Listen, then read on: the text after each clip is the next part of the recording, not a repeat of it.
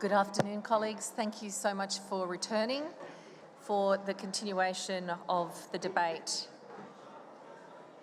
The rules are that there is a 6-minute contribution, and could I ask all those who are going to make a contribution in this debate to stick strictly to the time. Our first contribution this afternoon will be coming from the representative of Turkmenistan.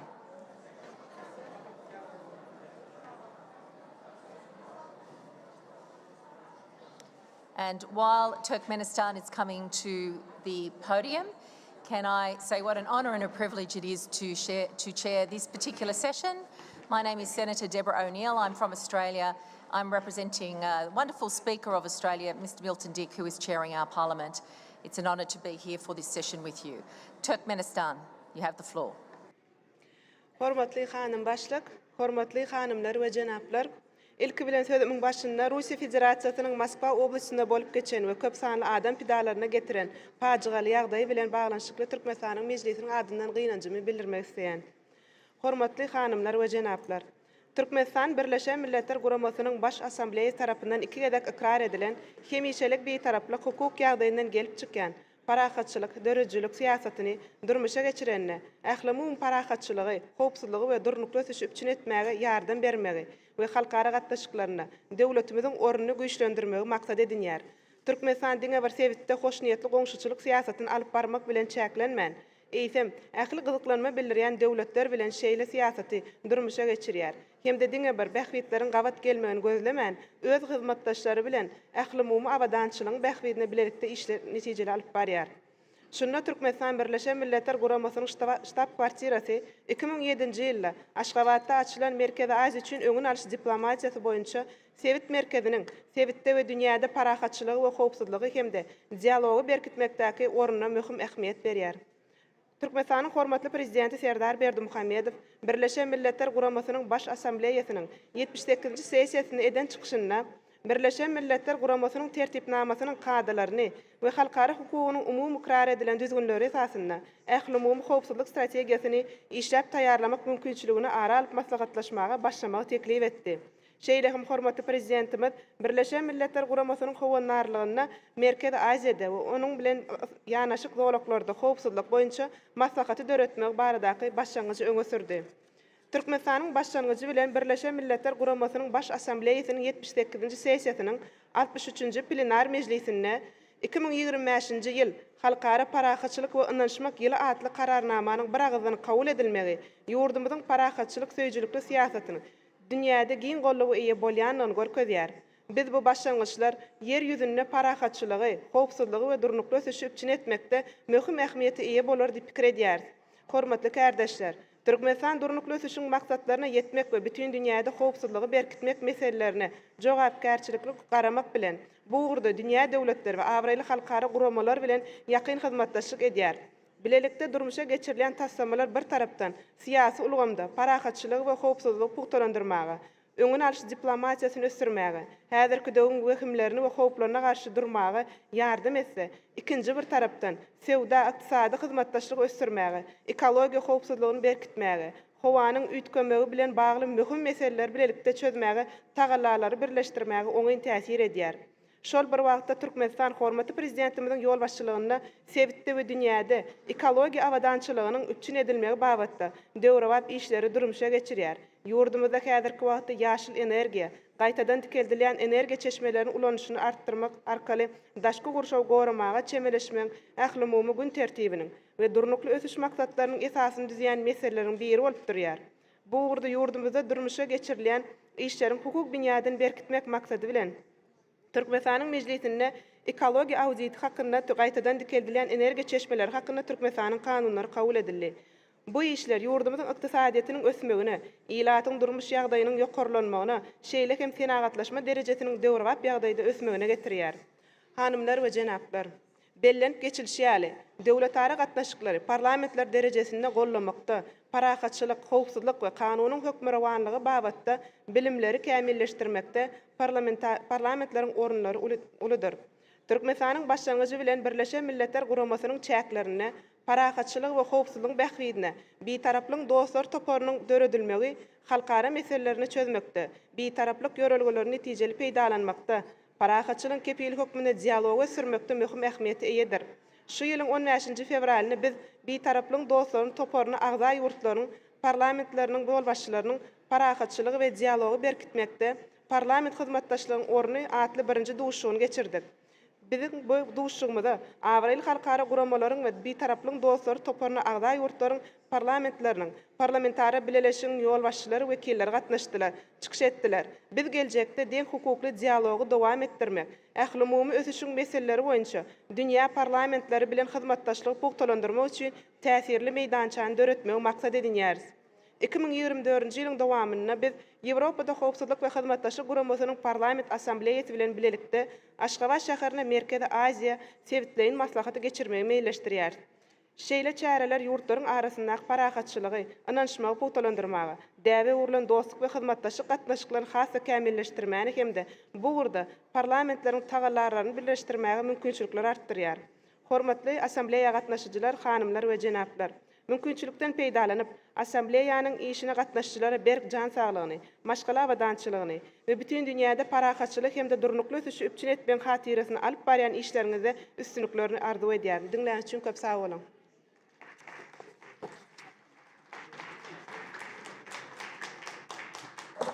Thank you very much for your contribution, Turkmenistan. I now call Thailand.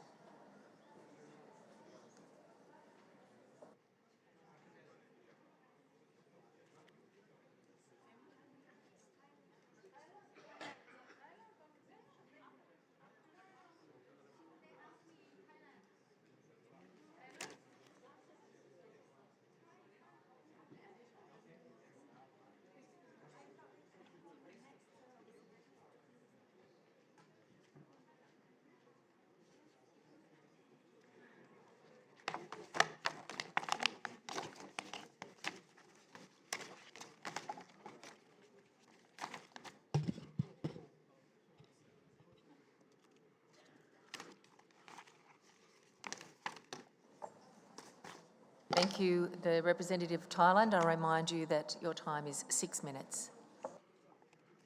Madam President, distinguished delegates, my esteemed colleagues, today we meet at a time of multiple global challenges, including geopolitical tensions, humanitarian crisis in many regions, and declining sustainability of our planet.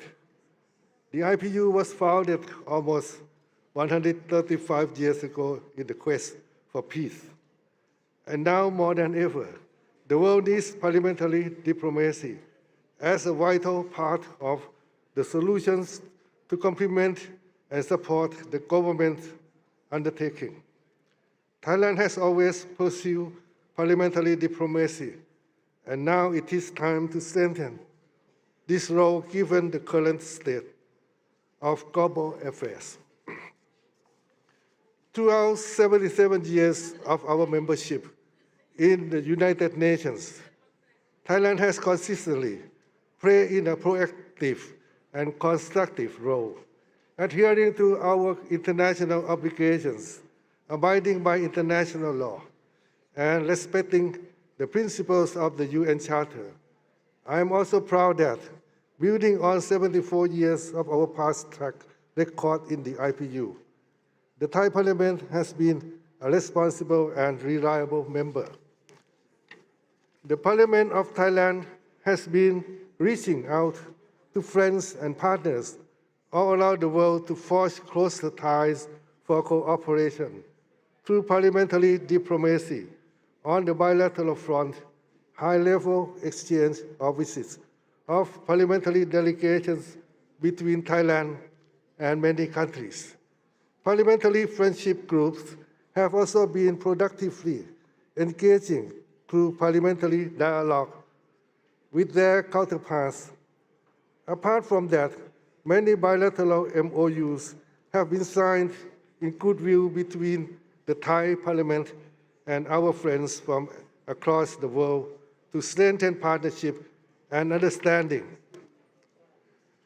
Before the IPU, Thailand continues to put a lot of faith in the multilateral system, especially the regional body, namely IPA, which works hand in hand with ASEAN to maintain its important role in consolidating peace and stability in the region, while tackling new challenges ranging from peace endeavors for Myanmar to transboundary haze pollution and marine debris. With regard to global governance, the IPU's lead in promoting more meaningful involvement of national parliaments in the UN process to address contemporary global crises, both natural and man-made. We also welcome closer partnership between the IPU and other regional organizations as a critical building block for more effective multilateralism. Madam President, I wish to emphasize the need for the international community to restore trust and confidence in the multilateral system and work closely on the issues of mutual interest, which includes providing humanitarian assistance to countries in need and the promotion of human rights for all. To this end, the Parliament of Thailand expresses its full support to our candidate for the UN Human Rights Council membership for the term 2025 to 2027. This reaffirms one's sincere committee. This reaffirms our sincere commitment to addressing pressing human rights challenges to our time. On this note, I'm delighted to announce that Thailand was co-host a regional conference on global health security for the Asia-Pacific region in collaboration with the IPU during this coming November in Bangkok.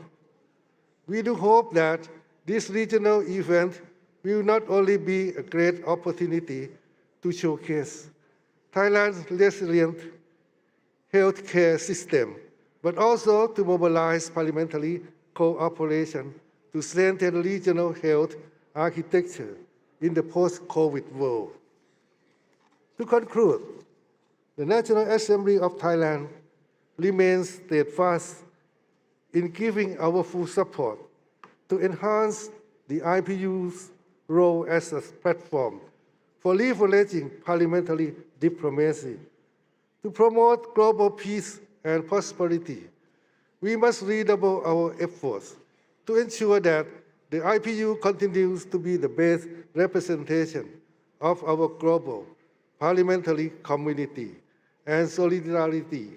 Thailand stands ready to do its part to further strengthening the multilateral system and cooperation under the framework of the IPU with all stakeholders. Thank you so much, Madam President. Thank you very much, Thailand, for your contribution and keeping to time. I call the representative for Uzbekistan.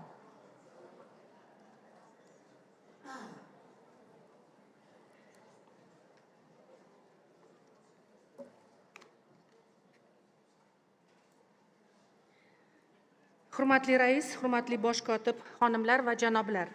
O'zbekiston delegatsiyasi Rossiya xalqiga terrorchilik harakati oqibatida ko'plab insonlar qurbon bo'lgani munosabati bilan bildirilgan hamdardlik so'zlariga qo'shiladi. Hurmatli hamkasblar, shubhasiz tez o'zgarib borayotgan va oldindan aytish qiyin bo'lgan xalqaro vaziyat hamda davlatlararo munosabatlarda bir-birini tushunish tobora taqchillashib borayotgan bir davrda parlamentlar roli har qachongidan muhim ahamiyatga ega bo'lib qolmoqda. Shu ma'noda parlamentlararo ittifoq raisi Tulia Ekson xonimning bugungi keskin bir pallada mamlakatlar va xalqlar o'rtasida ko'prik yasashda, ayniqsa tinchlik o'rnatish zarur bo'lgan hududlarda parlament diplomatiyasi orqali kerakli natijaga erishish mumkin degan fikrini qo'llab-quvvatlayman. Hurmatli assambleya qatnashchilari, O'zbekiston prezidenti Shavkat Mirziyoyev BMT Bosh Assambleyasining 78-sessiyasida so'zlagan nutqida jahon hamjamiyatida keskinlik kuchayib borayotgani, xalqaro huquq normalaridan voz kechilayotgani, bu esa o'z o'rnida mamlakatlar o'rtasidagi ishonch inqirozining kuchayishiga olib kelishini alohida ta'kidlagan edi. Bunday vaziyatda biz parlamentlar a'zolari parlament diplomatiyasini rivojlantirish orqali tinchlik va global barqarorlikni mustahkamlashga hissa qo'shmog'imiz darkor. Keyingi yillarda mamlakatimizda fuqarolarning munosib turmush sharoitini ta'minlash, huquq va erkinliklarini himoya qilishga qaratilgan tub o'zgarishlar amalga oshirilmoqda.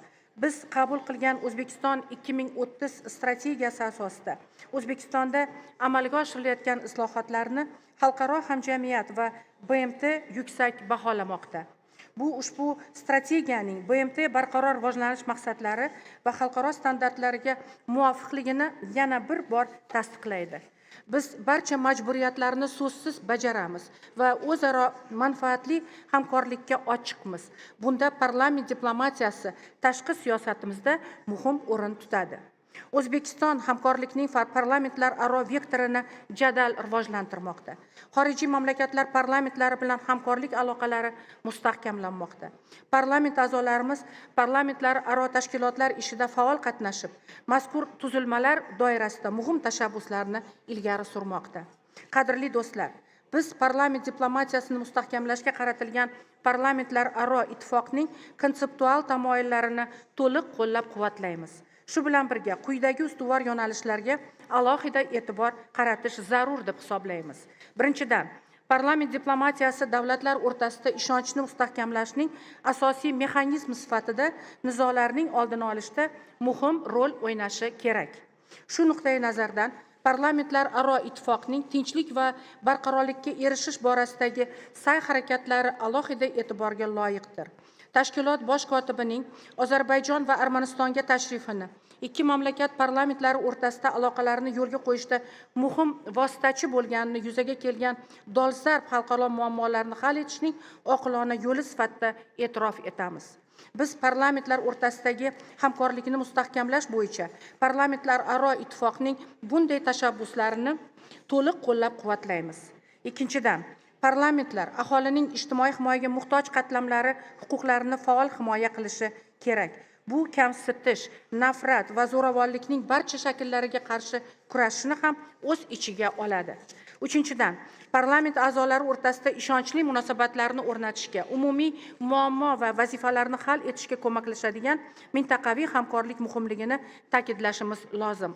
Jumladan, mintaqa mamlakatlari parlamentlari a'zolari o'z mintaqasining manfaatlarini birgalikda himoya qilishlari mumkin. Turli platformalar, jumladan mintaqaviy xususiyatga ega masalalarni amaliy muhokama qilishning muhim mexanizmiga aylangan Markaziy Osiyo davlatlari parlamentlar aro forumi, shuningdek, Markaziy Osiyo mamlakatlari yetakchi ayollari muloqoti doirasida mazkur yo'nalishda muvaffaqiyatli hamkorlik qilayotganini bunga misol qilishimiz mumkin.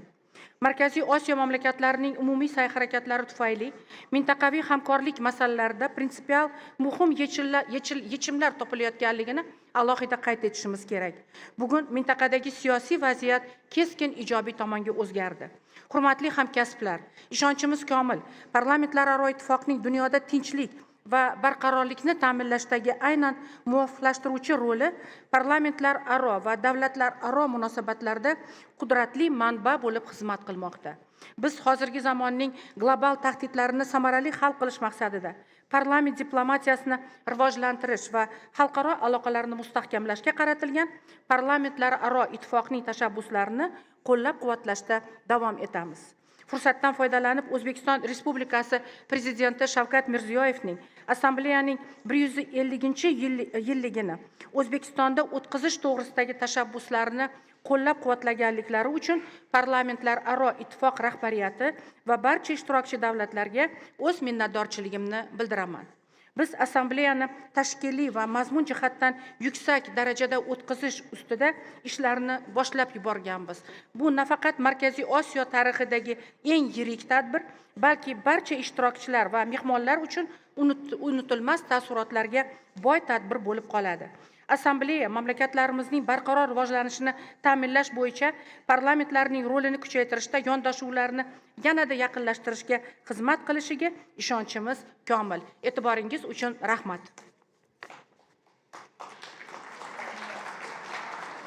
Thank you, Uzbekistan, and thank you for the work that you're doing for the 150th IPU Assembly.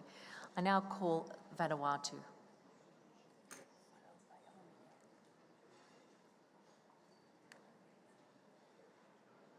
Followed by Armenia.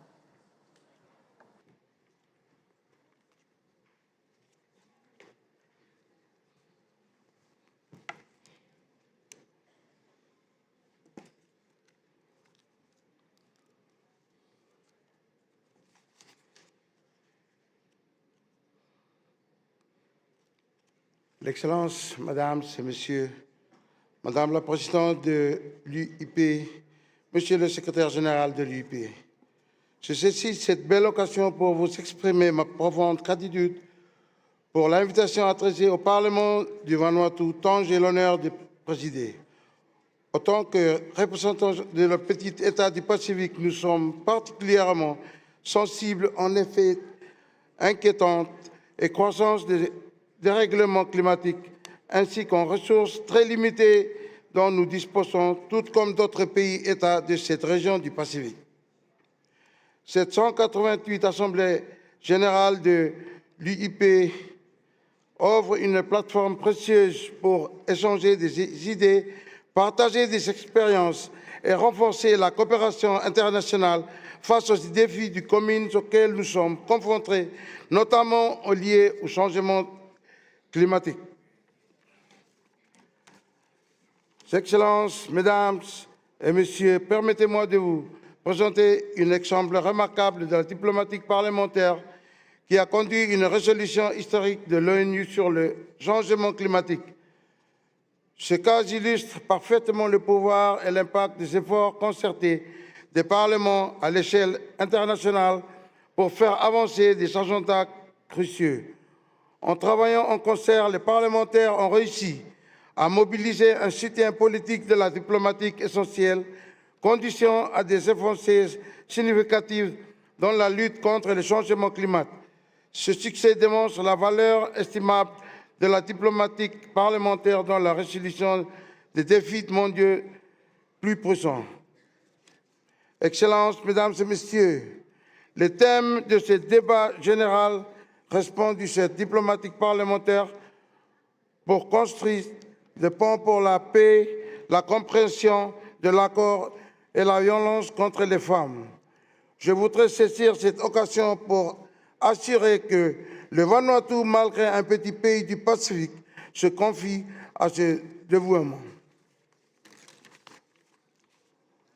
La résolution 77e de 276 de l'Organisation de la Nations Unies pour une justice climatique représente une étape significative dans la prise de conscience et l'action internationale face à la crise climatique mondiale. Adoptée à l'Assemblée générale de l'ONU, cette résolution est le fruit d'efforts concertés visant à mettre en avant les enjeux liés au changement climatique et à établir des mécanismes juridiques pour y répondre. Le contexte de cette résolution est marqué par une prise de conscience croissante à l'urgence climatique et de ses conséquences dévastatrices sur les écosystèmes, la communauté humaine et les économies mondiales. Les rapports scientifiques alarmants tels que ceux qui ce groupe expert intergouvernemental sur les évolutions du climat ont souligné la nécessité d'une action immédiate et coordonnée pour limiter le réchauffement climatique et atténuer cet effet néfaste.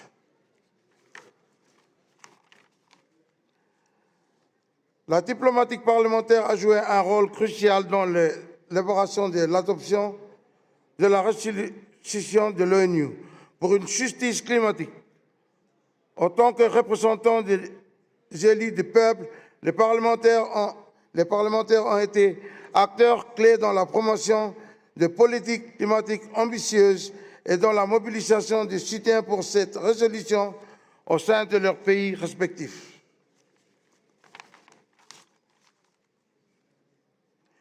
Cette expérience met en lumière l'importance des leaderships parlementaires dans la lutte contre le changement climatique. Les parlementaires ont démontré la capacité et mobilisé un soutien politique et diplomatique crucial pour faire avancer les agendas climatiques ambitieux au niveau national et international.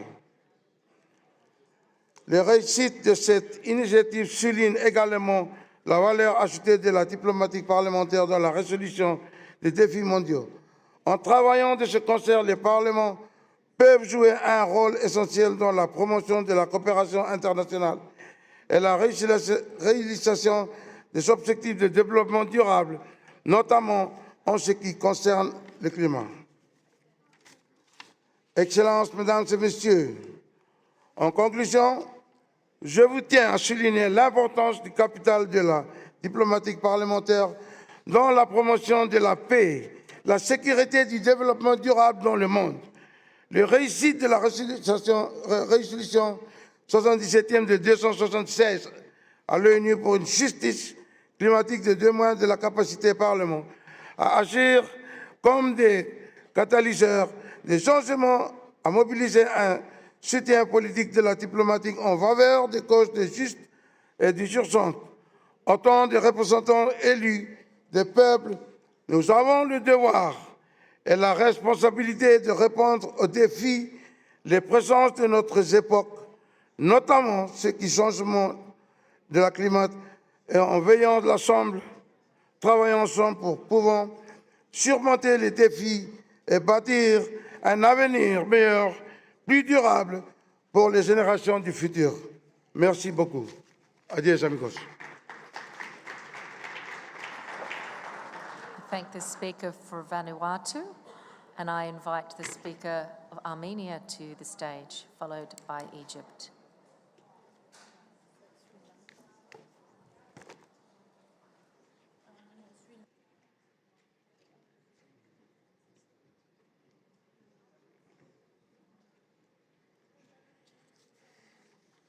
Madam President, Excellencies, fellow parliamentarians, ladies and gentlemen, in the beginning of my speech, I want to state that we strongly condemn the terrorist attack that took place in Moscow city and claimed many lives. My condolences to the relatives in the victims and wishes for speedy recovery to those injured.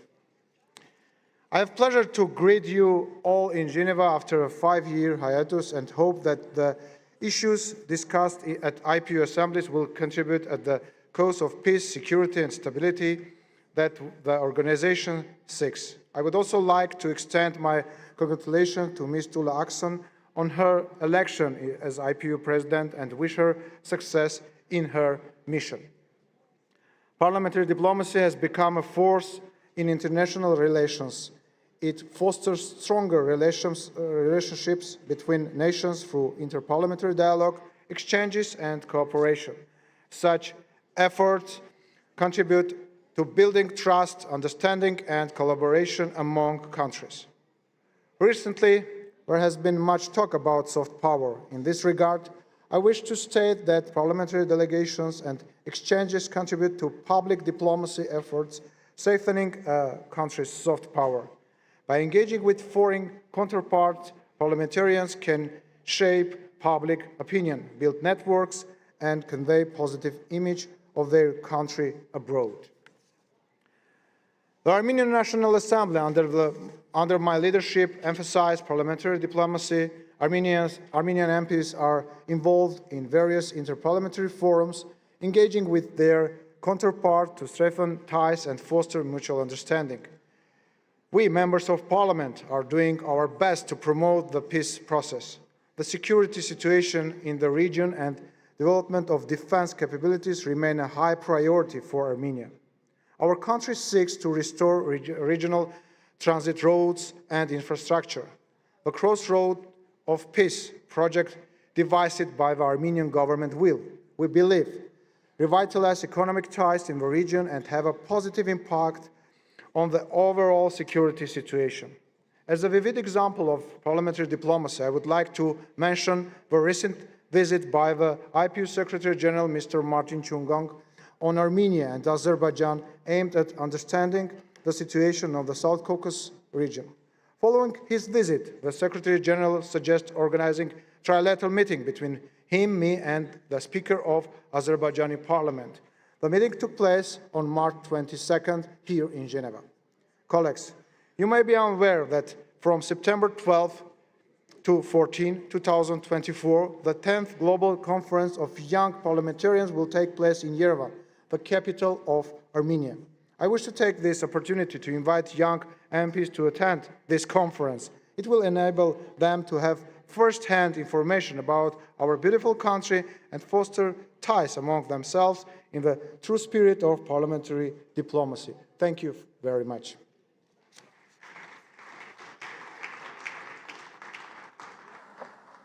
Thank you. And I call the Speaker of Egypt, followed by Sri Lanka, then Nigeria.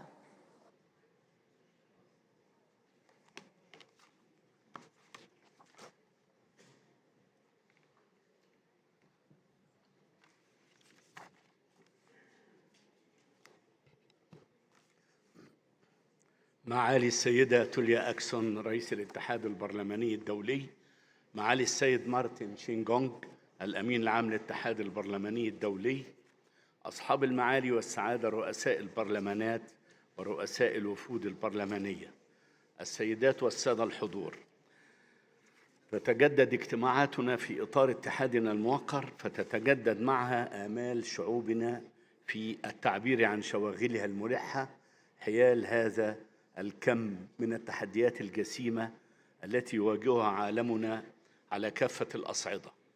ولا يفوتني بهذه المناسبة أن أتوجه بخالص الامتنان والتقدير إلى سكرتارية الاتحاد البرلماني الدولي على جهودهم الدؤوبة لانتظام مسعانا الحميد الهادف إلى تعزيز السلم والأمن العالمي وبناء جسور من التفاهم والحوار.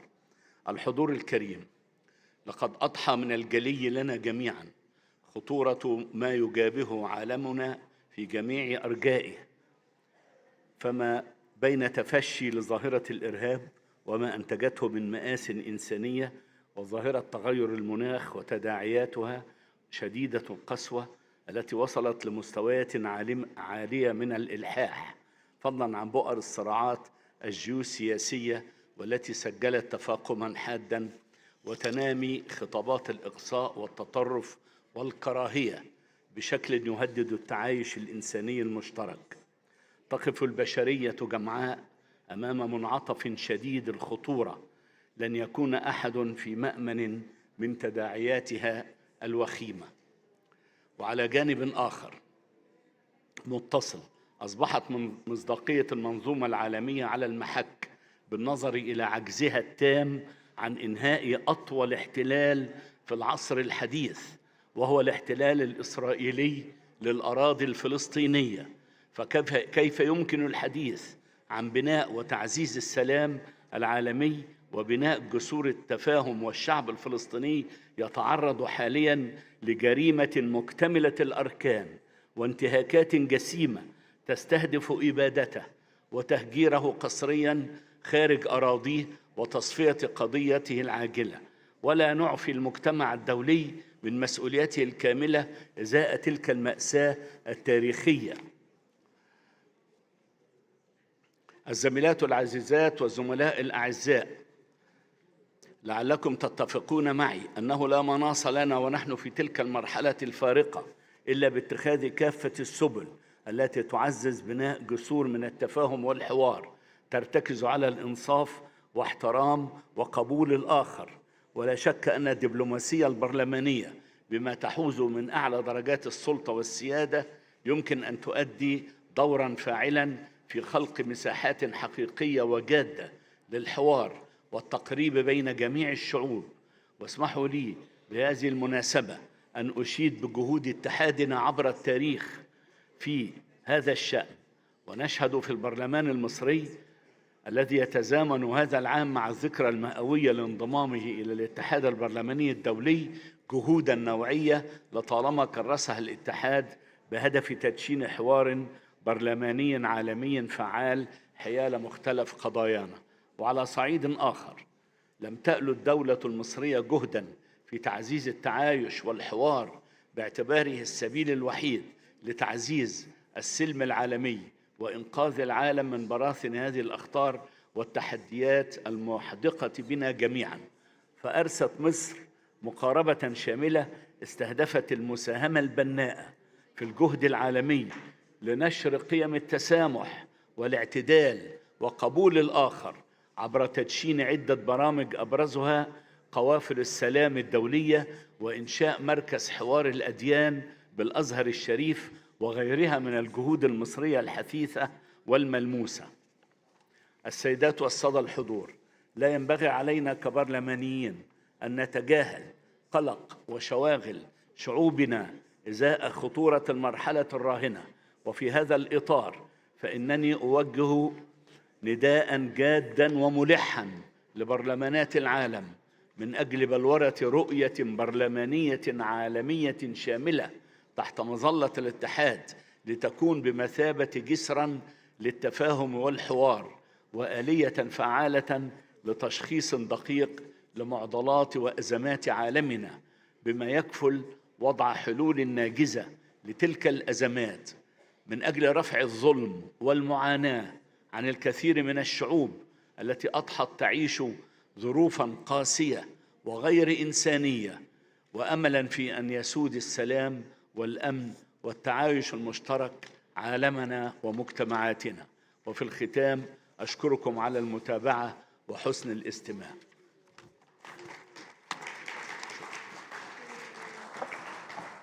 Thank you, Mr. Speaker. And I now call the Speaker from Sri Lanka.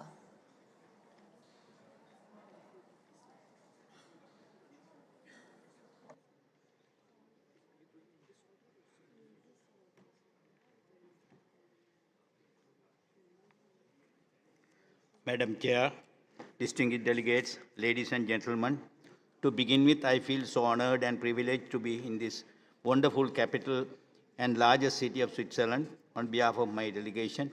It is a great pleasure for me to address the 148th IPU Assembly meeting today, and I wish to thank the Honorable Chairperson and speakers and honorable members of the IPU and the organizations of this event for their tremendous efforts for success of this prestigious event. Today's IPU Assembly provides timely platform for furthering cooperation among democracies.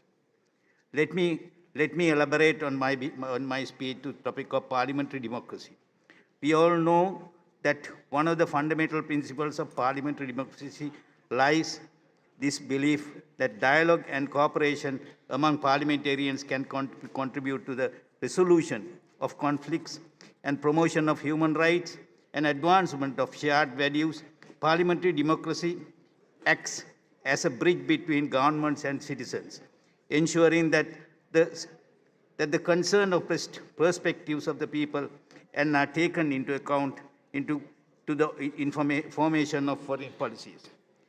In recent times, parliamentary democracy has gained prominence as a tool for conflict prevention and resolution by facilitating dialogue and understanding between nations and at the legislative level. Parliamentary diplomats contribute to creating an environment conducive to peaceful coexistence.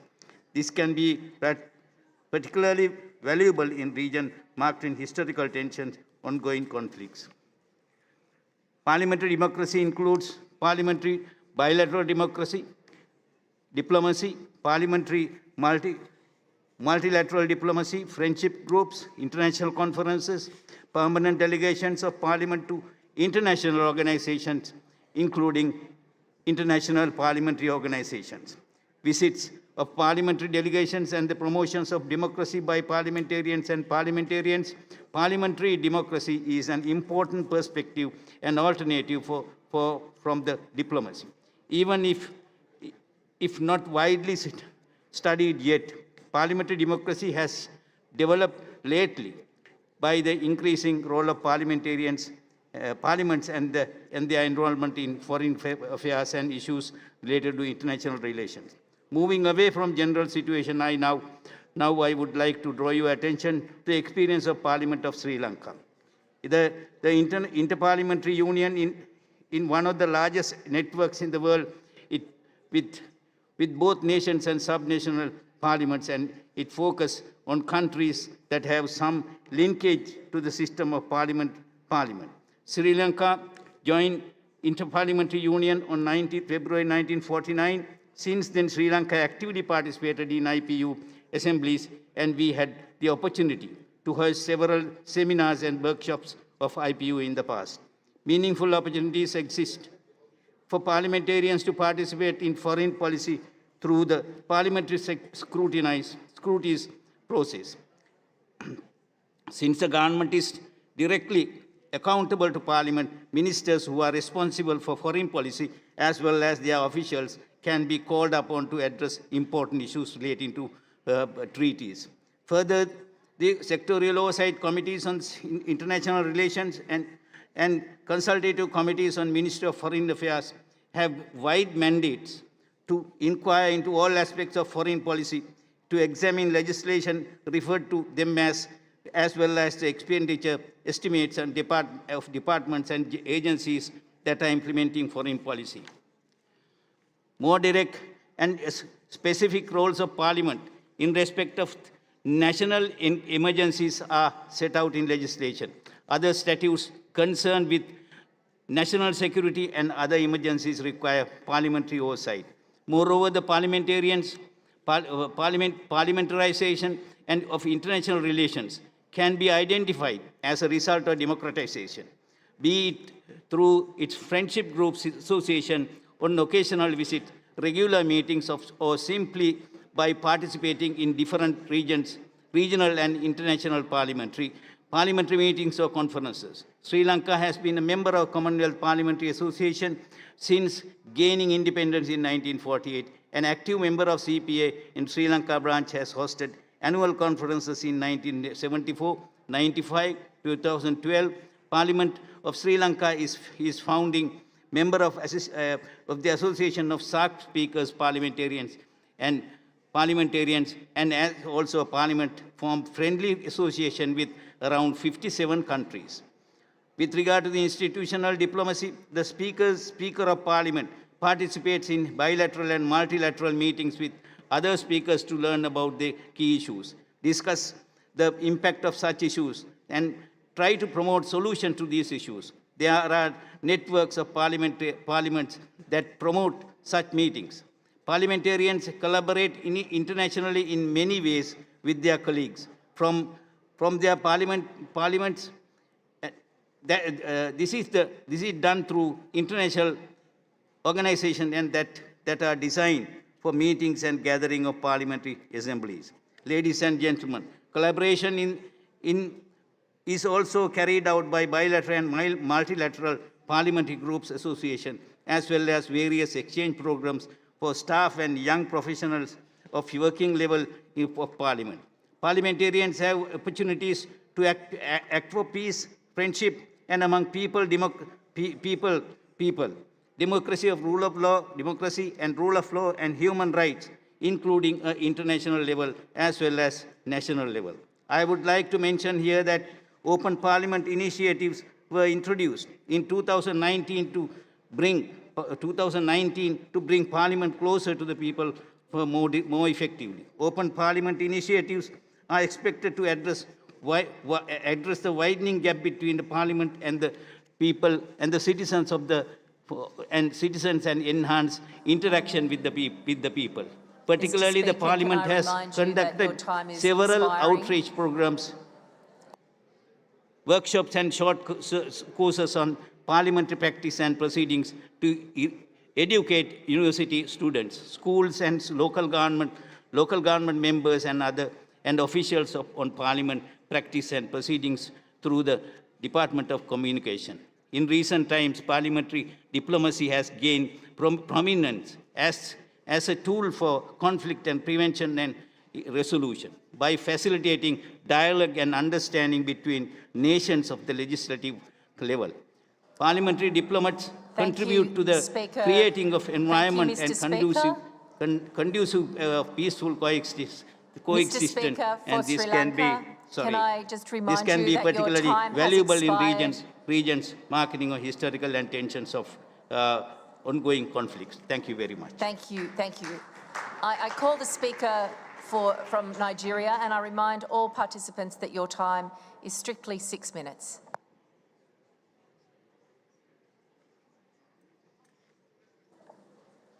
The Speaker of Nigeria.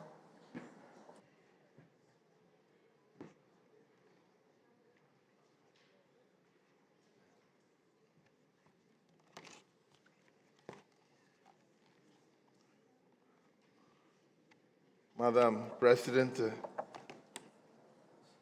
the representative of the Secretary General, speakers of various parliaments, distinguished colleagues, all protocols observed.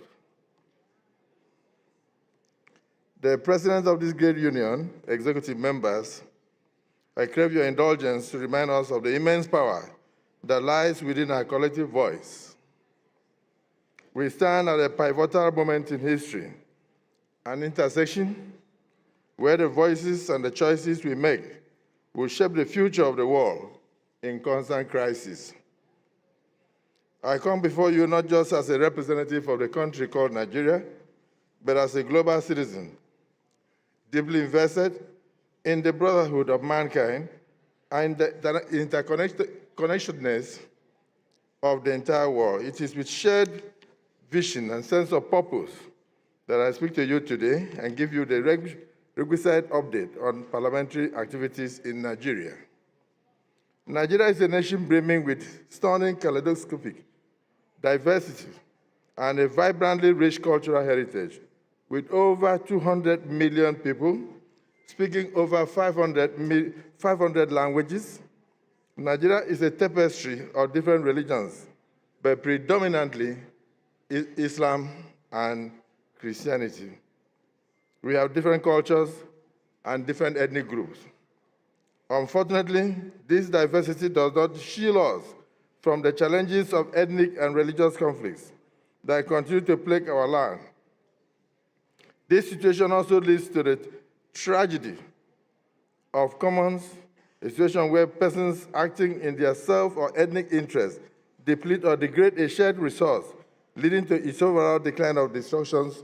Spirited efforts to checkmate this situation and strengthen the peace and unity of our dear country have been embarked upon by the current administration. The specter of polarization along political, ethnic, and gender lines, racial lines, globally, demand the concerted efforts of both government and non-governmental organizations, particularly the parliaments around the world. It is within this context that the role of the parliament becomes pivotal to ensure peace, foster unity, mediate disputes, and provide solutions. It is often said that the judiciary is the last hope of the common man, but the parliament remains the first hope of the common man. Why? Because except the parliament makes the right laws and create the enabling legal environment for peace and justice, the judiciary can neither dispense justice nor peace. The parliament must therefore remain the melting pot of every country's unity and peace. The parliament must hold a significant responsibility in curbing polarization and ensuring peace and progress through legislations. We have done that a lot in Nigeria, but one remarkable legislative milestone that I would like to share with you is the Not Too Young to Run bill, which was passed in 2018. This landmark legislation amended sections of the Constitution lowering the age qualification for running for various offices in the country, thereby giving opportunities to young people and women, providing a level playing ground for the youth to compete in all legislative offices and be part of nation building. In the confirmation process of political appointees before the parliament, we ensure that nominees are evaluated based on merit and constitutional adherence rather than political party affiliations, gender, religion, race, or ethnicity. Committees such as disabilities, federal character, human rights, poverty alleviation, constituency outreach, and corporate social responsibilities Women in parliament, women affairs and social development and youth development play crucial roles in curbing polarization and gender biases. We try our best to ensure that through legislation, we reduce the incidences of tribalism, addressing issues of development, and then we try to ensure that we provide a level playing field for peace to reign in our country. Furthermore, through parliamentary approval, Nigeria has been actively contributing to international peace and security by deploying troops and resources for peacekeeping missions across Africa and beyond. Our armed forces have played very vital roles in peacekeeping efforts from Sierra Leone to Liberia to conflicts like the India-Pakistan dispute of 1956 and Tanzania in 1964, not to mention the World War II, which saw a lot of people, including my late father, taking part to bring peace to the world. As parliamentarians, we play a significant role in conflict prevention and resolution, and we must not falter. We must continue to do so. In fostering bilateral relations, parliamentary friendship groups have the potential to strengthen ties between parliaments of different countries, facilitating the exchange of knowledge and promoting gender mainstreaming, democracy, and good governance. The Nigerian Parliament, through the Committee on Treaties, Protocols, and Agreements, ensure that international commitments are observed and ratified into law. Preventive democracy is a powerful instrument for conflict prevention.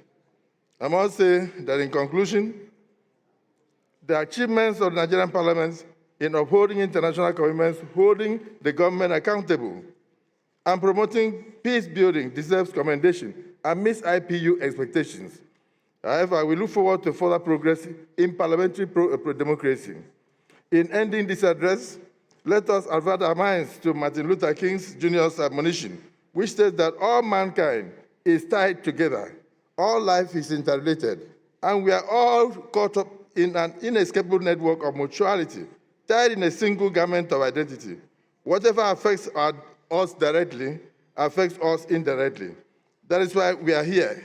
We cannot walk alone. We must work together.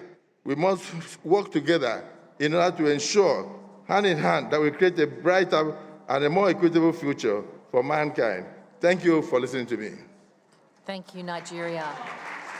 And I call the representative for Sao Tome and Principe.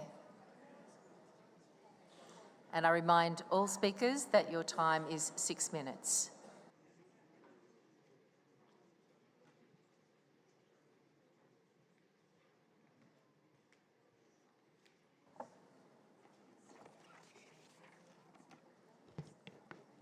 Sao Tome, you have the call. Excelência, Senhora Presidente da União Inter-Parlamentar, excelentíssimos senhores deputados e membros das distintas delegações, caras e caros convidados, permitam-me, antes de mais, que saúde e agradeça à ilustre Senhora Túlia, Presidente da União Interparlamentar, pelo convite que nos foi endereçado para participar neste importante evento. Saúdo igualmente os meus homólogos dos distintos países aqui representados e as suas respectivas delegações, desejando a todos uma participação ativa e à altura dos desígnios de mais um importante evento, cujo tema nos remete para um exercício da diplomacia parlamentar rumo à construção de pontes para a paz e o entendimento, tendo em atenção os conflitos e crises registrados em várias partes do mundo nos dias de hoje. Esta realidade clama por nossa atenção e ação imediata, tendo em conta uma das prioridades a promoção da paz e da prosperidade, visando o alívio do sofrimento humano e o alcance de maior entendimento entre os povos e as nações, para que o desenvolvimento humano seja efetivamente saudável. A este respeito, julgo que o Parlamento tem um papel preponderante a desempenhar na luta por esta causa, por tratar-se do mais alto órgão, por excelência, responsável ao nível nacional pela adoção de medidas legislativas, orçamentais e de supervisão, com vista a defender os mais vulneráveis e evitar a prática da discriminação e do ódio em todas as suas vertentes, além de garantir a participação e a liderança de mulheres e jovens nos setores de tomada de decisões políticas. Ao nível internacional, a diplomacia parlamentar é exercida pelos parlamentares e como suporte de desenvolvimento de políticas, tendo em conta os novos desafios de abordagem que integram, através de todas as experiências e de ideais, como contributo significativo para a prevenção e mediação de conflitos com vista ao estabelecimento de paz duradoura. Daí, respondo a todas as pertinentes preocupações que se levantam à volta de um tema em apreço. Importa frisar que a matéria de prevenção e da abordagem da polarização em termos políticos, étnicos, raciais, culturais, religiosos e de gênero, o Parlamento São Tomense aprovou uma resolução que adota medidas de reforço de participação cívica e política das mulheres e, bem assim, a Lei de Paridade, que habilita a mulher a preencher um mínimo de 40% dos lugares elegíveis e nos cargos de chefias. No entanto, é de lamentar o facto da inexistência no nosso ordenamento jurídico de medidas que visem a obrigatoriedade de inclusão de jovens nas listas dos partidos políticos para o exercício de atividades políticas. Excelências, Sao Tome e Príncipe é referência mundial no continente africano como um país pacífico constituído por povos vindos da África, Europa e Ásia, facto que nos orgulha bastante, porque nos tem permitido tratar as nossas diferenças por meio de diálogo, pois são reflexões de um país, de uma história rica e diversificada. Essas características constituem valores peculiares que nos têm permitido desenvolver as boas práticas no âmbito do exercício da diplomacia parlamentar, com vários países vizinhos e amigos, através da criação de grupos parlamentares de amizade e da nossa participação em eventos de diversos organismos parlamentares internacionais, regionais e subregionais, o que demonstra que, por meio de diálogo, enquanto principal ferramenta para alcançar o entendimento, manifestamos a nossa firme posição no que toca à problemática da paz e da segurança no mundo.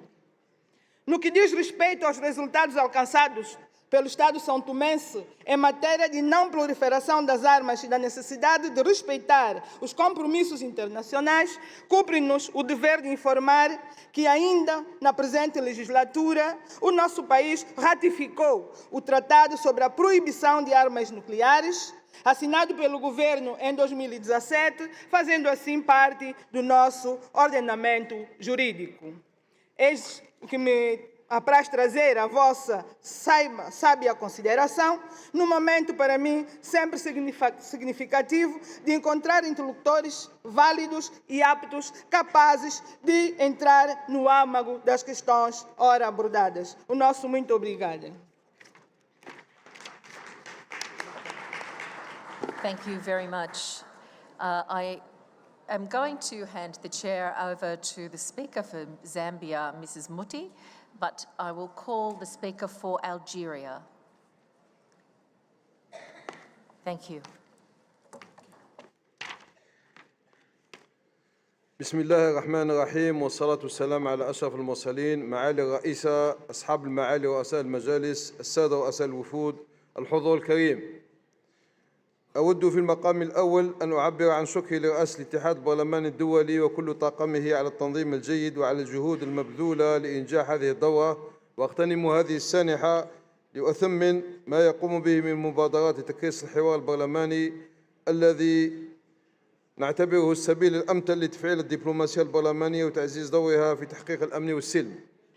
وفي المقام الثاني تستوقفني المأساة التي يتعرض إليها الشعب الفلسطيني والسكان غزة على وجه الخصوص في ظل استمرار العدوان الغاشم للمحتل الصهيوني ضد الأبرياء من تقتيل وتهجير وحصار وتجويع واستهتار بكل القوانين والقيم بفضل الحصانة من المساءلة عن جرائمه بسبب الاختلالات الجوهرية التي أضحت تعتري منظومة الأمم المتحدة وتعطل دورها الأساسي في إحلال الأمن والسلم.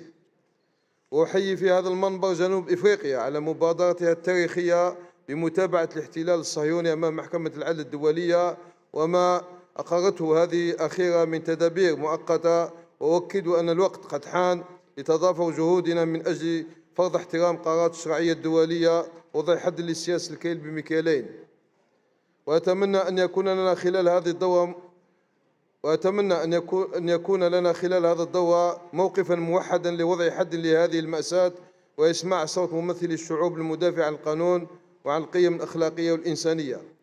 السيدة الرئيسة الحضور الكريم، إن موضوع نقاشنا اليوم يكتسي أهمية بالغة، لأن مهمتنا الأساسية التي هي التعبير عن تطلعات ناخبينا والصار على توفير مقومات التنمية والعدالة الاجتماعية لهم تقتضي توفر مناخ يحقق السلم والتعايش بين الأمم، ولأن مواجهة التحولات العميقة والمتسارعة التي شهدها المجتمع الدولي وتعاظم التحديات الأمنية والتنموية والبيئية توجب أن يكون هناك دور بارز ومؤثر للدبلوماسية البرلمانية باعتبارها تجسيدا لفكرة التفاعل بين الشعوب، علاوة على كونها أداة تسهم في تعزيز مدارك البرلماني للقضايا الدولية المختلفة وإطارا أمثل للنقاش التفاعلي حول الشؤون التي تخص عالم اليوم المثقل ببؤر التوتر والتهديدات. وعليه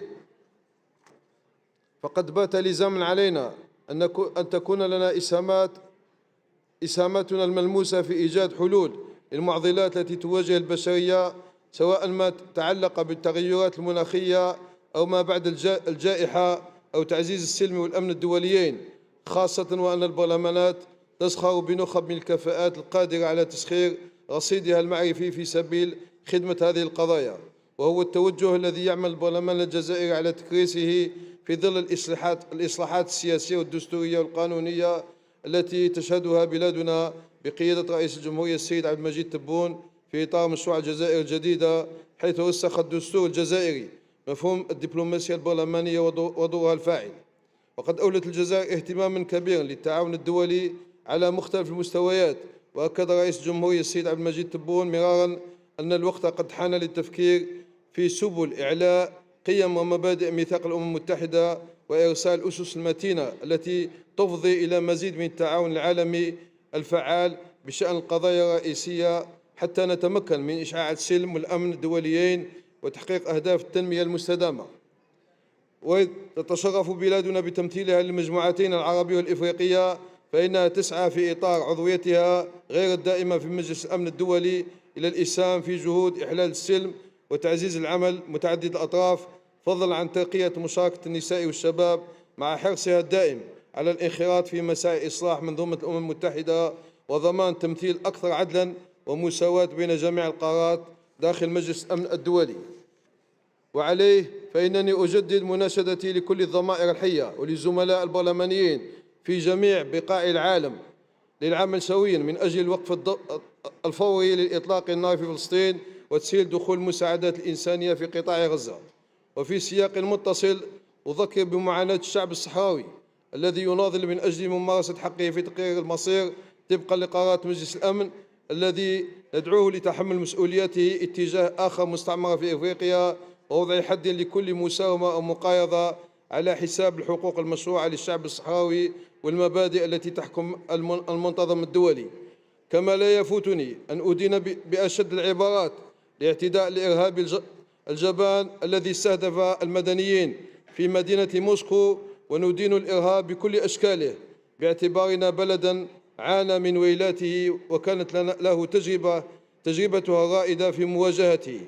مرة أخرى أتوجه إليكم السيدة الرئيسة بالشكر على التنظيم الجيد، وأؤكد التزامنا الدائم بالعمل معكم على تطوير التعاون البرلماني ضمن هذا الفضاء متعدد الأطراف ودعم الأهداف السامية التي تسعون إلى تحقيقها والتي نتقاسمها معكم. شكرا على كرم الإصغاء، والسلام عليكم ورحمة الله تعالى وبركاته. Thank you very much, Algeria. The next speaker is Maldives, to be followed by Belgium. Pakistan, be on standby. Thank you.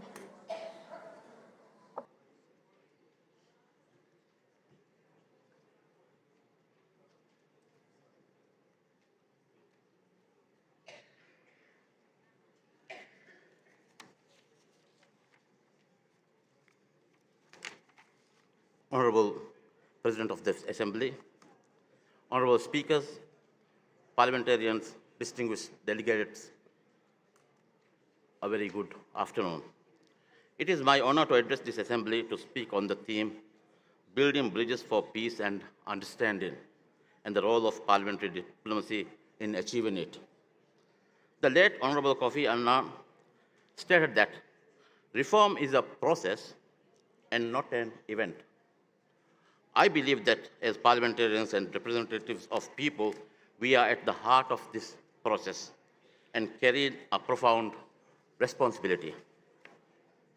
Today, our world is increasingly becoming interconnected and the challenges we face are complex.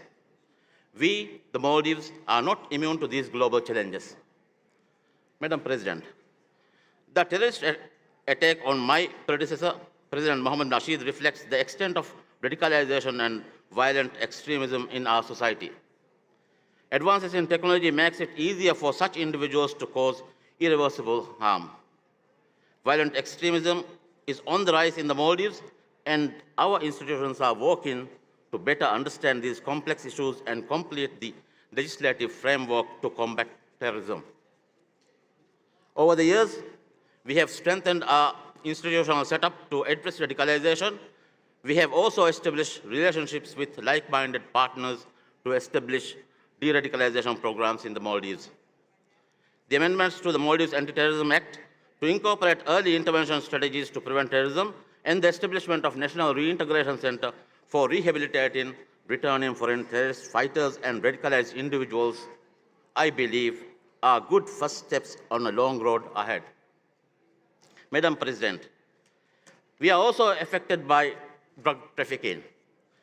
The drug epidemic and related crime have plagued Maldives for decades. We, like many other countries represented in this Assembly, lack the resources to combat drug trafficking alone.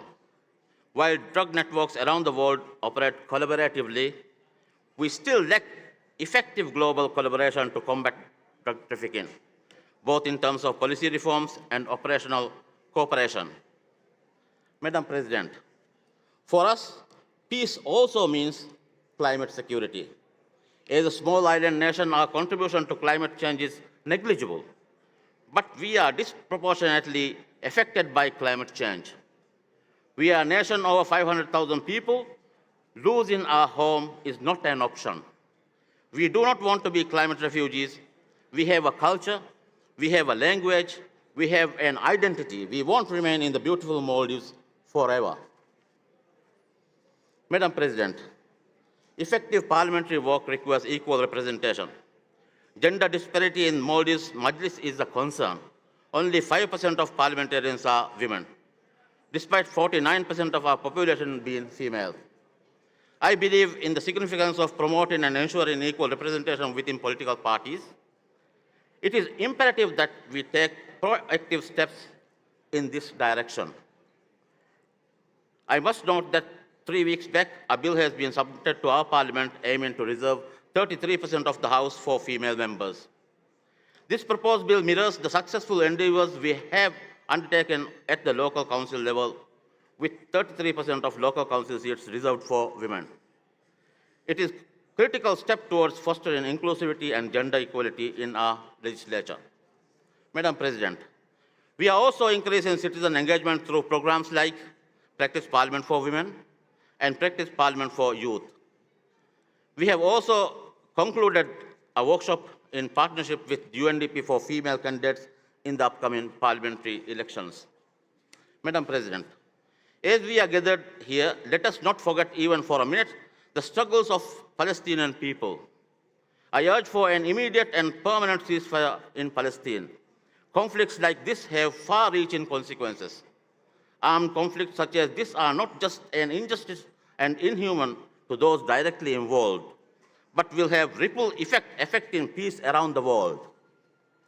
Madam President, be it climate change, gender disparities, terrorism, or regional conflicts, the solutions lie in collective action and cooperation. Parliamentary diplomacy provides a framework through which we can address these challenges, transcending political agendas for greater good. Tolerance towards others is at the root of peace and understanding. As direct representatives of our constituents, we must be the platform for discord and conversations that create tolerance and understanding.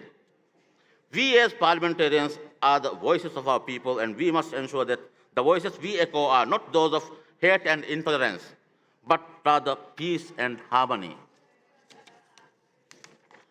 Madam President, in the vast tapestry of parliamentary bodies, every legislature or parliamentarian holds a treasury of insights, experiences, and viewpoints waiting to be shared.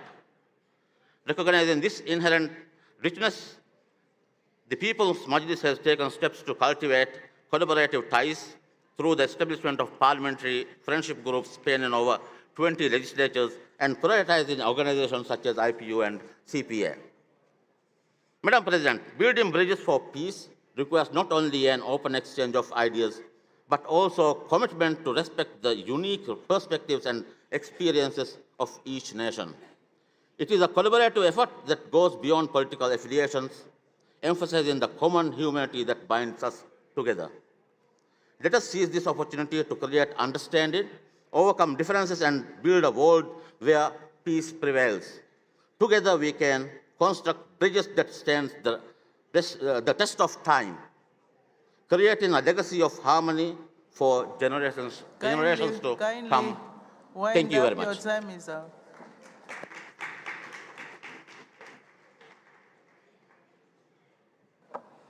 Thank you, Maldives. Now we go to Belgium.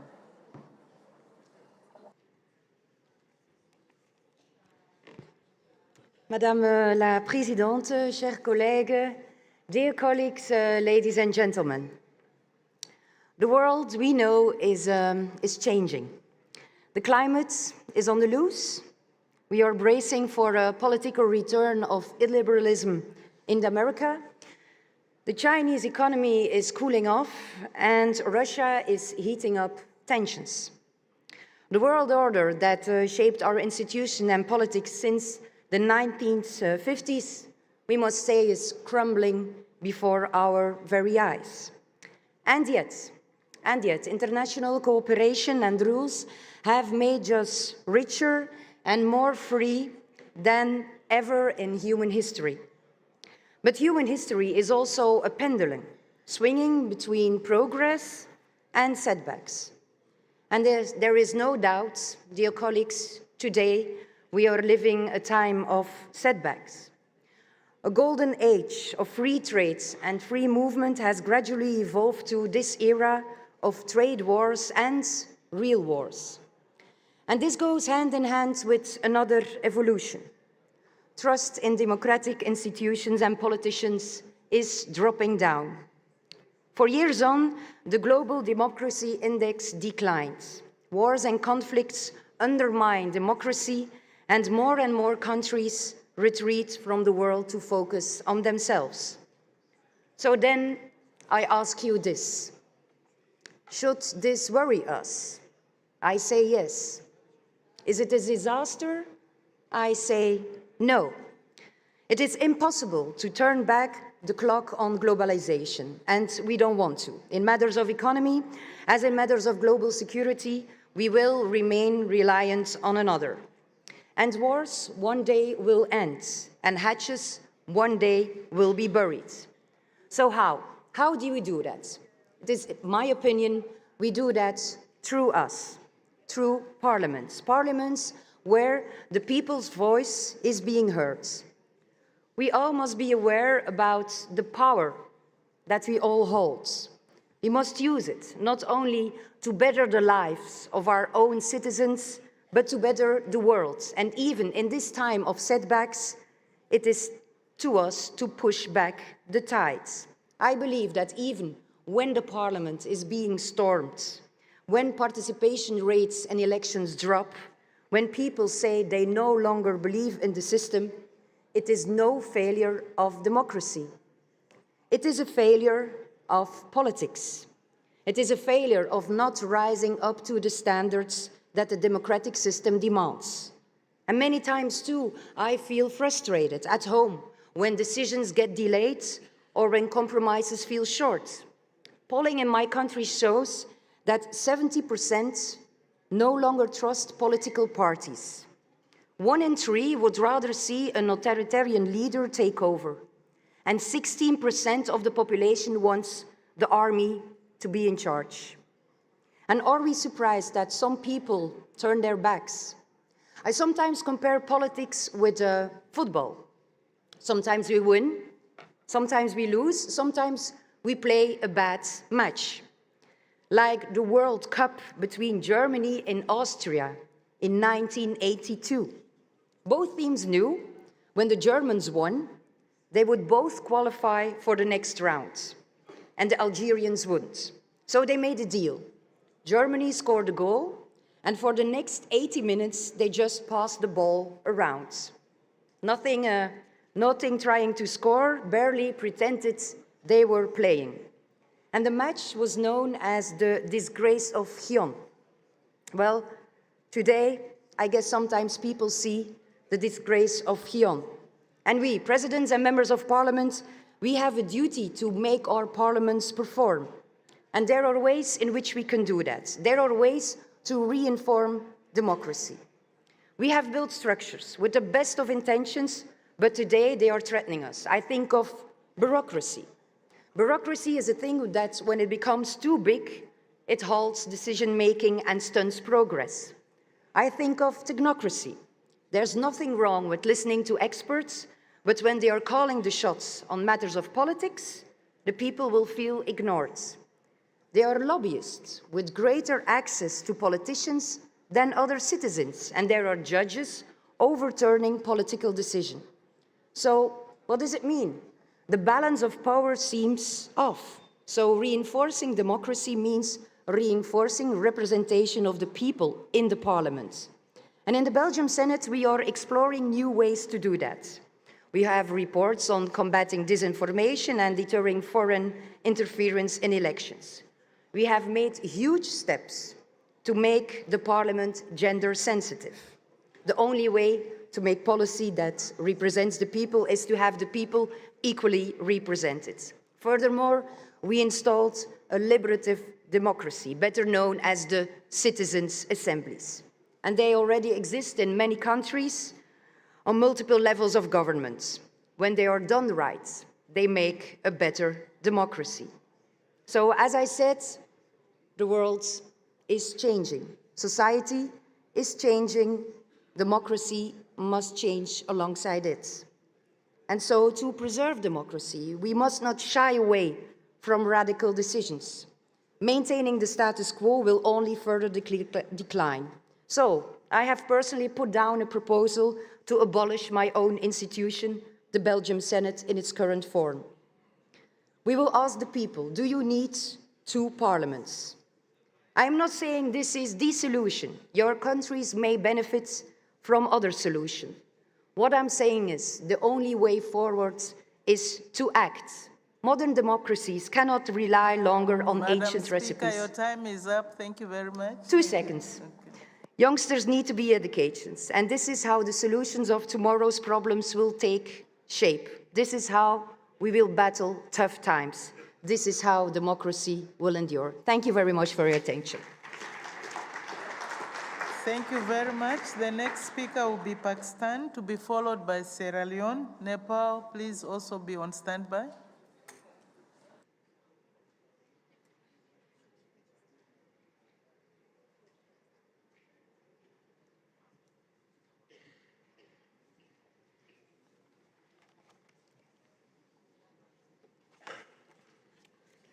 Bismillah ar-Rahman ar-Rahim. Honorable President IPU, Honorable Secretary General, distinguished members of Parliament, Ladies and gentlemen, Assalamu alaikum wa rahmatullahi wa barakatuh and good afternoon. It is my privilege to address the 148th IPU Assembly in Geneva today. On behalf of my delegation, I wish to thank Madam President for the leadership and commend the Secretary General for hosting this August gathering. As Speaker of the newly elected National Assembly, I bring greetings of the people of Pakistan, their leadership, and all the members of Parliament. We are immensely pleased to join the fraternity of representatives from 180 countries. Pakistan is proud to have been a member of IPU since 1948. We greatly appreciate and welcome the IPU's effort for peace and understanding across the globe, and we assure you of our continued support in this regard. Dear colleagues, Pakistan is a peaceful country that believes in dialogue for cooperation and understanding. We are inspired by the vision of our great leader, Quaid-e-Azam Muhammad Ali Jinnah, the founder of Pakistan, and guided by the democratic spirit of the Constitution. Our parliamentarians strive to foster bilateral joint partnerships through parliamentary friendship groups in our National Assembly. Madam President, the overarching theme of parliamentary diplomacy, building bridges for peace and understanding, is not just appropriate, it is both necessary and urgent. As we renew our pledge to foster global harmony through parliamentary cooperation, it is also imperative to confront reality. The peace, prosperity, and security of many people remain elusive. The year 2023 ended with a brutal legacy of war and conflict. Over the past 5 months, we have witnessed death and destruction in Gaza on an unimaginable scale. Over 30,000 civilians have been killed. Most of them are women and children. Pakistan remains extremely concerned in the situation in Gaza. The heart-rending images of death and destruction from Gaza are unconscionable. Women, children, and elderly continue to face the brunt of Israel's war machine and face the prospects of imminent starvation. Israel's actions violate international humanitarian and human rights laws, deliberately attacking civilian targets, and as such constitutes war crimes and crime against humanity. It is extremely unfortunate that the international community has failed to stop the Israeli atrocities and crime against humanity being perpetrated against the Palestinian civilians. The lack of action undermines the legitimacy of international institutions, particularly the UN Security Council. We reiterate our strong call for an immediate and unconditional ceasefire, unimpeded humanitarian assistance to the besieged people of Gaza, return of the displaced Palestinians, and accountability for the crimes being committed by Israel. We have always and shall continue to stand by our Palestinian brothers and sisters for the exercise of their inalienable right of self-determination, for a viable, secure, contiguous, and sovereign state of Palestine on the basis of the pre-1967 borders with Al-Quds al-Sharif as its capital. Madam President, closer to home, the people of Indian-occupied Jammu and Kashmir have suffered over 7 decades of indignity and oppression. The promise of the right of self-determination remains unfulfilled. Since August 2019, another chapter in history of oppression Kashmiris started in unilateral measures in violation of UN Security Council resolution. The freedom that resonates in this hall in the form of the presence of parliamentarians is being crushed by the Indian-occupied Jammu Kashmir. Political parties are being banned, political leaders are incarcerated, and the human rights of ordinary people are being violated with impunity. Those speaking of democracy and human rights must speak out for the people of Indian-occupied Kashmir. Madam President, we all represent people who wish for happy and prosperous lives. But for many, development remains a distant dream. In Parliament, we must legislate education and health for all. We must aspire to strengthen social safety and nets to provide a cleaner environment, but all of it requires resources for implementation. Developing countries face several difficulties in overcoming social and economic challenges: inflation, growing debt burdens, inequalities in the global financial architecture, and unpredictable events such as the pandemic all require cooperative response. Among the risks is Pakistan. is also vulnerable to climate change. Pakistan contributes to the global carbon footprint is quite less than 1%. Even then, Pakistan remains the frontline state to bear the brunt of climate change. In 2022, Pakistan suffered one of the worst floods in its history, which left 1/3 of the country inundated. Thousands of innocent lives were lost. Economic loss of the country was beyond $30 billion. We believe it is high time that international action to deal with the effects of climate change should be galvanized, especially in the most vulnerable countries. As parliamentarians, we must deepen our understanding of a new era of technology progress and what it means for our work and the people we represent. Madam President, under the circumstances, the role of parliamentary institutions like the Inter-Parliamentary Union is critical. Building bridges through parliamentary diplomacy at global, regional, and bilateral level is imperative. While traditional diplomacy operates through prism of national interest, parliamentarians reflect the aspirations of the people. As representatives of the people, their hearts beat closer to the human spirit and its innate desire for peace and dignity for all. Let us work together to make year 2024 as the year of peace. Thank you, Let Mr. us work Speaker. together if you to can resist. wind up, you run out of time. Okay, I will conclude. Let us work together to resist force of oppression and strengthen the rule of international law. Let us try harder to promote humanitarian right for all without distinction and sustainable development, so that no one is left behind. Thank you. Pakistan Zindabad. Thank you very much, Pakistan. The next speaker will be the Speaker of Sierra Leone.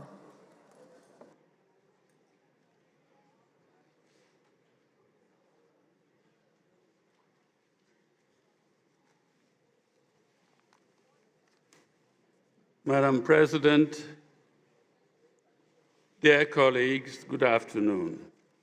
My delegation is delighted to be part of this 148th Assembly of the IPU here in Geneva.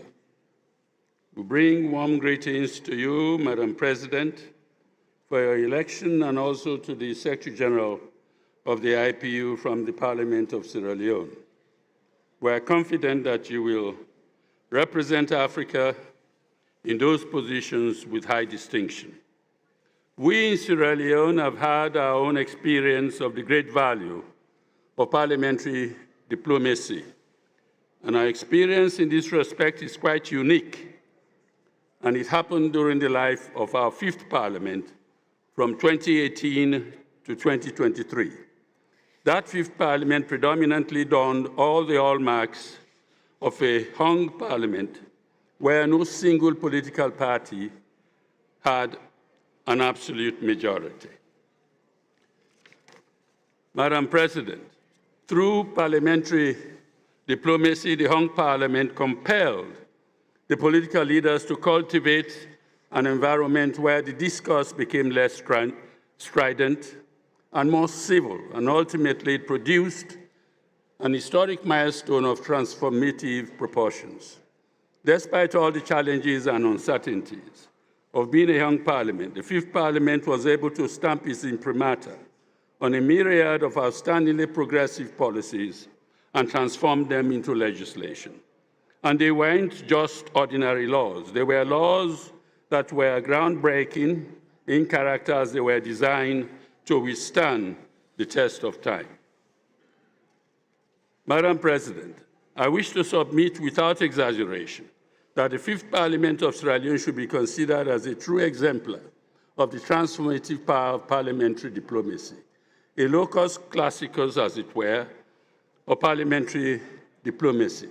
By its prismatic light, it served also as a catalyst to build bridges and transcend the horrible scars of a civil war, to heal the wounds of adversity, and to forge a future defined by shared values of sustainable peace, mutual trust, inclusivity, and prosperity. At the international level, now more than ever, is the time to reaffirm our commitments to a future where peace must reign supreme by building bridges that connect us rather than walls that divide us, seeking understanding rather than perpetuating misunderstanding, and embracing diversity and inclusivity as a source of strength rather than a cause of division. I implore all of us, Madam President, to draw inspiration from the words of Nelson Mandela when he said, "It always seems impossible until it is done." I thank you very much for your kind attention. Thank you very much. The next speaker is from Nepal. Gabon, be on standby.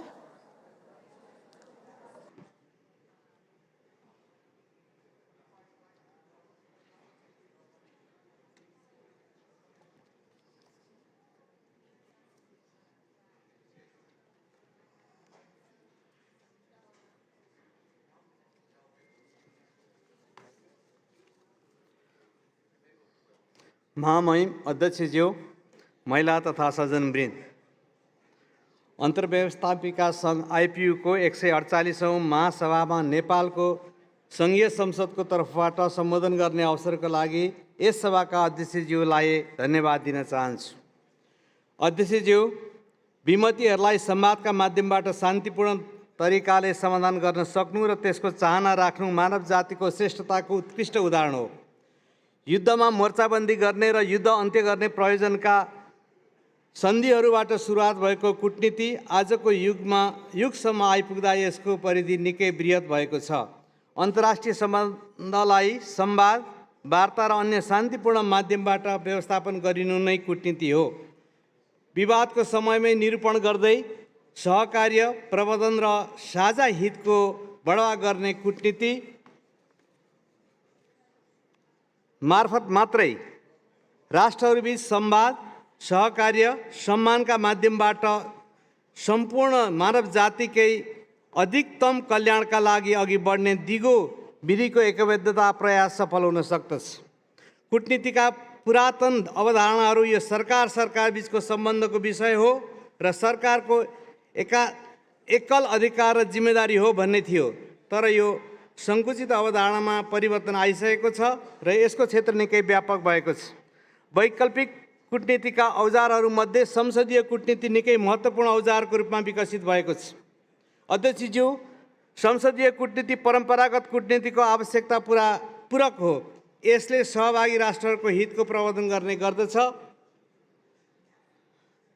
संसद आफैमा लोकतन्त्र र जनमतको उपज हो, तसर्थ संसदीय कूटनीतिले अन्तर्राष्ट्रिय सम्बन्धमा लोकतान्त्रिक आयाम र वैधता थप गर्दछ। यसले जनस्तरमै विश्वास र सद्भाव निर्माण गर्दछ।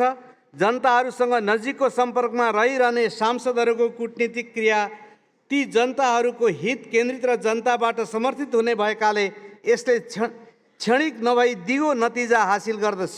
अन्तर्राष्ट्रिय मामिलाका निर्णय प्रक्रियामा नागरिकका आवाज र आकांक्षा प्रतिबिम्बित हुने सुनिश्चितताका लागि कूटनीतिमा संसदको संलग्नता अपरिहार्य हुन्छ। अध्यक्षज्यू, नेपाल सदैव शान्ति र सहअस्तित्वको पक्षधर रहँदै आएको छ। ठुला र शक्तिशाली राष्ट्रले साना र कमजोर राष्ट्रको अस्तित्वलाई स्वीकार र सहन गर्न नचाहँदाका दुष्परिणामहरू हामीले इतिहासका अनेक कालखण्डमा भोगिसकेका छौँ। असंलग्न आन्दोलनको संस्थापक सदस्य रहेको नेपाल सबै राष्ट्रहरूले एक अर्काको अस्तित्वको सम्मान गर्नुपर्छ भन्नेमा सधैँ अडिग छ।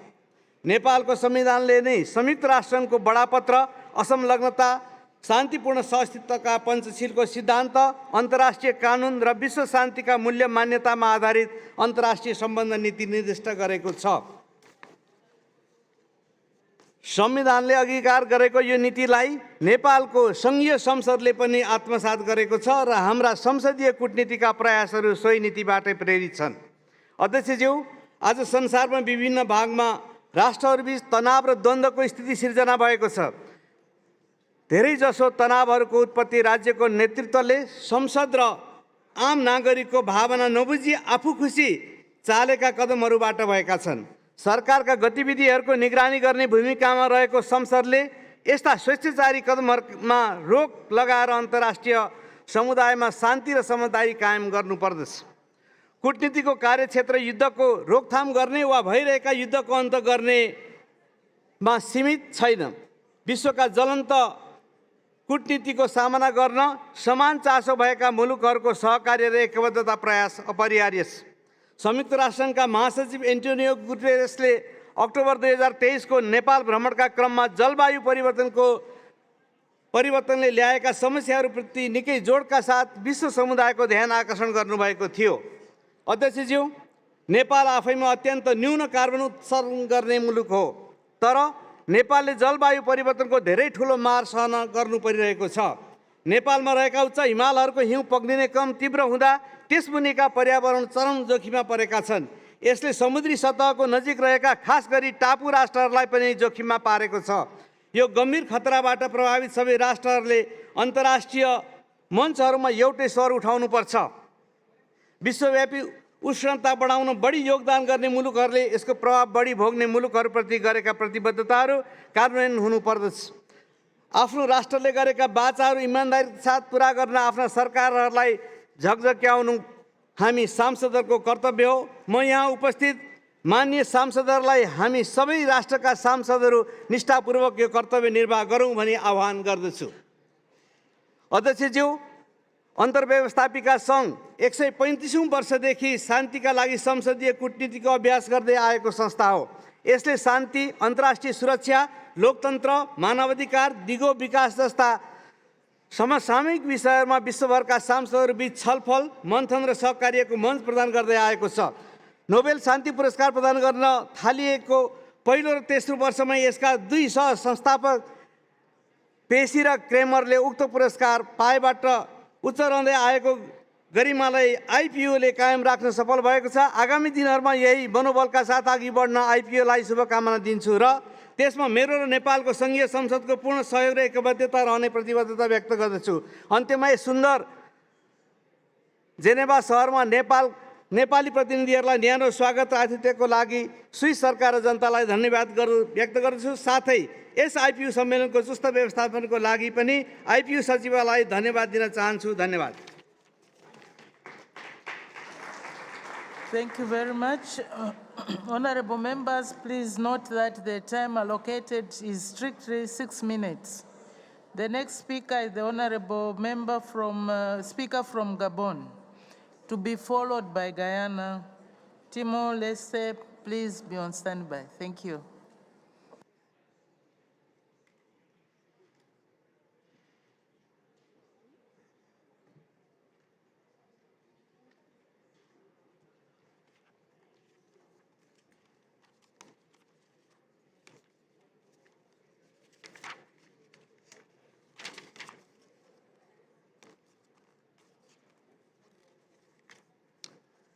Madame la Présidente de l'UIP, Monsieur le Secrétaire général,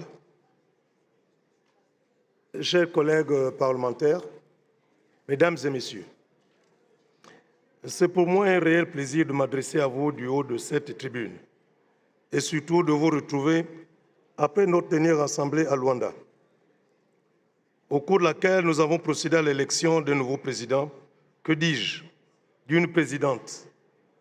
Au-delà de mes félicitations renouvelées pour votre brillante élection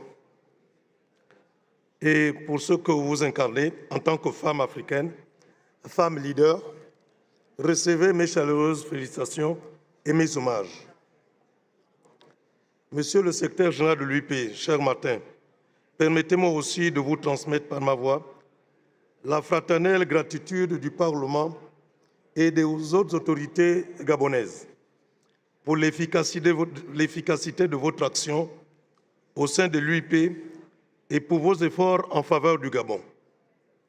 J'ai encore en mémoire les précieux conseils dont nous avons été gratifiés lors de notre dernier entretien à Libreville. Merci à vous, Monsieur le Secrétaire général. J'adresse aussi mes vifs remerciements aux autorités suisses pour toutes les dispositions prises pour parfaire notre séjour et pour la réussite de notre Assemblée. Enfin, à vous, mes chers collègues parlementaires, je saisis la présente occasion pour vous retirer toute la reconnaissance de l'institution que j'ai l'honneur de représenter pour votre soutien inlassable au processus de transition en cours dans mon pays, le Gabon. Pour moi, parler de la diplomatie parlementaire comme un vecteur de paix, ici à Genève, qui est un des lieux de la diplomatie mondiale et de la promotion de la paix à travers le monde, est un grand privilège. En effet, ici, nous pouvons aisément apprécier l'engagement de nos parlements respectifs pour la construction et la consolidation d'un monde en paix. Car c'est ici à Genève qu'est installé le siège de notre admirable organisation, l'Union interparlementaire, aux côtés d'autres institutions phares telles que l'Organisation des Nations Unies. D'ailleurs, je voudrais saisir cette occasion pour rendre un vibrant hommage aux pères fondateurs de l'UIP et aux nombreux parlementaires connus et méconnus qui, chaque jour, poursuivent l'œuvre de la promotion de la paix et la démocratie à travers le monde, parfois au prix de nombreux sacrifices, voire au pays de leur vie. Comme vous le savez tous, le Gabon, mon pays, est en train d'écrire une nouvelle page de son histoire. Dans ce processus, nous nous sommes engagés sous les hautes instructions du chef de l'État, le général de brigade Brice Clotaire Oligingema, dans une diplomatie globale, dans laquelle la diplomatie parlementaire tient une place de choix. Pour preuve, depuis la mise en place de l'Assemblée nationale de transition, à notre initiative, le chef de l'État a reçu à Libreville le délégué général et le président de l'Assemblée nationale, l'Assemblée parlementaire de la francophonie. Au mois de septembre et novembre 2023, en janvier dernier, le tour est revenu à Monsieur le secrétaire général de l'UIP, qui d'ailleurs a eu le privilège d'échanger avec l'archevêque métropolitain de Libreville, Monseigneur Ibaba, le président du dialogue national inclusif, qui se tiendra à Libreville du 2 au 30 avril prochain. De plus, dans cette dynamique diplomatie parlementaire, nous nous sommes régulièrement entretenus avec les ambassadeurs des pays amis qui nous accompagnent étroitement dans le processus en cours. En outre, au cours des différentes actions diplomatiques engagées par le chef d'État, le Parlement est pleinement associé. Dans ce cadre, j'ai personnellement eu l'occasion de prendre part au dernier sommet des chefs d'État de la Communauté économique des États de l'Afrique centrale, qui s'est tenu à Malabo le 9 mars dernier. Un sommet qui a consacré le retour du Gabon au sein de cette organisation régionale. Tout ceci pour rappeler, mes chers collègues, que très conscient du pouvoir de la diplomatie parlementaire, le Gabon ne s'en prive pas. Bien au contraire, nous usons de son caractère direct, pragmatique et ouvert pour défendre les causes qui nous sont chères, les causes nobles, et pour parler avec le cœur dans le but ultime de construire un pays en paix, résolument ancré dans la restauration de ses institutions, la consolidation de sa jeune démocratie sur les fondements de nos valeurs socio-culturelles et notre détermination à un retour pacifique à l'ordre constitutionnel. Ainsi, au Gabon, comme partout dans le monde, nous pouvons le proclamer sans réserve. La diplomatie parlementaire ou diplomatie des peuples, consacrée par la résolution 65/123 des Nations Unies, adoptée en 2010, doit être associée aux dispositifs bilatéraux et multilatéraux de nos États respectifs pour prévenir les conflits, restaurer la paix, diffuser la culture de la paix et l'enracinement de la démocratie. Aujourd'hui, j'invite avec un plus grand engagement des parlementaires pour le retour de la paix dans les zones en conflit, notamment en Afrique, au Moyen-Orient, comme le poète président sénégalais Léopold Sédar Senghor en 1966. J'ai l'intime conviction que c'est nous, les parlementaires, qui devons pousser les gouvernements à aller de l'avant afin de défendre les causes justes, celles des populations que nous représentons, aussi bien sur le plan national qu'au sein de nos communautés régionales et internationales. Permettez-moi, Madame le Président, Madame le Président, de saluer et soutenir la proposition pertinente faite par le très honorable président de l'Assemblée nationale de Côte d'Ivoire de mettre en place un groupe de présidents pour promouvoir la paix dans les régions en conflit. Merci, Madame le Président. Thank you very much, Gabon. The floor now goes to Guyana.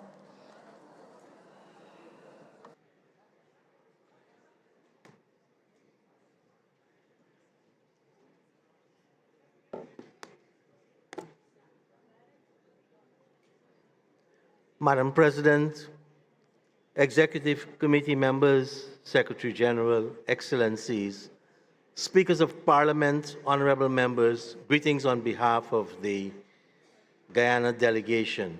Ramadan Kareem to our Muslim brothers and sisters. First, Guyana condemns the terrorist attack in Moscow and expresses its condolences to the people of Russia. I acknowledge the presence of the President of the Senate of Trinidad and Tobago, joining other CARICOM countries, Suriname, Bahamas, and Guyana here in Geneva. Also, we have the presence of the President of the Senate of Jamaica as an observer. Madam President, the IPU has chosen peace and international security as its strategic focus for 2024. All of us here, sincerely and seriously, subscribe to the principles of peace and international security. We are also serious about parliamentary democracy and parliamentary diplomacy, which are foundation principles of the IPU. This is why Guyana is co-sponsoring with Argentina an emergency item calling for democracy in Venezuela. Last Thursday, Venezuela passed a law annexing 2/3, that is 62,000 square miles, or 140,000 square kilometers of my country. This threatens peace, international security, and international law. The ridiculous nature of this law imposes a fine of over $100,000 US on anyone publishing a map of Venezuela which does not include Guyana's Essequibo region. This means that more than 150,000 Guyanese, according to that Venezuela law, can be liable to this penalty. Guyana calls on all IPU members, individually and collectively, to denounce this act of the ruling regime in Caracas. This act threatens the peace and sovereignty of Latin America and the Caribbean. Let us action the call made by Ireland this morning for us to stand up for the weak, the defenseless, and the vulnerable. I thank those parliaments of the Caribbean and Latin America, the Commonwealth, and the many international institutions which have thus far denounced the regime in Venezuela. My Attorney General will elaborate further. Thank you very much. Thank you very much. The floor now goes to the Honorable Speaker of Timor-Leste.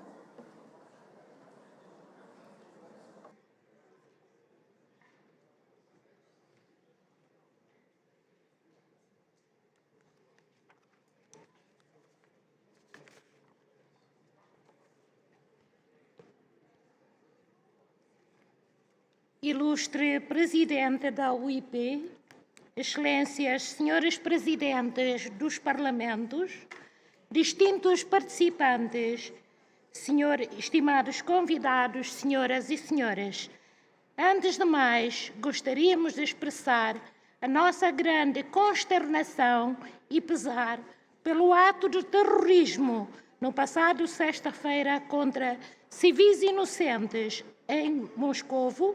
Endereçamos também ao governo da Federação Russa e à sua população as nossas profundas condolências e de pesar, repudiando veemente todo e qualquer ato de terrorismo.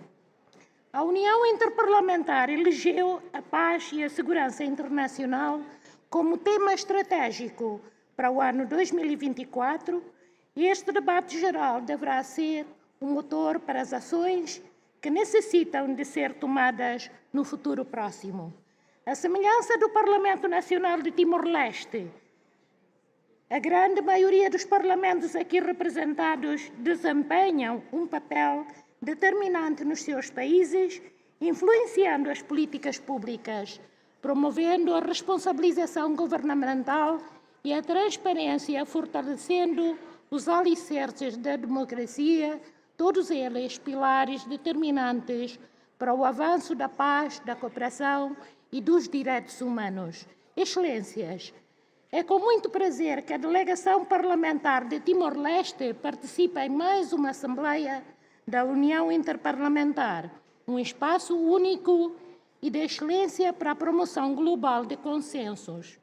Como parlamentares que todos somos, desempenhamos um papel determinante que se estende muito para além das funções parlamentares tradicionais.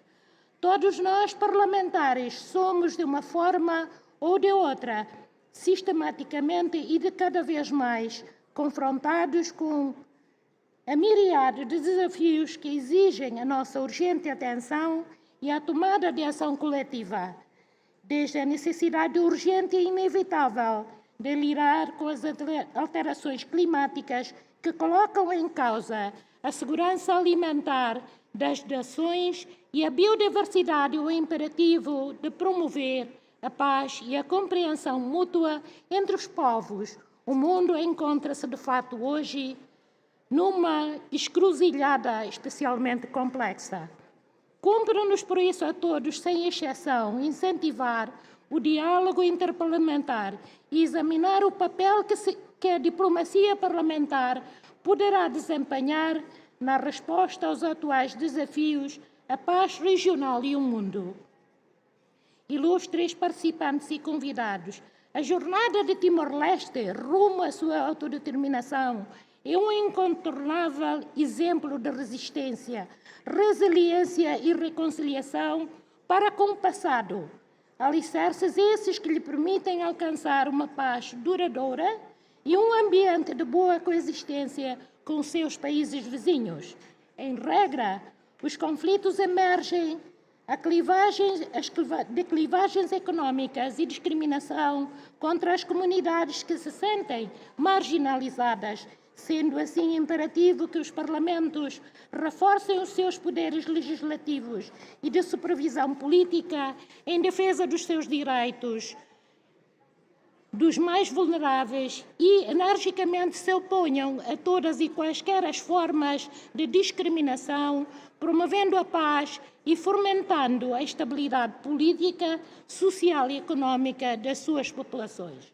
O meu país é uma das mais jovens democracias do mundo, com pouco mais de 20 anos e uma dimensão geográfica e populacional bastante reduzida, com uma população extremamente jovem e contando com apenas 1.300.000 habitantes. Timor-Leste integra o grupo dos países menos desenvolvidos e tem impulsionado de forma inabalável a criação de espaços internacionais de diálogo em defesa das nações mais vulneráveis, dando a voz a muitos países com realidades semelhantes à sua, dentre os outros, o grupo dos G7+. Timor-Leste mantém também laços privilegiados com os países do espaço da CPLP, cultivando igualmente laços especiais de amizade e cooperação com os países vizinhos da região. No domínio das relações internacionais e de política externa, o meu país tem vindo a privilegiar as relações de amizade, cooperação construtiva e solidariedade com todos os Estados, tendo como referência os seus princípios constitucionais de soberania e independência e a visão de que não existem aliados nem inimigos, mas apenas amigos. Foi pela democracia e sempre respeitando os direitos humanos e o princípio da boa vizinhança que Timor-Leste conseguiu com sucesso finalizar o processo de delimitação de fronteiras marítimas com a Austrália e demonstra substanciais progressos no processo de delimitação da sua fronteira terrestre e marítimas com a vizinha nação Indonésia. Não posso concluir esta breve intervenção sem antes reforçar o meu apelo do meu país, a democracia e a estabilidade da região, dirigindo-me em especial a Myanmar, onde esforço acrescido de todas as partes envolvidas e das nações vizinhas continua a ser necessária para o reforço das instituições democráticas e a prevenção da escalada de conflitos. Para concluir, deixo-vos os meus votos de discussões frutíferas e muito produtivas que espero se possam materializar em relevantes resultados palpáveis no fim deste debate geral. Muitíssimo obrigado. Thank you very much. Thank you. So the floor will now go to the Honorable Speaker from Chile. Chile, you have the floor.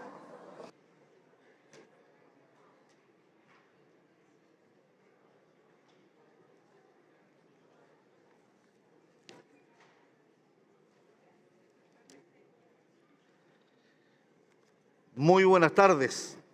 Estimadas y estimados colegas parlamentarios, considero un acierto el tema del debate general que nos convoca en esta oportunidad en un marco idóneo por su relevancia mundial como es la Asamblea de la Unión Interparlamentaria. Es para mí un orgullo poder dirigirme a ustedes en nombre de la delegación de Chile para compartir algunas reflexiones respecto de los desafíos que enfrentamos como parlamentos, representantes de la pluralidad de nuestras sociedades, para tender puentes y hacer de este mundo un lugar más pacífico, más proclive al entendimiento mutuo, más capaz de lograr avanzar en objetivos de desarrollo humano sostenible que no dejen a nadie atrás. Actualmente es el nuestro un mundo convulso, plagado de incertidumbre que preocupan a las personas, a sus familias y en general a nuestros países. Es un mundo atravesado por múltiples conflictos armados que, como señalan los convocantes, han llegado a más de una cincuentena el último año, y también por la intensificación de la polarización que divide y tensiona a nuestras sociedades. No se trata de negar los conflictos que naturalmente emergen en la convivencia humana en sociedades cada vez más plurales y complejas. Como han enseñado los estudiosos de la investigación para la paz no implica ausencia de conflicto, sino del recurso a la violencia para resolverlo. El conflicto siempre existe, las democracias los enfrentan a diario, pero no por eso la violencia es una fatalidad. En los parlamentos demostramos todos los días que la paz se construye en instituciones que jamás renuncian al diálogo. Nuestro carácter representativo de la ciudadanía, con una perspectiva plural, pero también la mayor flexibilidad y amplitud de los contactos que podemos entablar entre nuestras sociedades, permite un diálogo más abierto, la generación de consensos amplios y la propuesta de soluciones innovadoras que en pocas ocasiones han permitido reconducir situaciones de conflicto que parecían irresolubles, posibilitando la reducción de tensiones y, en su momento, salidas dialogadas y justas.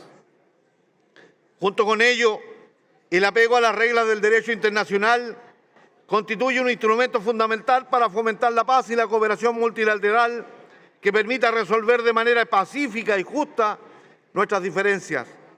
Es el respeto al marco del derecho reconocido por unos y por otros lo que permite recuperar la convivencia quebrantada. Pero la pacificación coyuntural que logra un alto nivel de enfrentamiento armado no lo es todo. En efecto, como ha sostenido Naciones Unidas, se trata de construir y sostener la paz a través de un proceso positivo, dinámico, participativo, en que se promueva el diálogo y se solucionen los conflictos en un espíritu de entendimiento y cooperación mutuos. La diplomacia parlamentaria puede contribuir, y lo ha hecho en distintas ocasiones, a la reconstrucción post-conflicto, aportando a asentar las instituciones democráticas y el diálogo social como condiciones habilitantes para el desarrollo, que a la vez es un factor que permite consolidar una paz justa e inclusiva de todas las partes involucradas. He ahí el carácter interdependiente entre paz y desarrollo, que las Naciones Unidas han señalado una y otra vez, como también es la idea de paz positiva dentro de la investigación para la paz. A los parlamentos nos cabe un rol central en nuestras funciones de legislar, asignar recursos y controlar su buena utilización para construir las condiciones de desarrollo humano sostenible que permitan prevenir a largo plazo la emergencia de conflictos violentos y, en su caso, superar desigualdades económicas y sociales en contextos que habían experimentado situaciones conflictivas.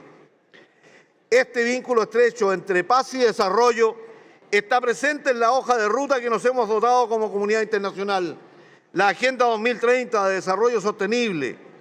Con ella se fijó un horizonte de compromisos económicos, sociales, políticos y medioambientales para un bienestar centrado en las personas. Los parlamentos estamos una vez más convocados a ser protagonistas en su implementación, tanto en el ejercicio de nuestras competencias como identificando brechas, desafíos y buenas prácticas a través de la cooperación interparlamentaria en los foros como esta Asamblea de la UIP. No debemos olvidar que fuimos nosotros, en especial desde este espacio, quienes impulsamos la inclusión que aspira a lograr sociedades justas, pacíficas e inclusivas, que reconoce que las instituciones democráticas sólidas y la paz social son condiciones habilitantes para conseguir el desarrollo.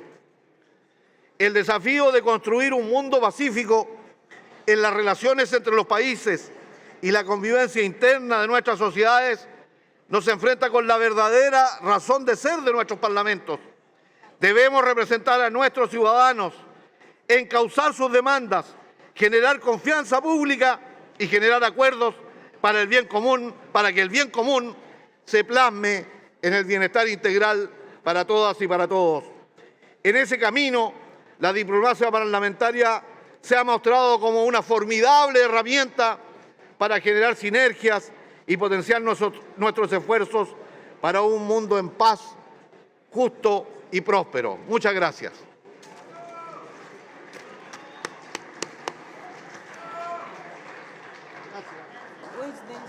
Thank you very much, Chile. The next, the floor goes to Bangladesh.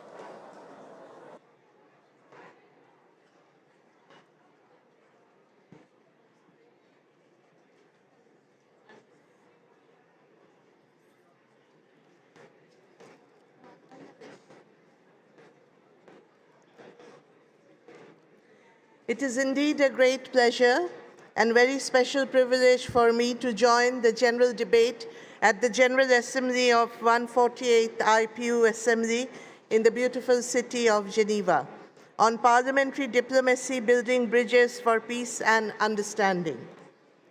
Madam President, dear parliamentarians, distinguished delegates, a very good afternoon to you all. Author Ray Dalio, in his book, Principles for Dealing with the Changing World Order, clearly states, quote, "The biggest thing affecting most people in most countries through time is the struggle to make, take, and distribute wealth and power, though they have also struggled for other things like ideology. Such struggles have massive implication in the lives of the people, creating a complex world order. Bringing about peace and understanding in such a fragmented world order requires parliaments to adopt a proactive role of parliamentary diplomacy. Parliaments need to undertake a range of international activities to increase mutual understanding between countries and nations, to serve better the cause of representation of people, fortifying democratic legitimacy. Parliaments are premier representative institutions, centerpiece of democracy, representing people and their hopes and aspirations, home of lively debates and promulgation of legislation on issues essential to the well-being of the people it represents. We parliamentarians around the globe are entrusted with the duty to bring about positive changes in the lives of the people we serve. As people's representatives, our role gives us the unique ability to create a world where everyone has an equal opportunity to attain their aspiration and no one is left behind. Parliaments must therefore work together to ensure every individual a life with human dignity. Greater voices of people must be allowed in multilateral decision-making process in order to be able to respond to multifaceted impacts of globalization which affect our lives in a fundamental way, having ramification on democracy. The changing pace of globalization creates new order of emerging economies, technology, innovation, and development. Climate change, refugee, migration, forcible displacement, conflict and war, human trafficking, terrorism, violent extremism are issues that transcend national boundaries. In this backdrop, parliaments cannot just confine its role as institutions within national periphery. Instead, parliaments and the concept of internationalization of institution of parliament is gaining momentum and is now at the center stage. Distinguished delegates, parliamentary diplomacy at all different layers within bilateral, regional, and multilateral framework proves to be instrumental in resolving complex issues through dialogue and peaceful negotiation. Developing parliamentarianism serves as an important platform in addressing transnational challenges through increased exchange and interaction between parliaments, forging strong diplomatic ties, strengthening their deliberative roles. Parliamentary diplomacy helps to create consensus in less formal settings and make democracy deliver better in responding to challenges of poverty, inequality, and bring about sustainable, inclusive, and equitable development. Thomas M. Frank stated, "Democracy is becoming a global entitlement that collective international processes, including parliamentarianism, will increasingly promote and protect." Dear parliamentarians, Bangladesh Parliament promotes parliamentary diplomacy as an effective tool through parliamentary friendship groups and its engagement with IPU, CPA, PUIC, and other inter-parliamentary forums. Under the leadership of our Honorable Prime Minister Sheikh Hasina, Bangladesh is now graduated out of this LDC status and moving towards becoming a developing country by 2026. Bangladesh Parliament envisages to build an equitable society free from poverty and exploitation, where justice, economic, social, and political will be ensured for all. Dear parliamentarians, let us, the parliaments across the globe, work together and join hands to shape the language of our politics in building our parliaments as strong, responsive, and smart institutions, nurturing the intrinsic values of equality, freedom, rule of law, respect for diversity, constitutionalism, pluralism, and tolerance. Let parliamentary diplomacy be instrumental in creating a world that can be free of poverty, hunger, war, and human sufferings, and achieve global peace and security by building bridges for the well-being of humanity, as stated by our father of the nation, Bangabandhu Sheikh Mujibur Rahman. Thank you. May Bangladesh live forever. Joy Bangla, Joy Bangabandhu.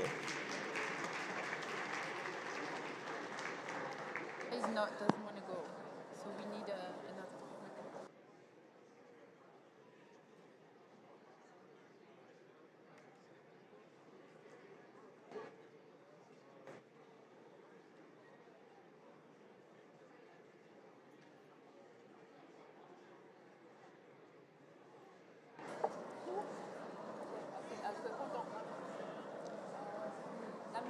We can call on, yes, Namibia. You can ask if Namibia is in the room. Namibia, I'm told Namibia is coming to take the floor. Who will?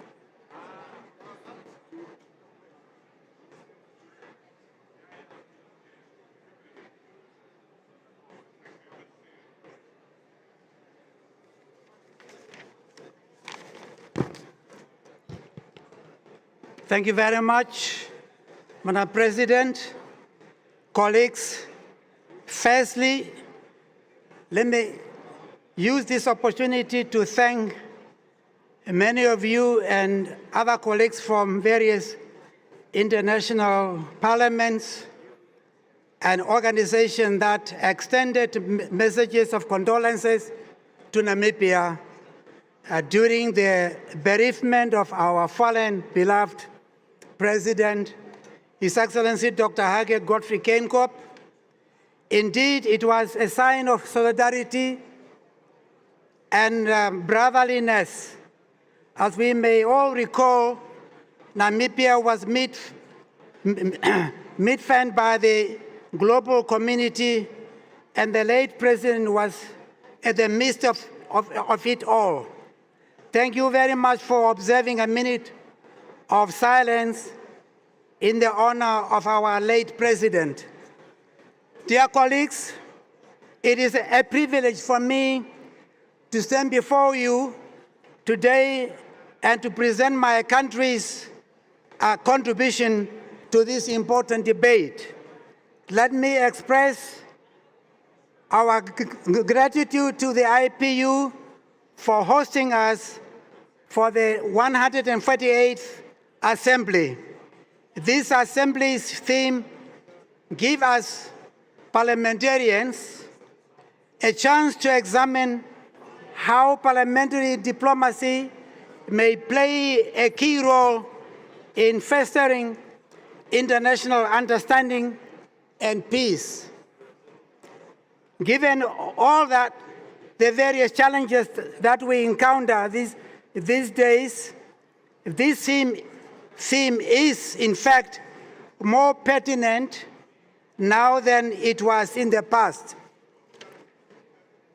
Ladies and gentlemen, it is important that all parliaments be rooted in the principles of dialogue and cooperation, and we should take advantage of our strength as legitimate representatives of our respective citizens to foster communication and collaboration on both at the level of domestic, regional, and international levels. Ladies and gentlemen, this IPU platform enhances parliamentary diplomacy and facilitates communication between parliamentarians from various member states. This goes beyond conventional diplomatic practice, thereby finding solutions to critical issues and getting a common ground that serves as a solution to conflict resolution. Furthermore, parliamentary diplomacy embodies principles of accountability and transparency, and it's important that we leverage all these principles, creating activities aimed at promoting peace and inclusion. We are happy to take note of the information that was provided by IPU Secretary General this morning, that have been a slight increment in women parliamentarians. In fact, in the case of Namibia, we have achieved a 50-50 gender representation at the National Assembly level. Ladies and gentlemen, permit me to draw attention to the work of the IPU Task Force on Ukraine and Russia, as I believe it is a noteworthy illustration of how parliamentary diplomacy can contribute towards creating bridges for understanding and peace. Although not much progress has been achieved, it demonstrates the importance of parliaments in domestic and global conflict resolution. Indeed, it is not only one of the events, but we have seen many parliamentary delegations in various parts of the world have facilitated dialogue and reconciliation through diplomatic missions, fact-finding trips, and mediation efforts. In conclusion, ladies and gentlemen, parliamentary diplomacy could serve as effective strategy for fostering understanding and peace in the global interconnected world. Without parliaments, we cannot foster democratic governance, resolving conflict, and encourage international cooperation, peace, and understanding. It is our wish that deliberations of this magnitude translate into tangible outcomes, better understanding, and upon new venue for peace, conflict, and resolution. And I thank you for your attention. Thank you. Emergency item? Well. Thank you so much, Speaker. Before I call the next speakers who will be taking the floor, colleagues, you remember we had agreed to begin earlier so that we start voting in time before our Muslim colleagues go to break the fast. I am reliably informed that there are some talks and negotiations going on at the moment, so we are giving them a few more minutes to finish the negotiations because they will be helpful in the end of what we would want to do. So we are going to call two more speakers, and then we believe by then they would be here already. Thank you so much for your patience. So now we are going to call Bosnia and Herzegovina, followed by Zimbabwe. I think we will end there. Our colleagues will be here by then. So now, Bosnia and Herzegovina, do we have? Yes, he's already taken the floor. Thank you. You have the floor. Thank you very much, Madam President, Excellencies, ladies and gentlemen. I come from Bosnia and Herzegovina, multi-ethnic and multi-religious country, where members of all monotheistic religions have lived with each other for centuries. The capital of my country, Sarajevo, is called the Jerusalem of Europe because there are mosques, cathedrals, churches, synagogues built 500 years ago within only a few hundred meters. Population of Bosnia and Herzegovina is very diverse, and it's comprised of Muslims, Catholics, Orthodox Christians, and Jews. I believe that religious diversity in one society is one advantage, not a disadvantage. Every child will be richer and more tolerant if it grows up in an environment of religious and cultural differences. This is something that we will try to preserve, and I want to once again emphasize that multi-ethnicity and coexistence is the true code of my country, Bosnia and Herzegovina. Unfortunately, 30 years ago, my country and Western Balkans region were faced with a devastating war, and it lost hundreds of thousands of human lives and destroyed cities, homes, infrastructure, and the economy, including the genocide in Srebrenica. Because of this, and having in mind our experience, we know best the importance of the peace, and that building bridges for peace and mutual understanding is the most important task and most important goal for every government and every parliament, because without long-term peace and stability, there is no progress and development. 21st century in which we live is a time of geopolitical challenges that will lead to establishment of a new world order that will require a coherent strategy and harmonization on different national and regional orders within agreed rules, principles, and goals. And what is equally important, jointly defined limitation in ways and models of action. This is way, and that is why we in Bosnia and Herzegovina want to be partners and participants in all actions for peace and cooperation.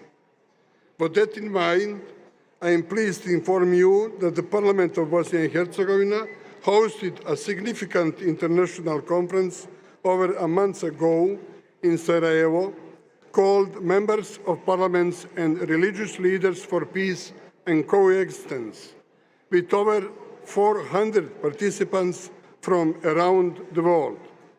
The IPU also had its representatives on this conference, where we aim to bring together religious leaders from all religious communities and parliamentarians to jointly convey messages of mutual understanding, coexistence, and tolerance.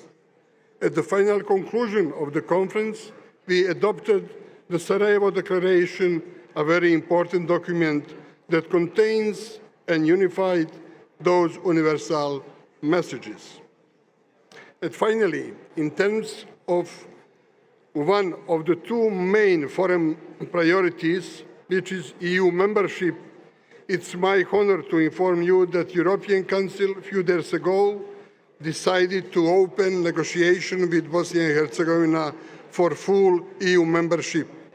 That means that my country is on no backtracks for the European Union, and that we fully share values of democracy and the peace, and that we are in the line with common European foreign policy and security issues.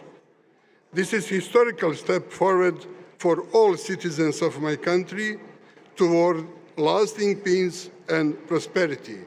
This is, among the rest, a result of parliamentary diplomacy. We are going to continue work to ensure peace and safe environment for all citizens in my country and in Western Balkans region, because in today's challenging times, we need not clash of civilization, but dialogue and cooperation of civilization. I hope to see you at one of the next conferences in my country, in my capital, Sarajevo. Thank you for your attention, and everyone is welcome to Sarajevo. Thank you. Thank you so much, Bosnia and Herzegovina. Now we have Speaker Mudenda, Zimbabwe.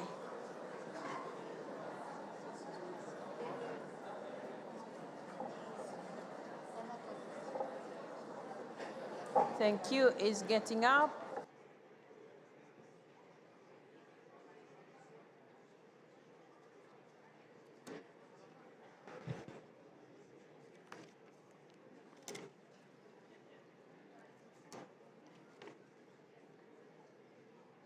Madam President, fellow delegates, lend me your ears. I'm going to advise you on the emergency item. Madam President, fellow delegates, Encyclopedia Britannica defines diplomacy, including parliamentary diplomacy, as the established method of influencing the decisions and behavior of foreign governments and peoples through dialogue and negotiation and other methods short of violence.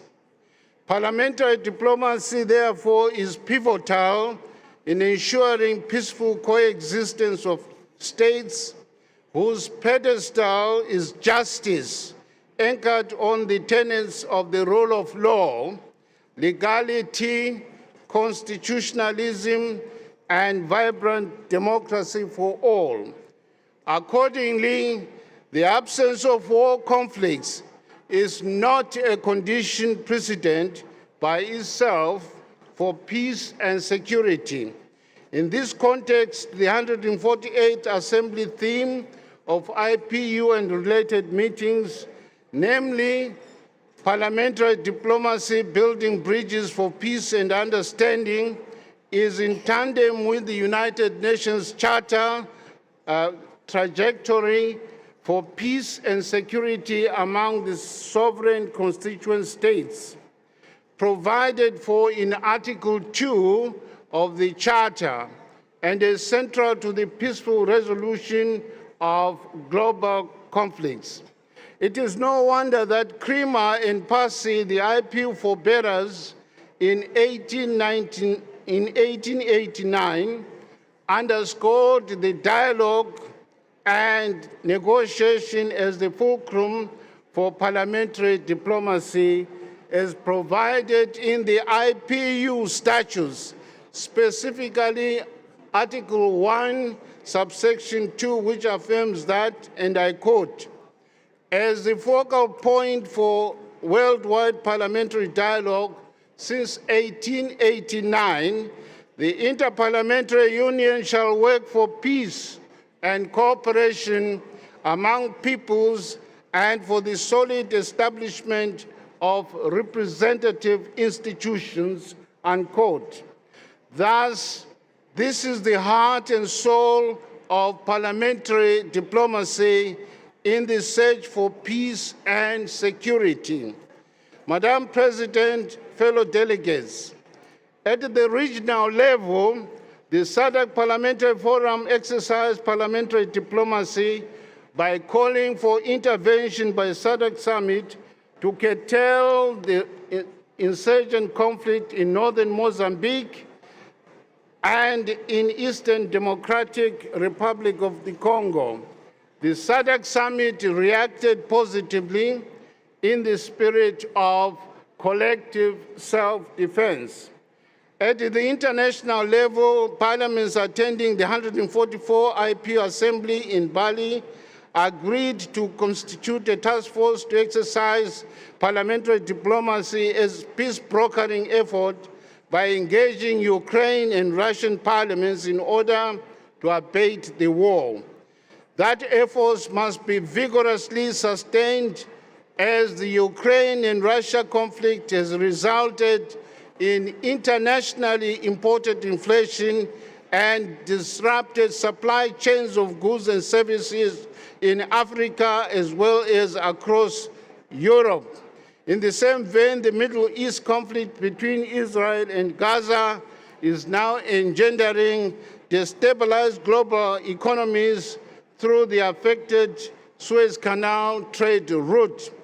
Parliamentary diplomacy must be accentuated with accelerated urgency, more so now when we are witnessing calamitous annihilation of Palestinian lives and colossal infrastructure destruction. However, history has ironically taught us that belligerents may win battles, but not the war.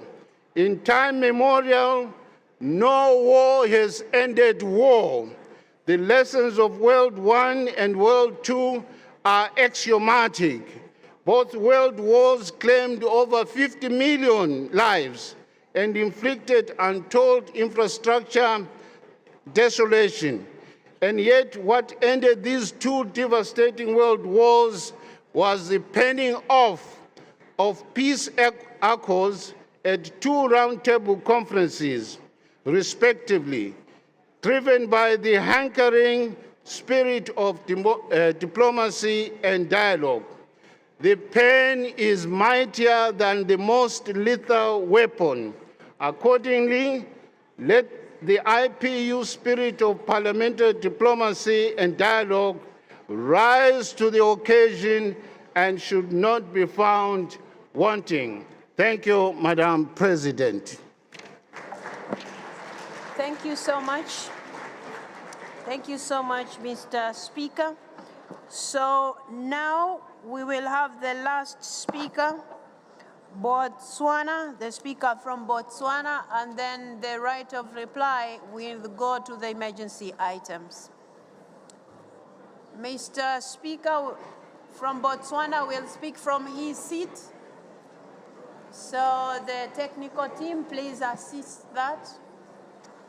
Botswana, if you can press your microphone so that they know which one to activate. I have.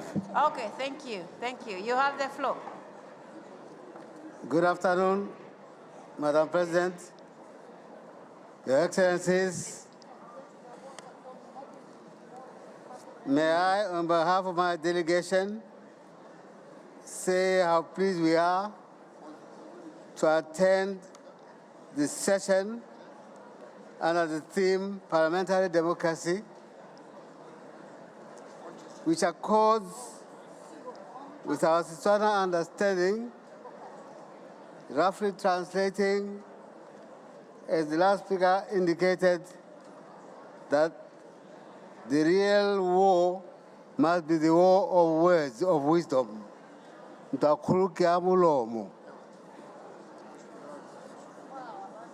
Madam President, the conflict rage across the world, in Africa, Europe, the Middle East, Asia, and the Pacific.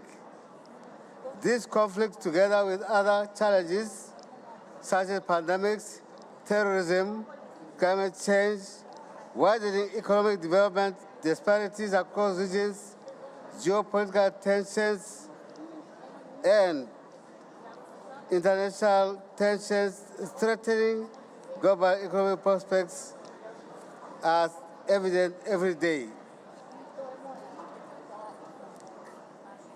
As IPU, it is crucial that we find innovative solutions to these challenges and continue to promote multilateralism as a rule-based international order, including peaceful resolution of conflicts.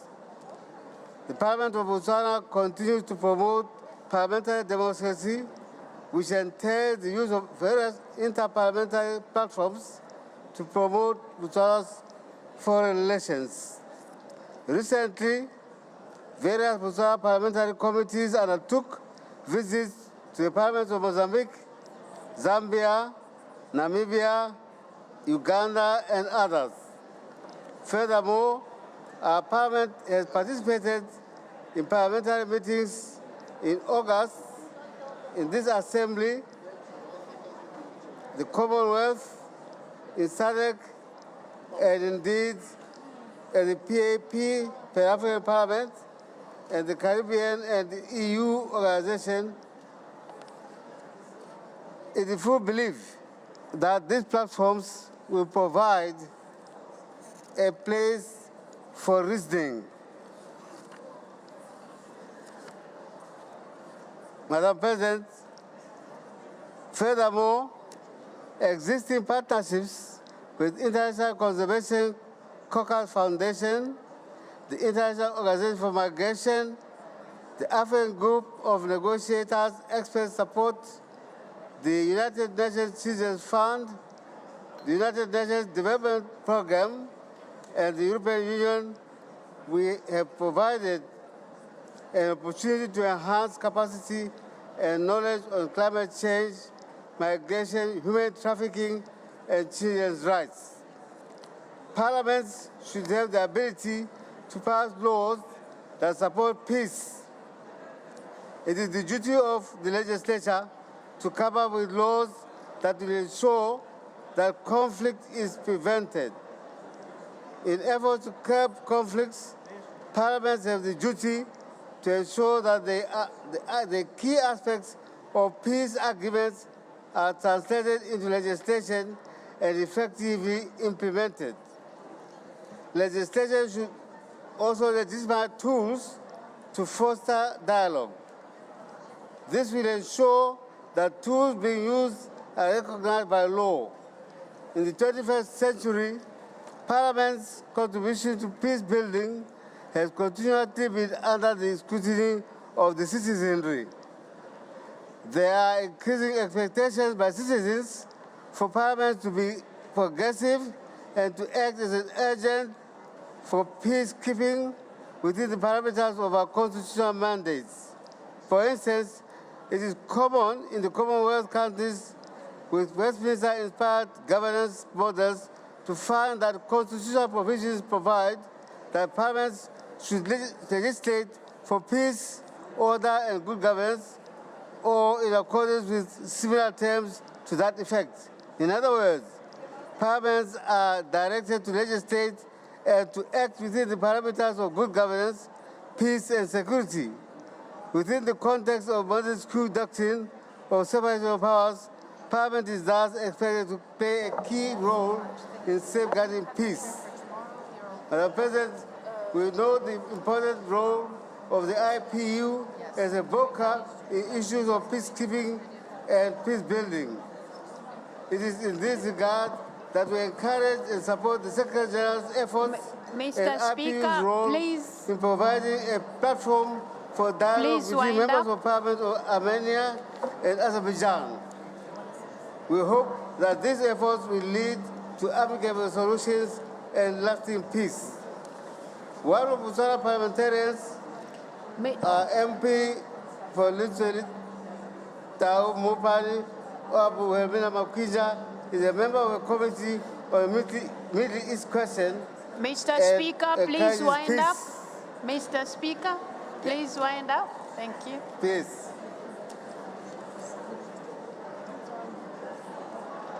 Yes, I heard it.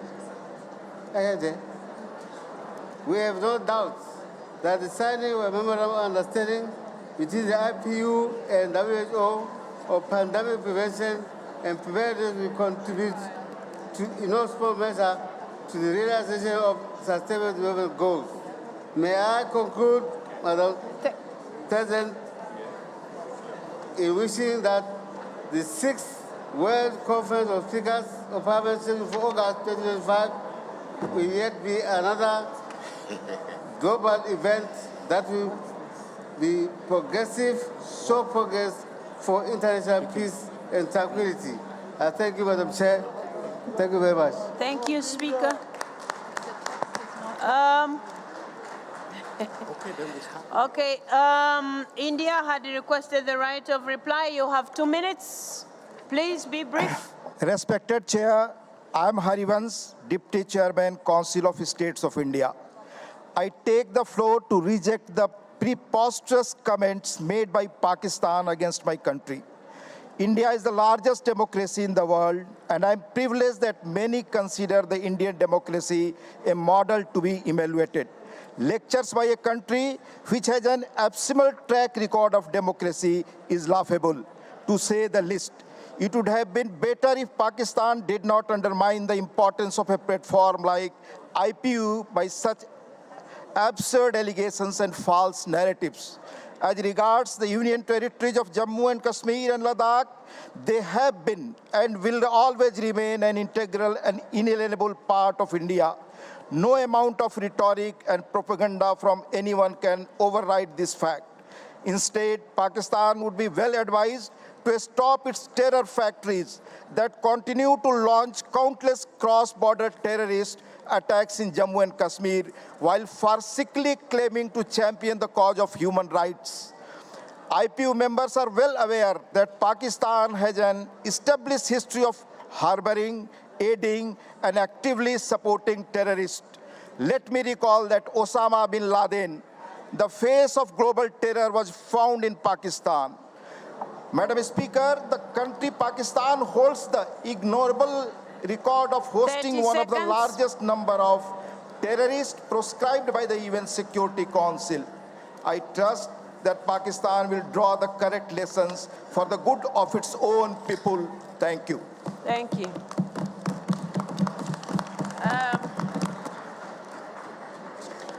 Colleagues, now we go to our second item of the agenda, which is emergency items. And we have received 6 items to be considered by the Assembly as emergency items. And the 4 of them, which I believe you probably have the text, one was submitted by South Africa with the support of the Arab group and the Africa Geopolitical Group. And the second one was submitted by Israel. The third one, Indonesia and Malaysia. And the fourth one by Denmark, France, Hungary, Ireland, Portugal, Sweden, and the United Kingdom. The fifth one was submitted by Argentina on behalf of the delegations of Ecuador, Guyana, Peru, Trinidad and Tobago, and Uruguay. And the sixth one was submitted by the Democratic Republic of the Congo. I have been informed that the three first items, which is South Africa, in this and this, no? Just this and this. Yeah, so it's South Africa and this then. And yes, and Denmark. Yes, so it's South Africa and this. Yes, yes. So I have been informed that the two items which were submitted by South Africa and Denmark on behalf of France, Hungary, Ireland, Portugal, Sweden, and United Kingdom, they had some engagements, and so they will be presenting here jointly, South Africa and Denmark, and then we will go to the rest. So now, let me request the Secretary General to give us the procedure of how this will be handled. Secretary General, you have the floor.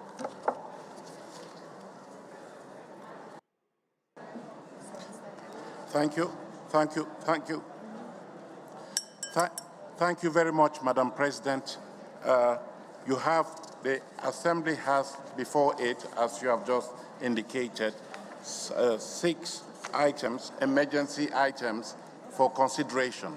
But she has also said there are ongoing negotiations for possible joint statements or joint texts that will be presented to you. And that is why we are starting this meeting late. But formally, you have 6 items. And Madam President, since the Assembly will only be able to submit, or rather to include 1 emergency item on its agenda. There are 6 currently, but possibly there will be 4 if, or rather, yes, 5 if some items are merged. I suggest that pending the submission of the text that I believe has been negotiated between the South Africa, the Arab group, and the the Africa group, and the 12+ group, pending the submission of that text to you, and I think it will be distributed to you in a moment, we can go ahead and consider the other proposals that are still on the table, and then we can come back at the end to discuss that possible merge proposal before you proceed to an election. So, Madam President, according to the rules, you will take each item, you'll give the proponent of that item 3 minutes to present the case, and then if there is any objection to the proposal, you'll give the floor to 1 delegate to express their views against that, and I think it's also 3 minutes. There is no debate, no substantive debate on the proposals. You move on to the next item, and when you have heard all the items that are on the table, we will proceed to a formal vote. And at that stage, I will be pleased to inform you of the procedure that we use to carry out that vote. Thank you, Madam President.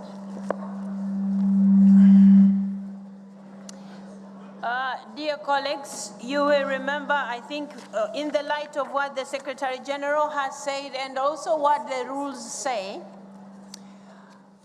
we all have to be mindful of what happened in Angola, Rwanda, where each one of the groups and also the people who submitted their emergency items stuck to their guns, and we weren't able to discuss any. So you have to take into account, as you're busy negotiating, we shouldn't reach a point where this Assembly will equally leave with all those items not being discussed. So you have to take that into account, and I mean, we are watching ourselves, but also the world is watching. We are an international parliamentary body. We must say something. That said, I would now go back to the items that have been submitted and give you a chance to address the Assembly. In the same spirit, I am hoping we will all be internalizing how we are going to vote to make sure IPU says something about what is happening in the Middle East.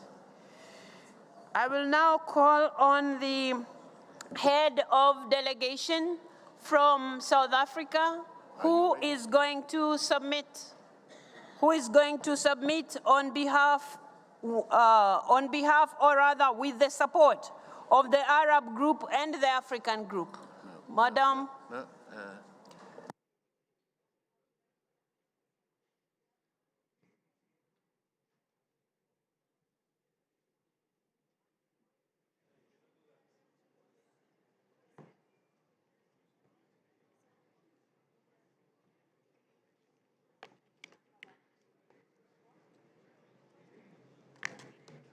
Where do we press? Just a second, please. Just 1 second. Just, if you may, just 1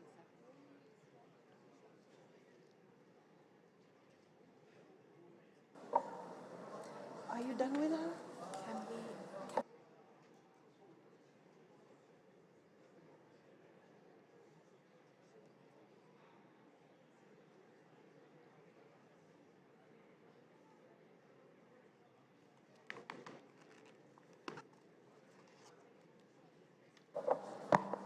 Okay, so I'm informed that South Africa will be presenting together with 12+. So please join her and then allocate between yourselves who wants to present which text, and then we will be listening. You have the floor. Both of you have the floor.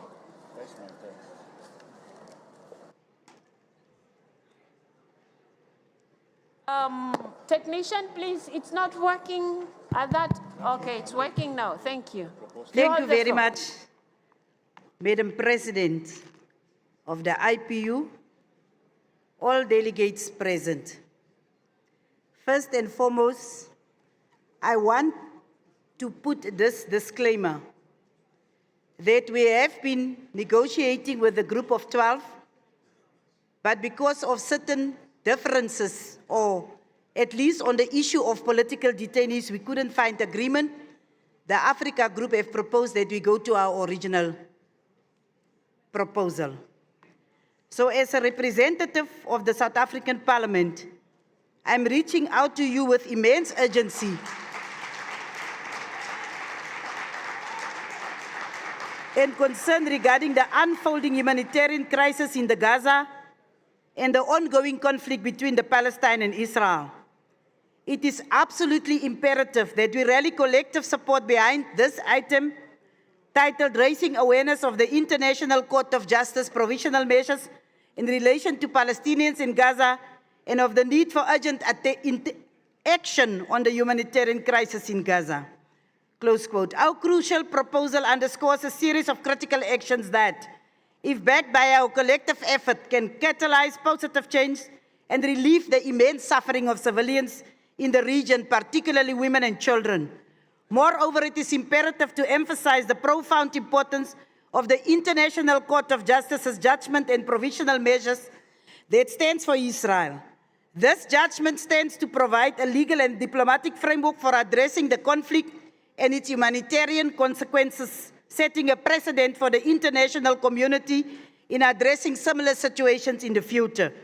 I implore you to support our item and join us in advocating for the urgent measures outlined in our proposal.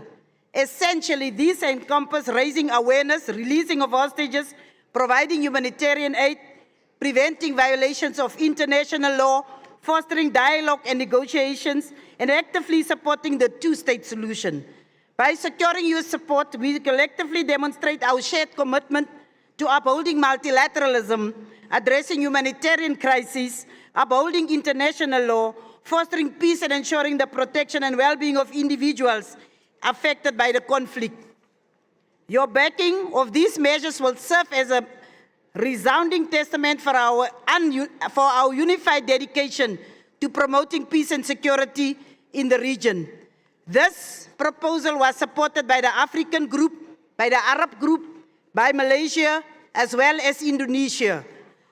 This proposal from South Africa, and I earnestly request your careful consideration and support for this crucial initiative, as your collaboration in this endeavor will be instrumental in effective, positive change in a region that is in urgent need of our collective action. I thank you. Ke a leboga. Enkosi.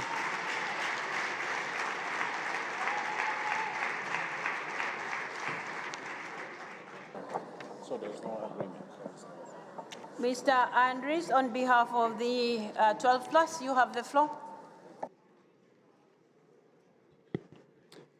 Dear colleagues, we went all to very tough discussions, I think, in your groups and your delegations. And it's good that we can discuss, because we are all in democratic countries where we try to come to a consensus or to an agreement. Till some minutes ago, we discussed still with the Arabic group, with the African group, to find a common ground. And I'm convinced that we found now a common ground, and if I'm well informed, you all get now the proposal of let us say, a variant of the emergency item. Because if something is clear, we cannot go home without finding a resolution based on the emergency item concerning Palestine and Israel. I think that's clear for all of you.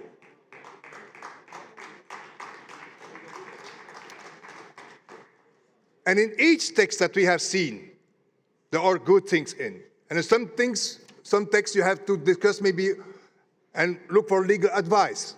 But at least we have a common ground. And so I will now read what is this common ground.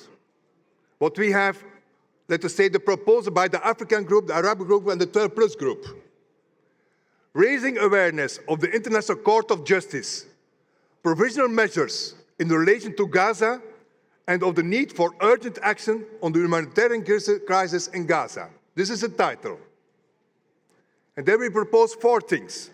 Immediate ceasefire to protect civilians on all sides. Immediate release of all hostages on all sides. Immediate and unlimited delivery of humanitarian assistance. And respect for international law.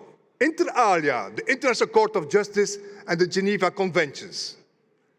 And these are then based on the proposed by South Africa, Algeria, Denmark, France, even Malaysia and Indonesia. And if you can vote on this, because this is only one paragraph, but this is the common ground. And then tomorrow, then we have our drafting committee, where each geopolitical group has to appoint 2 persons to this drafting committee.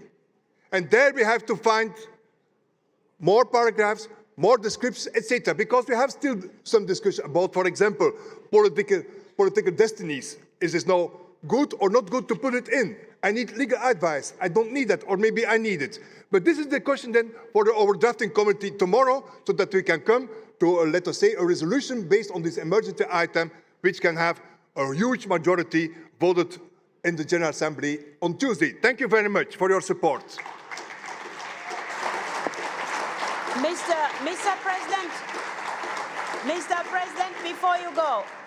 Mr. President, before you go, so that we are clear on the table, before you go, we want to be sure, because in the event that we go to voting, will we be having only one and then the text will be worked on later?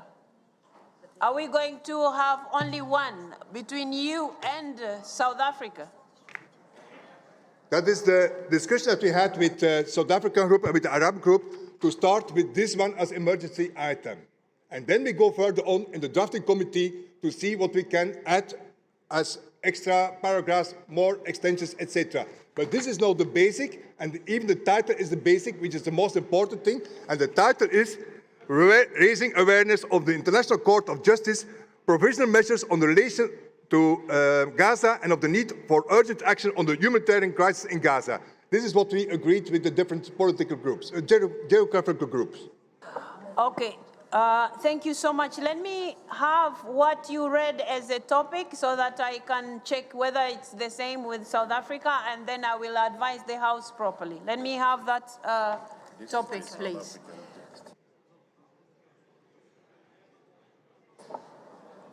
No. Now we will go to Israel. The immediate, Mr. Danon, please, you have the floor.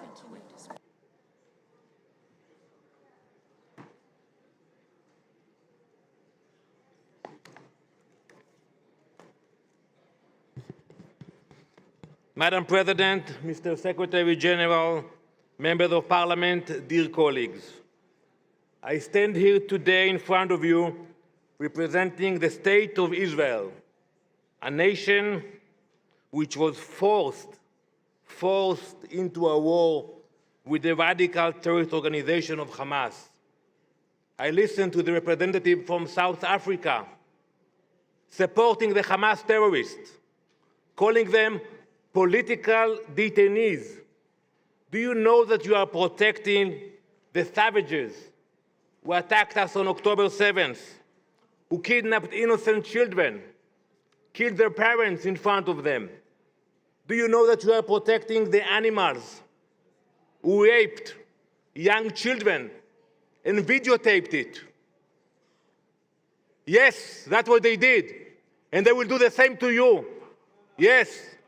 Do you know that you represent the Hamas terrorist organization? If you want to represent the Hamas terrorist organization, you support South Africa today.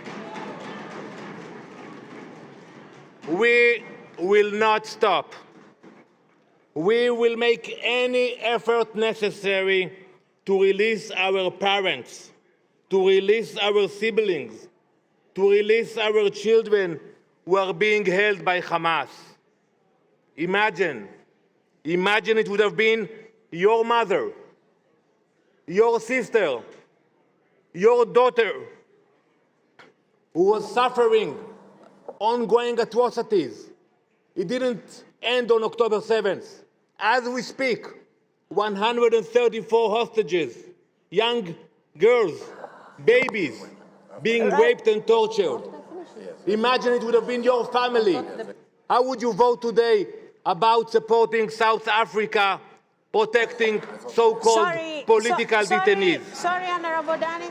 There is a, hold on. We are willing. Hold on, Danon. Hold on. Let's have order. I have seen you, Belgium, but we have a point of order requested by Palestine. Yes. Palestine? Who is this? Palestine. شكرا سيدة الرئيسة. Just wait. Hold on. You have the floor. They will come to you. شكرا سيدة الرئيسة. شوية. كنت أتوقع. No, hold on. Can you shut up, please? Can you shut up? Let me say what I want to say. Somebody is speaking. I'm also protecting you. Please. Yeah. We are now listening to Palestine. نقطة. Sorry. I'm informed. Sorry, Palestine. Sorry.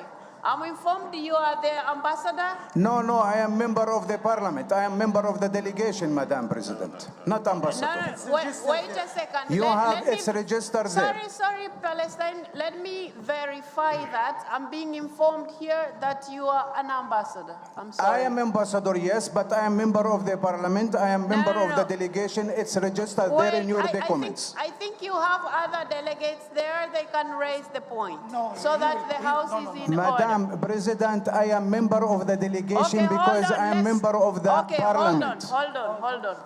Yeah. Martin, you know that.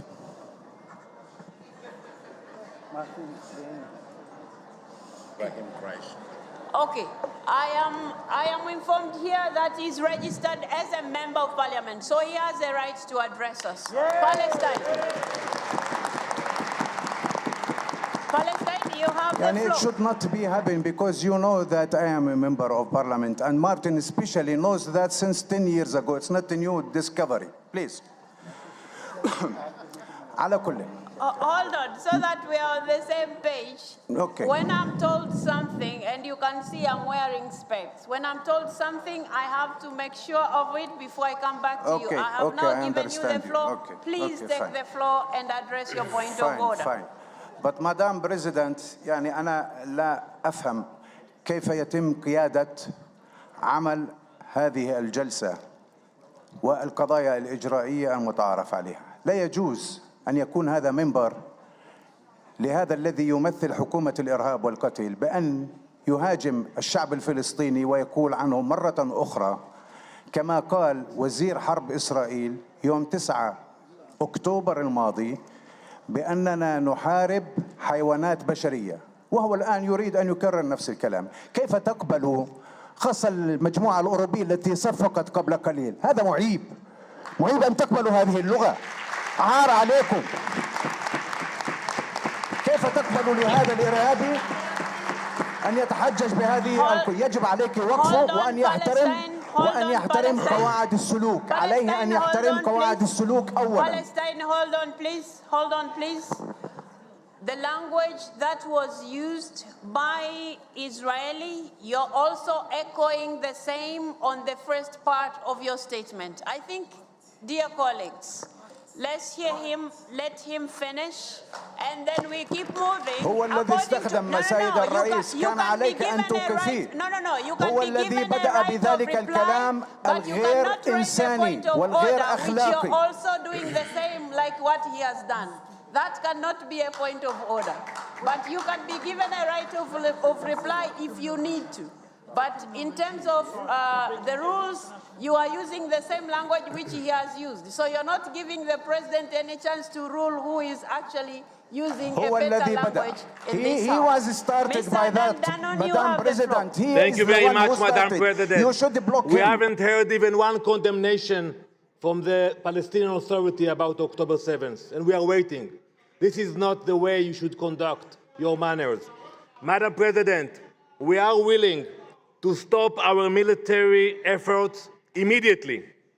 All it would take is Hamas surrendering and releasing our hostages. That's what we want, releasing our hostages. We have no desire to go into Gaza. We have no desire to fight in Gaza. We haven't started this war. It was brought upon us. We urgently call for the immediate release of our hostages held by the Hamas terrorist group in Gaza. We demand global condemnation of the Hamas terrorist organization and its sponsor, the Islamic Republic of Iran. We expect from you to condemn what happened, to demand non-state actors to take actions in order to release our hostages. We understand that none of us is happy with the scenes that we are watching coming from Gaza. But if one of you in this floor can give me today another way for Israel to release the hostages, I will come and see you, including the Palestinian Authority. Give us another way to bring our boys and girls back home, and we will listen to that. But all we hear is condemnations and demands and resolutions. We respect you all, but you have to understand that we have to respect our people. And that's exactly what is expected from each one of you today, to have moral clarity and not to vote about what South Africa wanted. With the resolution, by the way, they submitted today.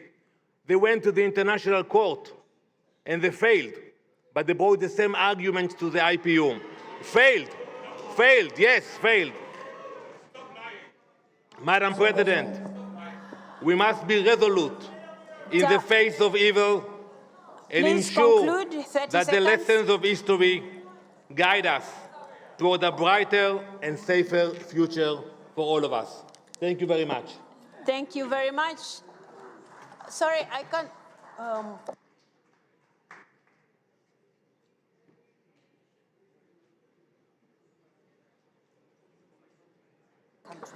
Okay, now who would like to take the floor to speak against? Against? Against, what's that? Please hold it properly. Ireland. Okay, Ireland, you have the right of reply. Sorry, just that... Sorry, right to object, sorry. Right to object. I want to answer that man. He said there's no other solution in what they're doing in Gaza. That Israeli man there who spoke, telling lots of lies. He said there's no other way except what they're doing to get the hostages released. And he said if anybody has a solution other than what they're doing, we have solutions. In Ireland, we had similar problems in the north. So if he wants to talk to us, we will help him. Because what they're doing now has not released the hostages. It has not led to any resolution. It has led to thousands of Palestinian children dying. Thousands have died in what they're doing. Killing more people has resolved nothing. We have learned.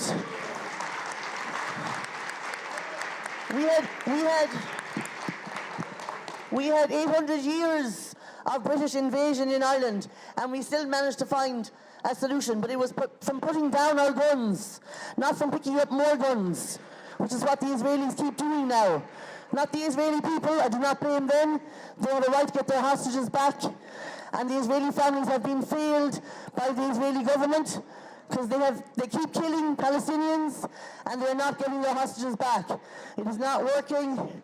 Israel has failed, and they must put down their arms before they make any demands. We need a full ceasefire now.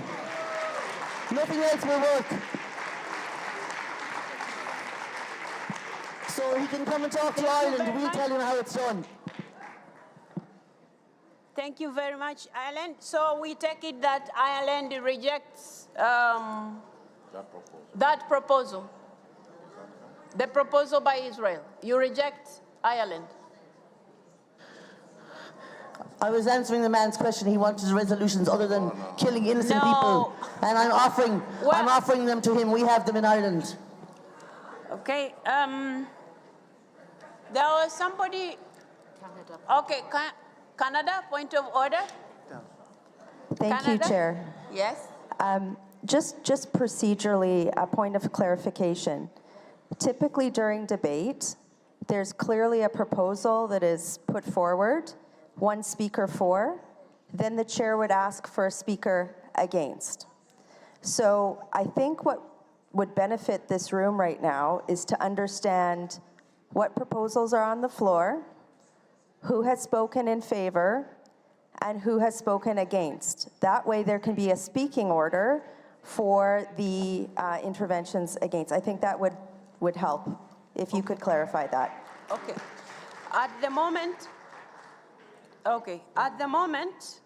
the proposal which was put forward by South Africa was did not have any person who took the position against. No, not now, because she has already finished. That's how it works. No, you usually rise if you need the floor. Okay, the second one, which was presented by the president of president of the 12 plus on behalf of Denmark and the rest of the countries, was also done. But I'm being reminded here that I did not ask. All right. Now the third one is the one that was presented by Israel, which was presented by Israel, and then Ireland rejected it. So now,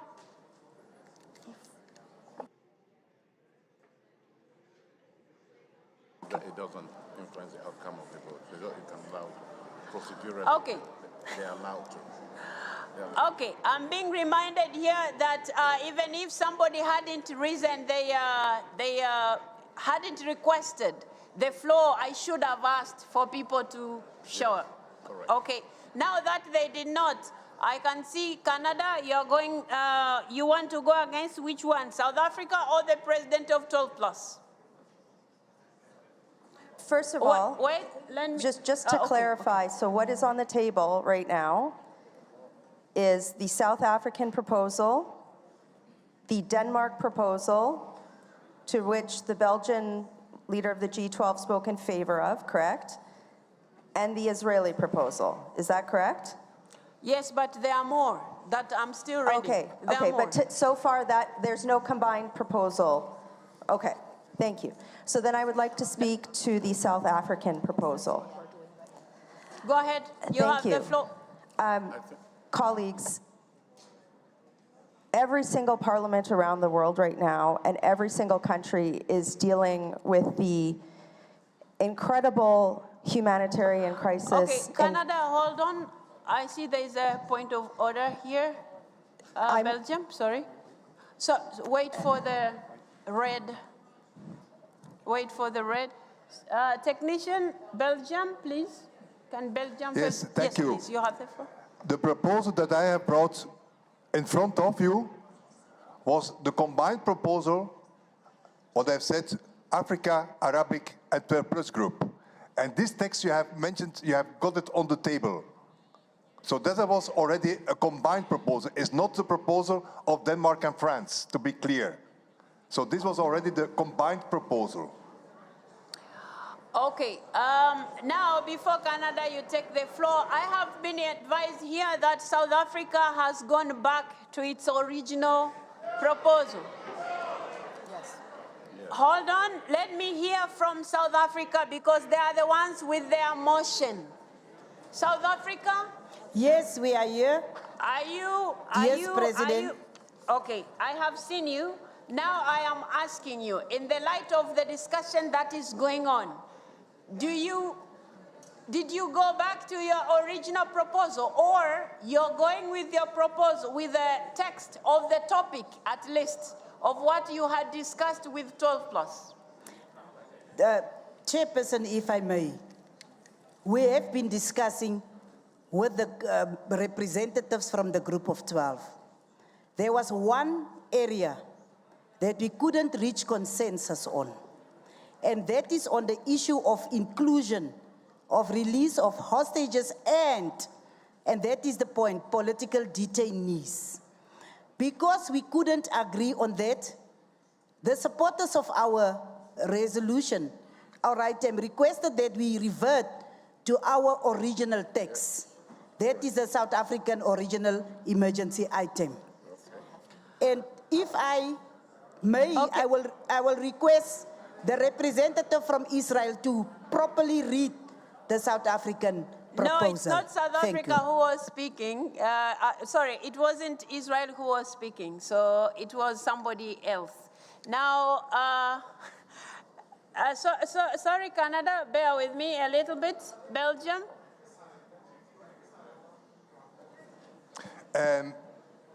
We were sitting here in the front, South Africa and myself, and we concluded, South Africa, that we will mention the discussion that we still have on this wording, that you would mention it, that I would mention it, and that we postpone the discussion finally to the drafting committee, so that we have a huge majority for this combined proposal of draft resolution. That was what we discussed here in front of. And I can understand, and I was also not happy with the wording and the narrative of Israel, because this brings us not together, and contrary. And I can understand that maybe based on that you change your mind now. But we had an agreement, South Africa. Okay.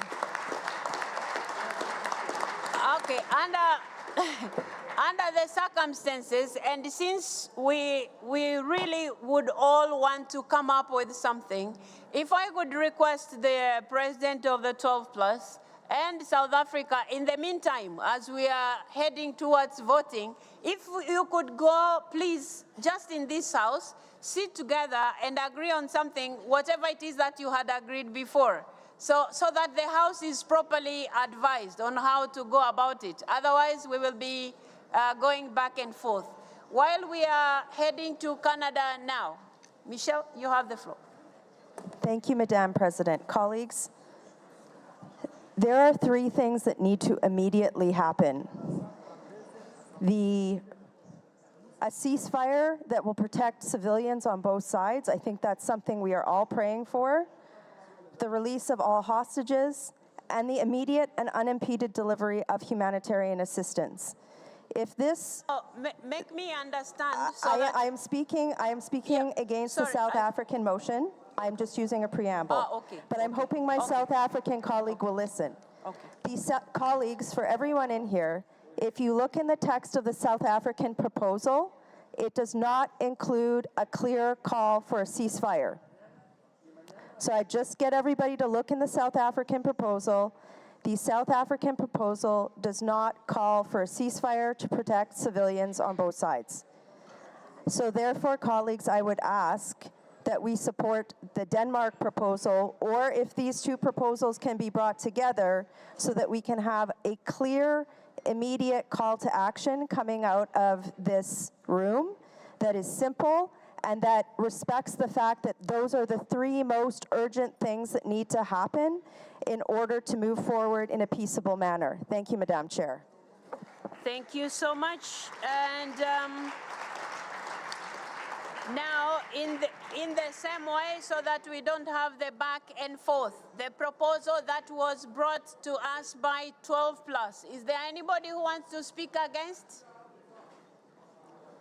Nigeria. Nigeria, you have the floor. Okay, you have the floor.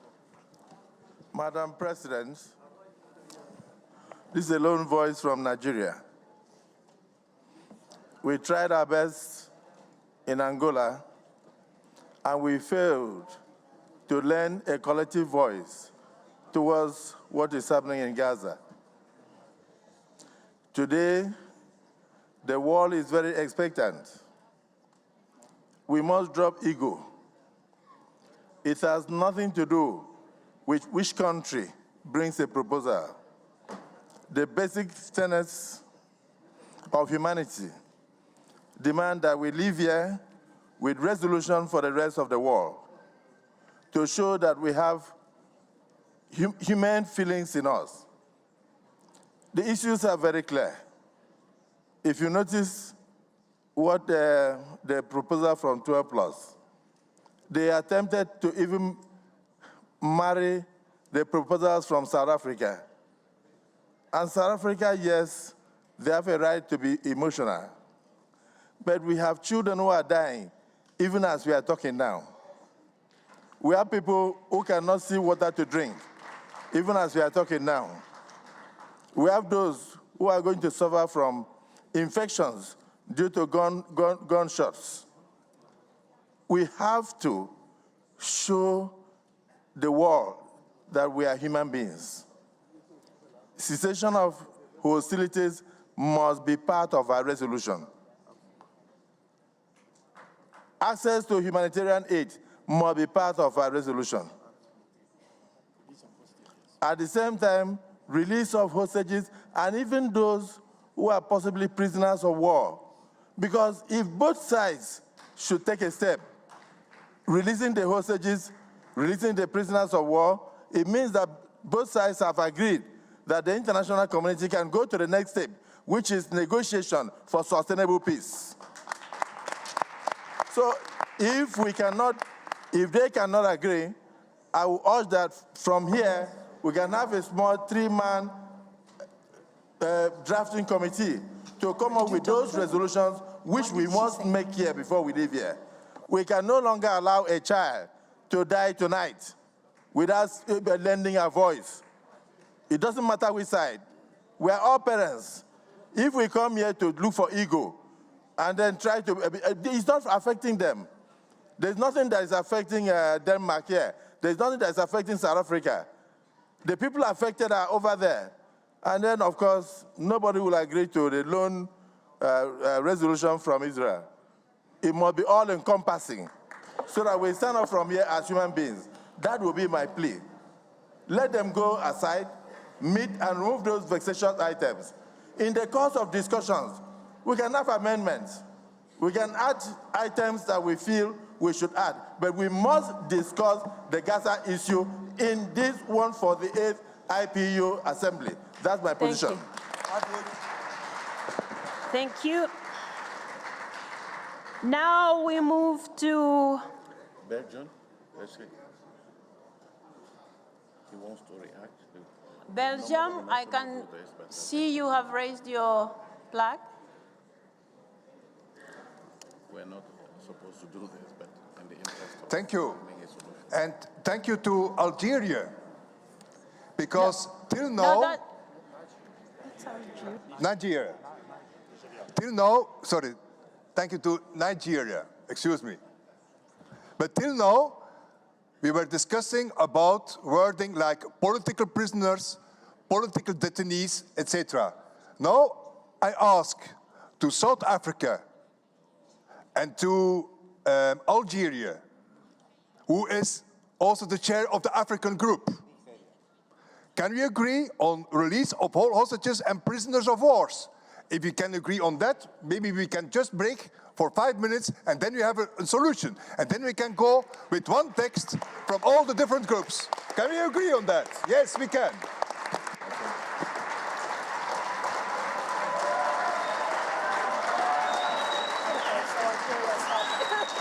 Look at that, they're happy.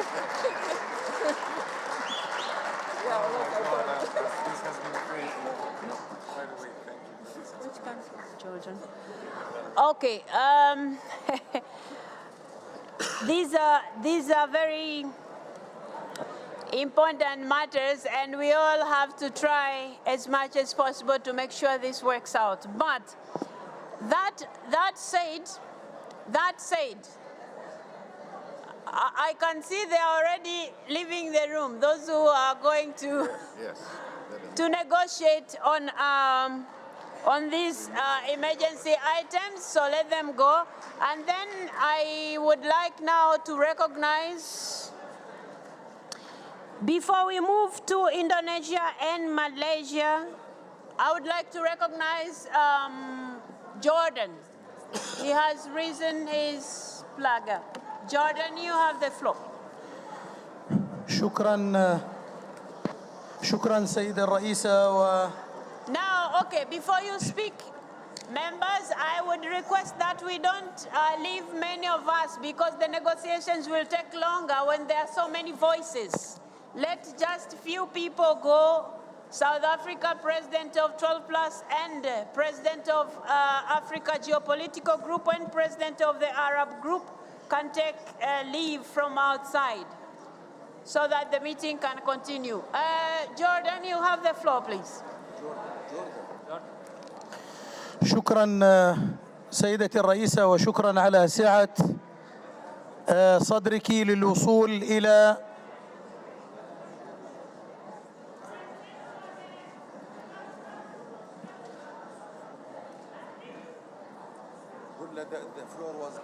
Andres, I don't think you need an entire group like that. There will be no negotiations. Let's have a few of you. You can't negotiate an entire group like that. Okay. Jordan, please, you have the floor. شكرا السيدة الرئيسة، شكرا على سعة صدرك، وبالتأكيد هناك ضرورة لأن نتوصل إلى حل توفيقي حول البند الطارئ، وكون المقترح الذي تقدمت به جنوب إفريقيا كان مدعوما من المجموعة العربية ومدعوم أيضا من المجموعة الإسلامية والإفريقية، وأيضا توافقنا بالأمس مع كل من إندونيسيا وماليزيا حول الصياغة التي تم تقديمها. سيدتي الرئيسة، الخلاف الآن بقي على كلمة واحدة، أن مجموعة 12 بلس تركز على إطلاق سراح الرهائن، ونحن وأصدقائنا ومن توافقنا على هذا المقترح نقول أن الخلاف الآن قابل للحل إذا تم الاتفاق على حل الإشكال من الطرفين، أي المحتجزين السياسيين من قبل إسرائيل والرهائن الموجودة لدى حماس. ولذلك إذا توصلنا إلى حل هذا البند فسيكون لدينا فرصة كبيرة للخروج بهذا البند الطارئ الذي بالتأكيد ينتظرنا الكثير اليوم من هذا البرلمان أن يتخذ هذا القرار الجريء والحاسم، مع تأكيدي ورفضي لكل الأكاذيب التي ادعى بها مندوب إسرائيل، والذي بحديثه لا يستطيع أن يفند أو يكذب تقارير منظمات دولية. الأمين العام للأمم المتحدة أكد بأن هناك أكثر من 50% من أهالي غزة يعانون من الجوع الكبير. الاتحاد الأوروبي أصدر بيانا وقال أننا أمام جوع وشيك لغزة وسنكون عاجزين عن تقديم العون لأهالي غزة. WHO منظمة الصحة العالمية أكدت أن هناك أمراض تتفاقم وهناك جوع للأطفال والنساء في غزة، وأن ما يمارس من قوة ما يمارس من هذا العدو الصهيوني هو خارج عن كل الأعراف والتقاليد، وهو رافض للامتثال للشرعية الدولية ورافض للامتثال إلى القوانين الدولية. ولذلك نحن نرفض كمؤسسة ديمقراطية محترمة أن يتم الحديث بهذه الأكاذيب أمام هذه النخب من أحرار العالم الذين يدعمون الحرية لفلسطين وكل أحرار العالم. شكرا سيدتي الرئيسة. Thank you very much. I think we all agree that the intervention of Jordan is actually what our colleagues have gone outside to do. So they have gone there so that they can agree on a text that we can all agree on. Parliamentary diplomacy for peace in Palestine, Indonesia and Malaysia. Dr. F. Zon, you have the floor.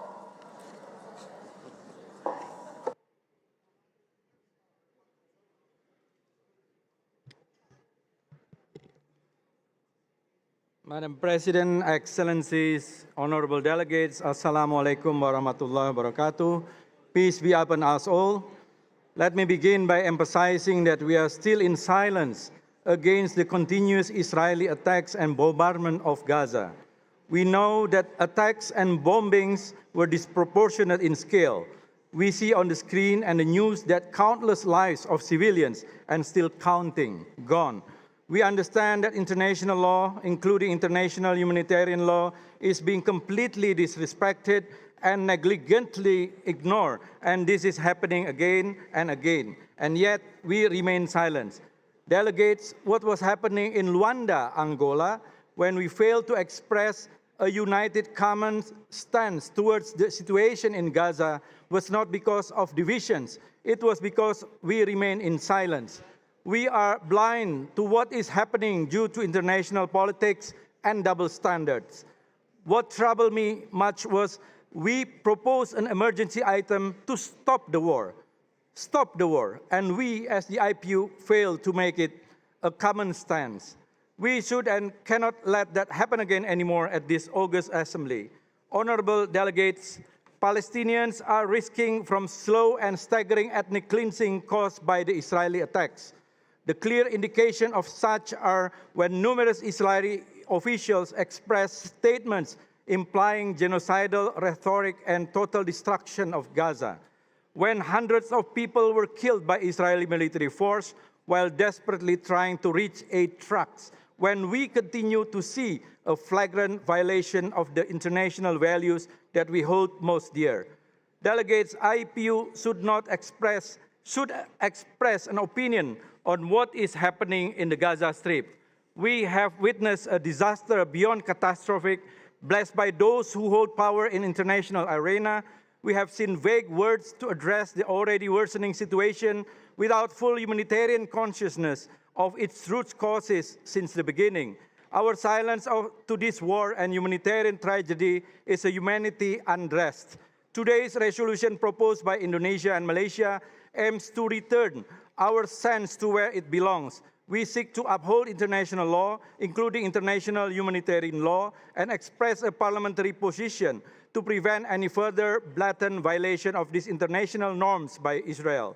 I thank South Africa for taking the initiative to dispute Israel for the application of the Genocide Convention in the Gaza Strip at the ICJ, with a view that our main proposal is for the IPU to express its position against the unfolding tragedy in Gaza. Indonesia and Malaysia have discussed with our South African colleagues and come an agreement for a united common stance with the inclusion of our general positions and basic understanding. We must uphold international law to prevent further genocide from happening in Gaza and address the humanitarian tragedy there. For that to happen, one resolution shall be expressed and voted for. Indonesia and Malaysia, therefore, suggest the withdrawal of our emergency item, merging and aligning our position with our colleague from South Africa. May this resolution be an expression of thankfulness during this holy month of Ramadan. Ramadan Mubarak. Wassalamu alaikum warahmatullah. Thank you so much, Indonesia and Malaysia. So since they have withdrawn their motion, then there will be no reply. There will be no against. Okay, so we go to the fifth one, which is submitted by Argentina on behalf of the delegations of Ecuador, Guyana, Peru, Trinidad and Tobago, and Uruguay. Ms. Crexelli from Argentina and Speaker Nadir from Guyana. You have the floor.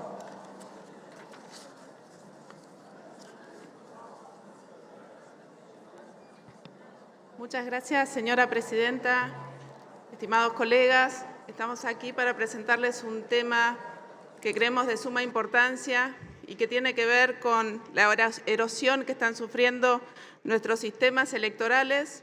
Venimos a traer una situación que está sucediendo en nuestra región, pero que consideramos que es un tema internacional y tiene que ver con las proscripciones políticas que sufren los candidatos opositores y que muchas veces sucede cuando gobernantes llegan por métodos democráticos y por elecciones libres y justas y transparentes y devienen sus gobiernos en regímenes autocráticos o autoritarios y después proscriben y persiguen políticamente a aquellos quienes quieren alternar y ejercer sus derechos políticos de elegir y ser elegidos.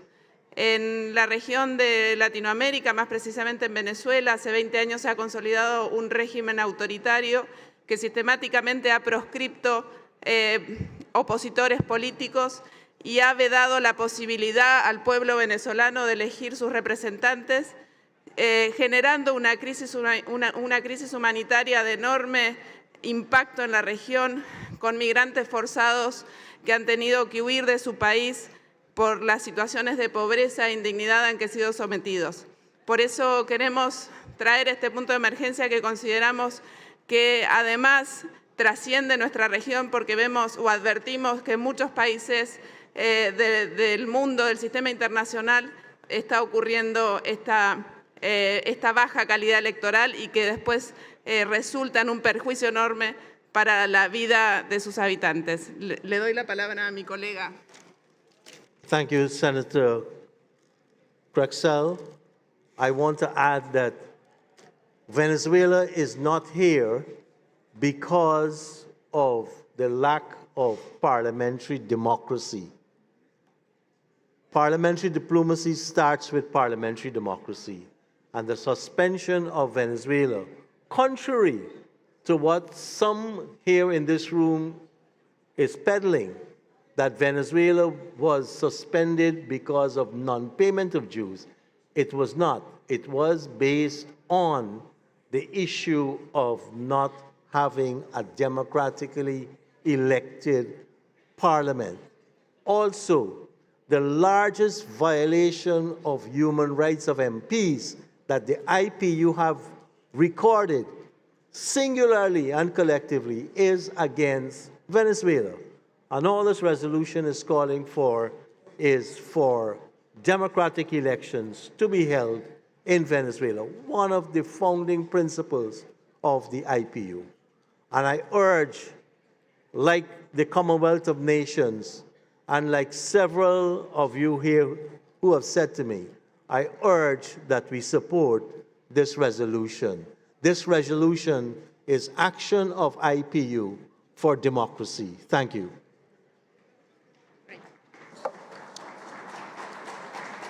Okay, thank you very much. That's Ecuador. Excuse me, Ecuador, you're part of this. Do you want to go against?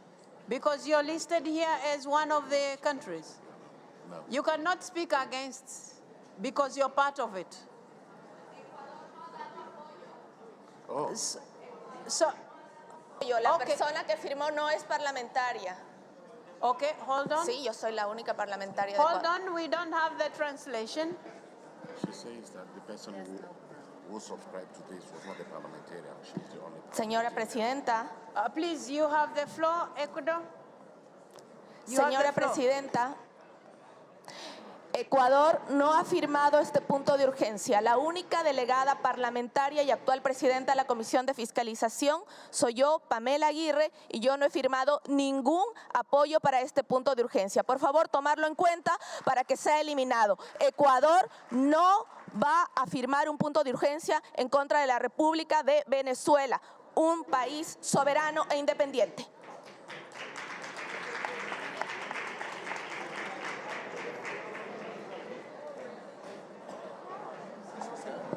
Okay, so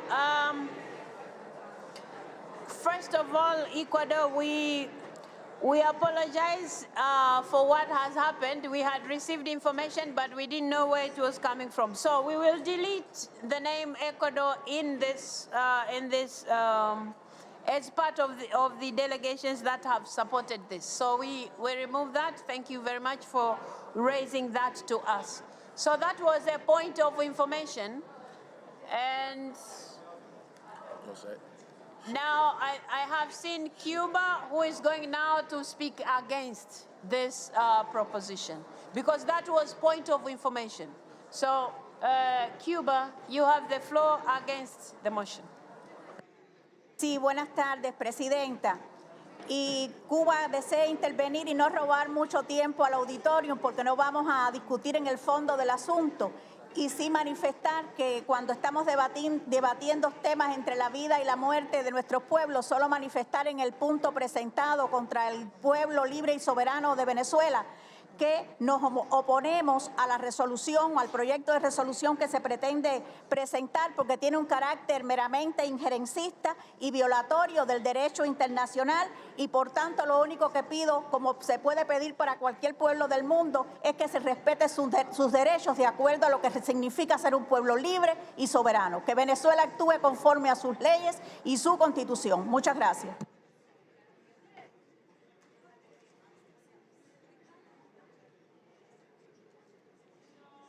We have already the against the motion. Now we go to the Democratic Republic of Congo. Mr. Mbata Betukumesu, you have the floor. Okay. Congo? Is not here? No, they're there. Is not here? Congo is there. Bolivia? They're coming down. No. Point of order.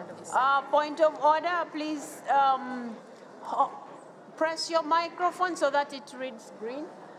Technician, please allow Bolivia, please. Point of order. Point of order, yeah. You have the floor, Bolivia. Gracias, Presidenta. Ruego que se informe por secretaría lo que sucede en estos casos. Ningún país puede poner en la lista suya de propuestas a otro país sin su consentimiento. Eso es hacer trampa y en el reglamento debe indicar algo al respecto. No sé si esto elimina la propuesta, pero por lo menos aquellos que incluyeron el nombre de otro país sin su consentimiento son los que tienen que pedir las disculpas y no usted, Presidenta. Gracias.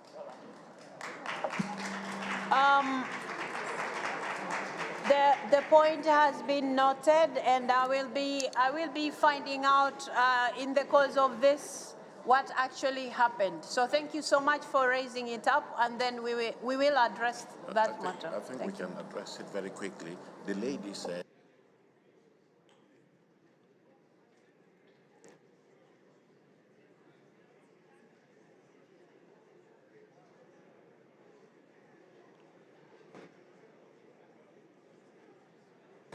So an Ecuadorian staff member did commit. So we just Okay. Okay, from the explanation, I'm being advised here that when Ecuador took the floor, she said she was the only member of parliament here, but the person who actually brought the name of Ecuador in this resolution is a member of staff. So we don't know whether it's a member of staff from Ecuador or from where, but I think... Yes, from her staff. From her staff, okay. So it's a member of staff from Ecuador who was probably sitting together with this. So thank you. Congo, DRC Congo, sorry. Democratic Republic of Congo, you have the floor. Thank you, Madam President. I'm now going to read the draft resolution presented by the Democratic Republic of Congo on the situation in this country, which is worse than Gaza, worse than Ukraine, and on which the international community has been keeping quiet. It is in French. Projet de résolution présenté par la délégation de la République démocratique du Congo.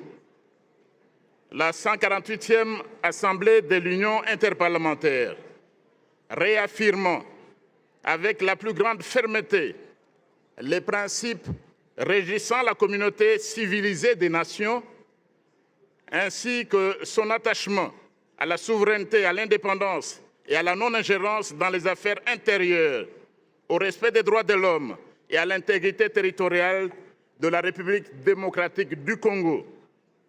Profondément préoccupé par la situation sécuritaire en République démocratique du Congo, où le mouvement terroriste du M23, un groupe terroriste, a pris et occupe de vastes territoires dans l'est du pays.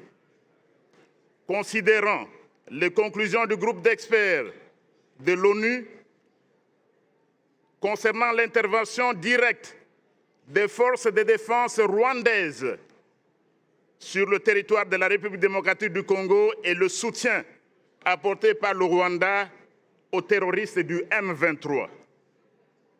Attendu que la présence et les agissements des groupes armés étrangers en République démocratique du Congo et contre celle-ci, ainsi que leurs effets néfastes sur l'environnement et le développement, violent les principes du droit international consacrés par la Charte des Nations Unies, l'acte constitutif de l'Union africaine et plusieurs autres instruments internationaux pertinents. Considérant la situation humanitaire désastreuse et les souffrances imposées par le M23 et ses alliés à la population civile de la République démocratique du Congo, notamment les violations des droits de l'homme telles que les massacres, les meurtres, les déplacements forcés, qui touchent en particulier les femmes et les enfants en tant que principales victimes du conflit et de la violence.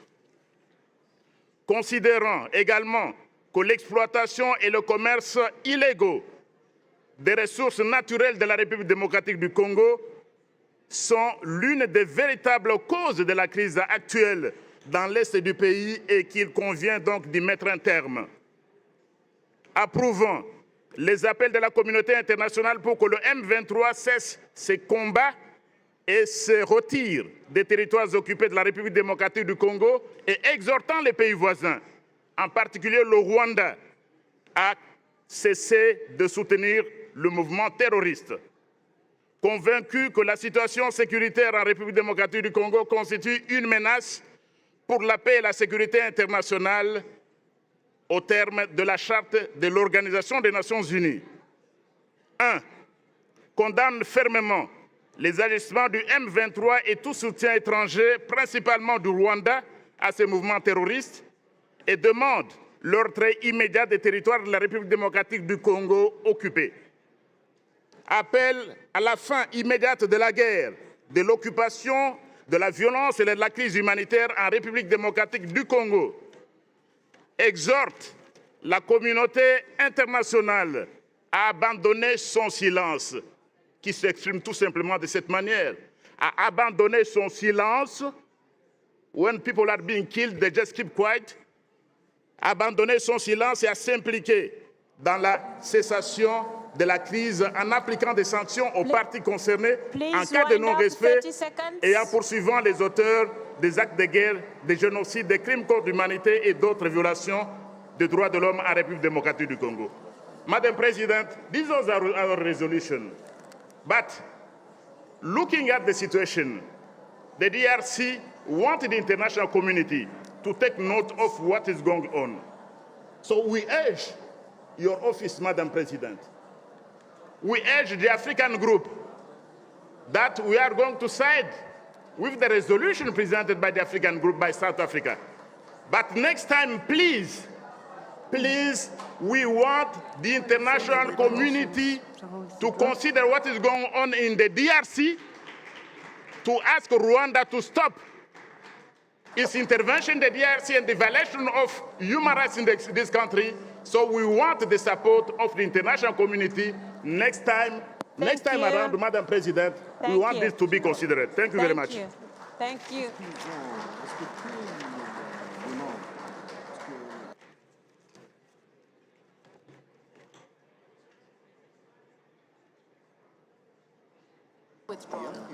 Okay, the item has been withdrawn, so we will not be asking for any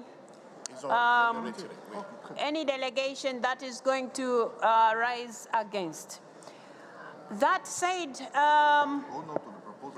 Yes. I have been informed here that our colleagues who had gone out to try and talk to each other and see if they can come up with a compromised version of the emergency item, they have not been able to reach consensus. That said, because the proposal that was presented by the president of 12+ was a joint one in the context that they were going together with the South African one.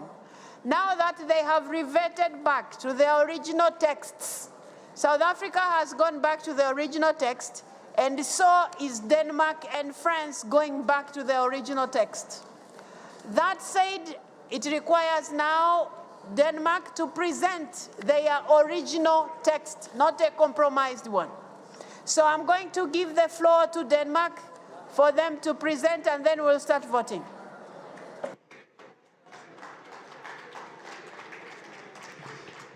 Dear colleague and friends, there's a point of order up there. I don't know if I said something wrong. Dear colleague and friends, the situation is very grave. We should not repeat what happened in Rwanda. We need to discuss and take a stand on what's going on in Gaza. We have to make a resolution. We have tried from the Denmark side and approved by a lot of other countries, France and so on, to try to keep it very brief, because we know that every time we expand the wording, there is more reasons for disagreement. So therefore, we have tried to make a very brief statement and appeal to other groups to join. And we were very happy. We were very happy that we succeeded in making a compromise with South Africa and the Arabic Union. But we was also very disappointed when South Africa decided not to accept the compromise, but to put forward their own proposal. Therefore, we have to put forward our original proposal, even though we wanted to have a compromise, and even though if you vote on the proposal we put forward, in the drafting committee, of course, we would reach out to all others to find a compromise. And what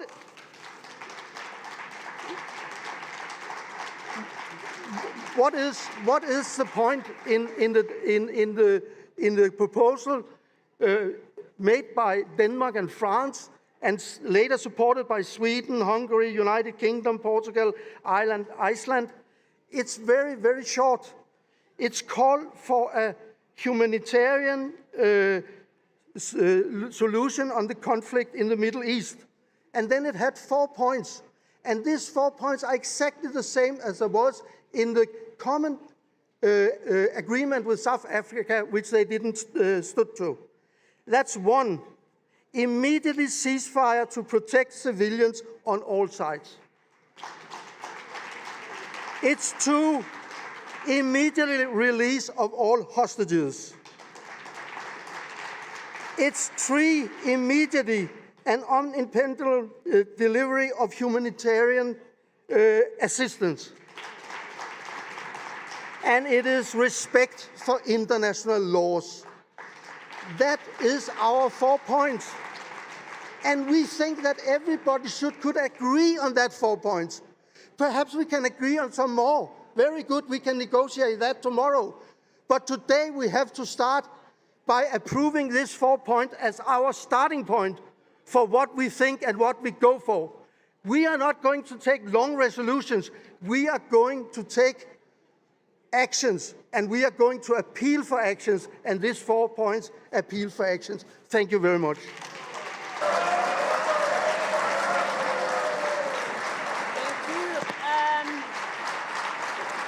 Thank you very much. Anybody against? Any delegation against? There is none. Thank you.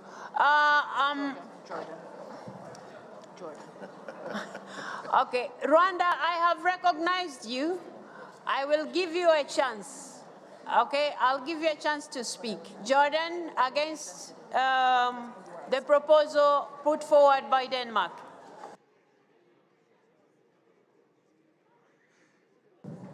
شكرا سيدتي الرئيسة.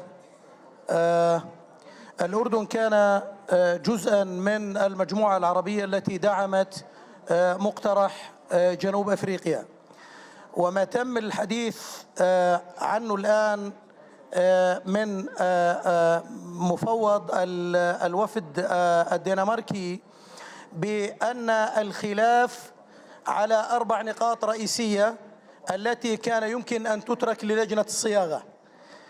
اعتراضي سيدتي الرئيسة حتى نوضح الصورة لجميع الزملاء أن المحتوى كان يمكن أن يترك بالكامل، يعني نتفق على العنوان وأن يترك المحتوى كامل للجنة الصياغة تتفق عليه، ولكن أن يتم ذكر إطلاق سراح الرهائن دون التطرق للمحتجزين السياسيين والذين اعتقلتهم السلطات الإسرائيلية، واللي عددهم زاد عن آلاف من الأطفال والنساء في غزة وفي الضفة الغربية.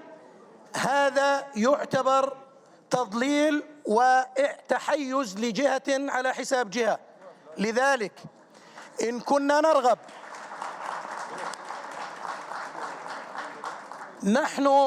نحن نمد يد التعاون ونرغب أن يخرج من هذه المؤسسة التي تسعى لتعزيز الأمن والسلم، وأطلقت عنوانها في 24 الأمن والسلم المجتمعي والعالمي. نعم، إذا كان هناك التعامل بالمثل، أي إطلاق سراح الرهائن مقابل إطلاق سراح المحتجزين لدى السلطات الإسرائيلية. غير ذلك يعتبر القرار به تحيز، وأنا أعترض على هذا المقترح. شكرا. Thank you.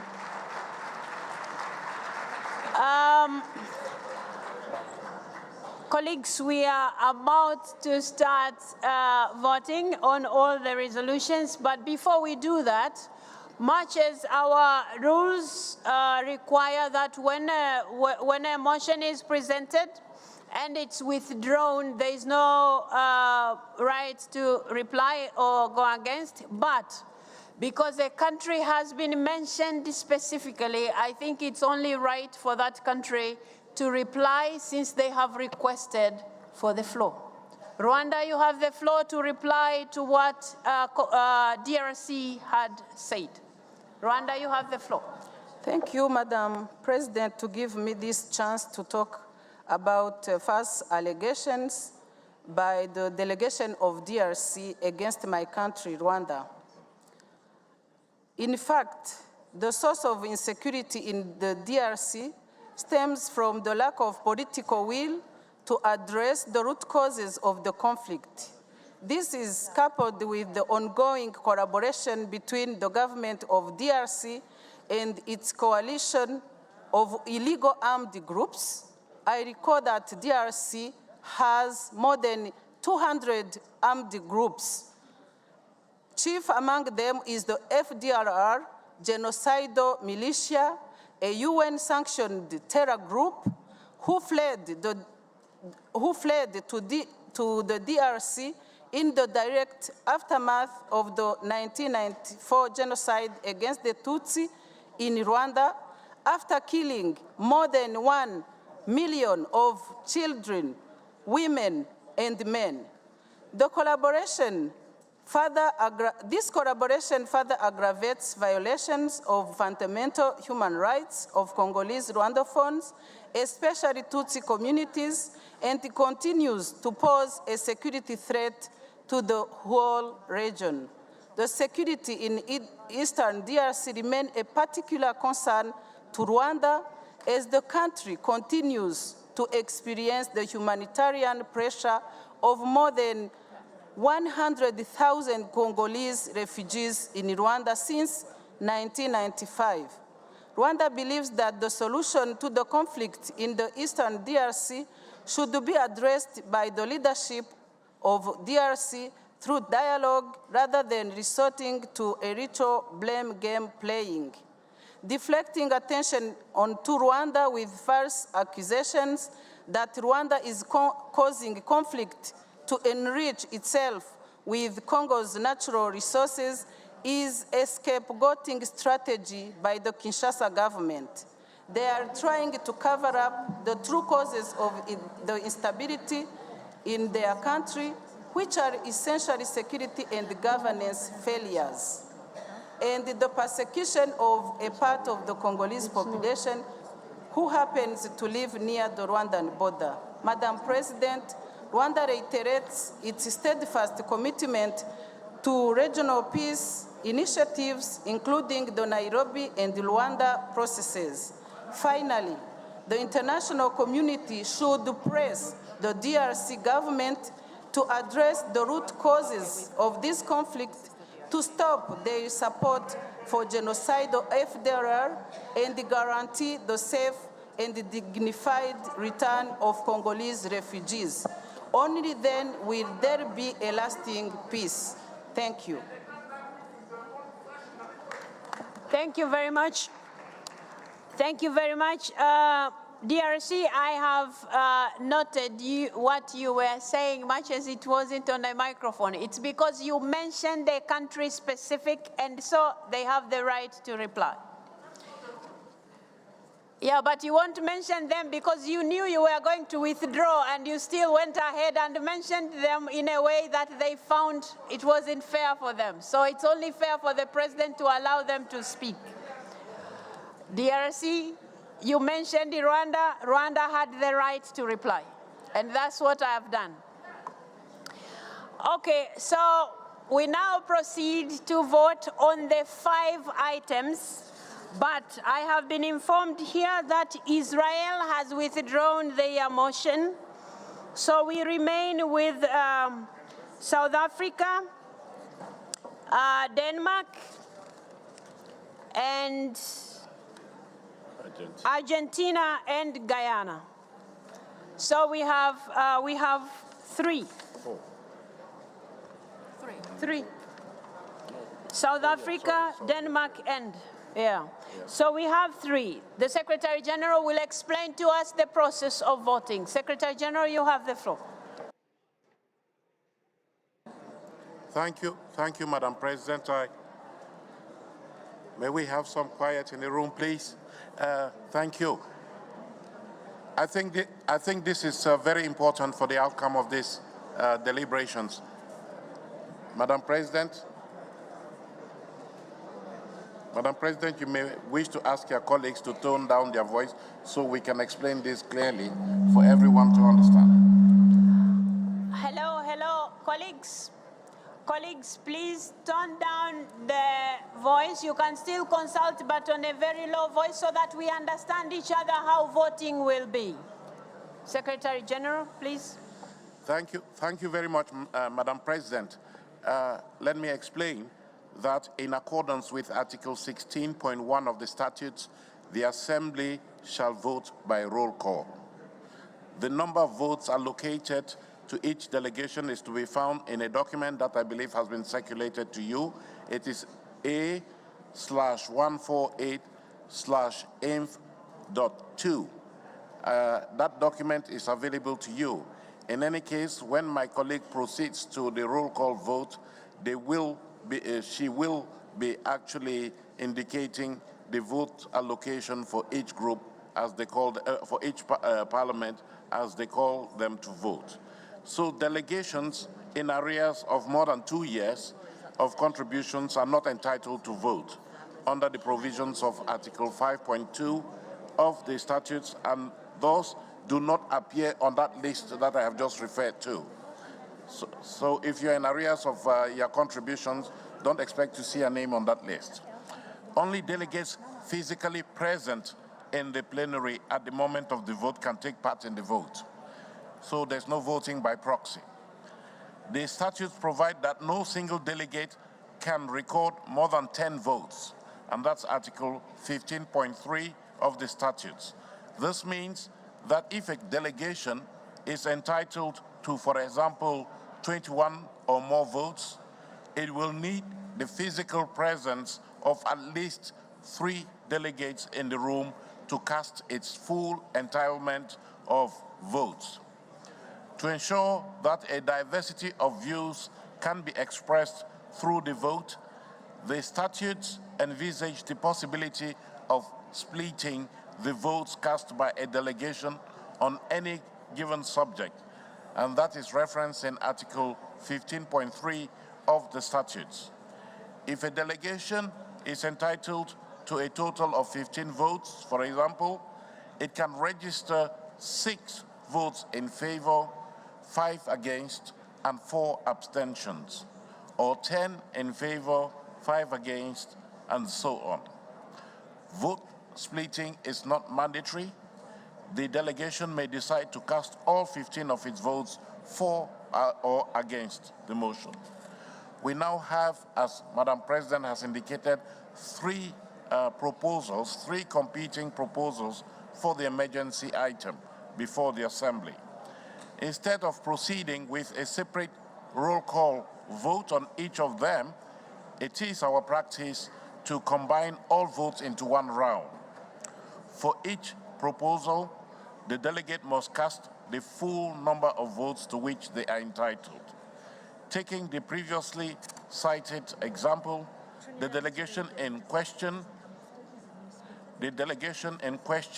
would thus need to cast all 15 of its votes on each proposal, but can of course split them to express diverse views.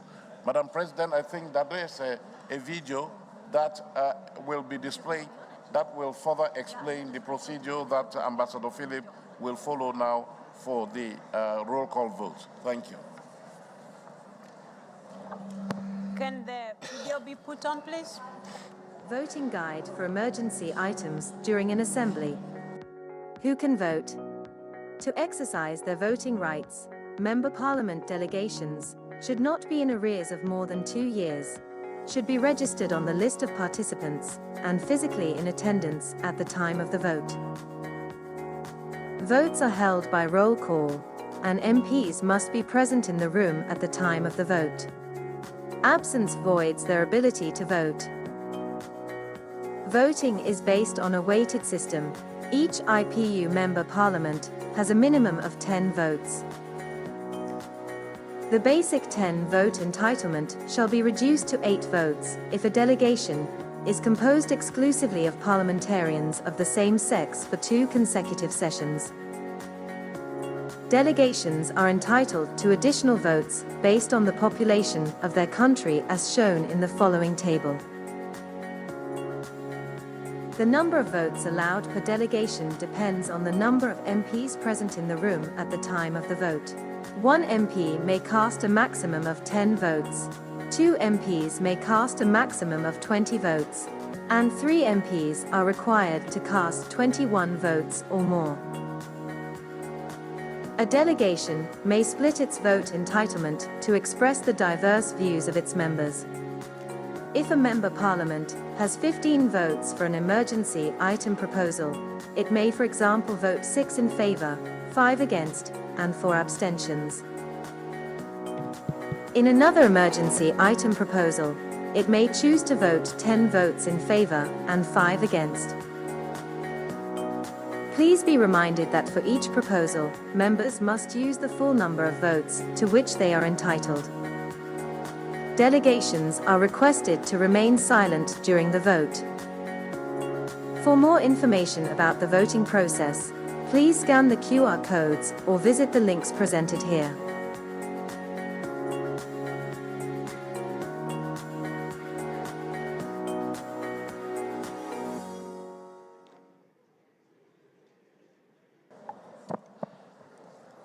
Thank you very much. I think now we are on the same page on how we are going to vote, and our secretariat is already there, ready to start calling the names, and she has prepared herself to begin with our Muslim colleagues, and then we will go like that.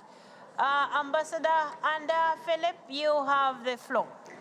Thank you very much, Madam President. I would just kindly request that we try to keep the noise down in the room, and that if delegations can clearly cast their votes English, French, and Spanish, if possible, that will help expedite the process. Otherwise, my colleagues have their headphones and they will be listening to you as you cast your votes. We are indeed aware that this assembly coincides with a number of religious occasions and that we are actually right before the break of the Ramadan fast. So at the request of Madam President, we will be starting with the Muslim majority countries, beginning with Bahrain. And since we know that there's a lot of excitement involved with this vote, also a gentle reminder that right after the vote, you are cordially invited to the first floor, where the Swiss authorities are very generously offering a reception for all the delegates.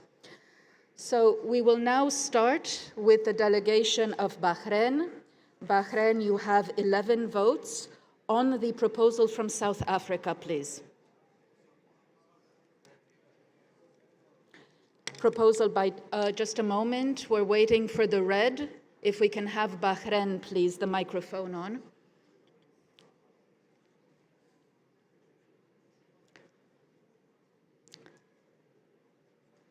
Technicians, can we please turn on the mic for Bahrain? Okay. On South Africa, 11 yes. Denmark? Denmark, 11 no. Venezuela? Venezuela, 11 no. We're talking about the resolution regarding Venezuela. Thank you. This has been recorded. Bangladesh? Sorry. There are 2 of them in the room. There are 2 of them in the room. There are two delegates. So it's fine. Okay, it's fine. They were just trying to check how many delegates are there. So they said they are all there. Go ahead, please. We're just waiting for the microphone to turn on for Bangladesh. Bangladesh, you have 21 votes. On the proposal from South Africa, please. 21 for South Africa. In favor? In favor. On the proposal from Denmark? 21 against Denmark. On the proposal regarding Venezuela? 21 against. Well noted. Thank you, Madam Speaker. Benin?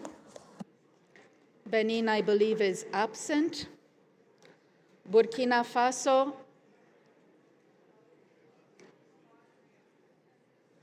I apologize. Bosnia, we'll wait for the microphone to turn on. Bosnia, you have 8 votes. On the proposal from South Africa, please. 4. You have to cast. favor. You have to cast all the 8 votes. 4. So 8 in 4 favor. in favor for the second proposal.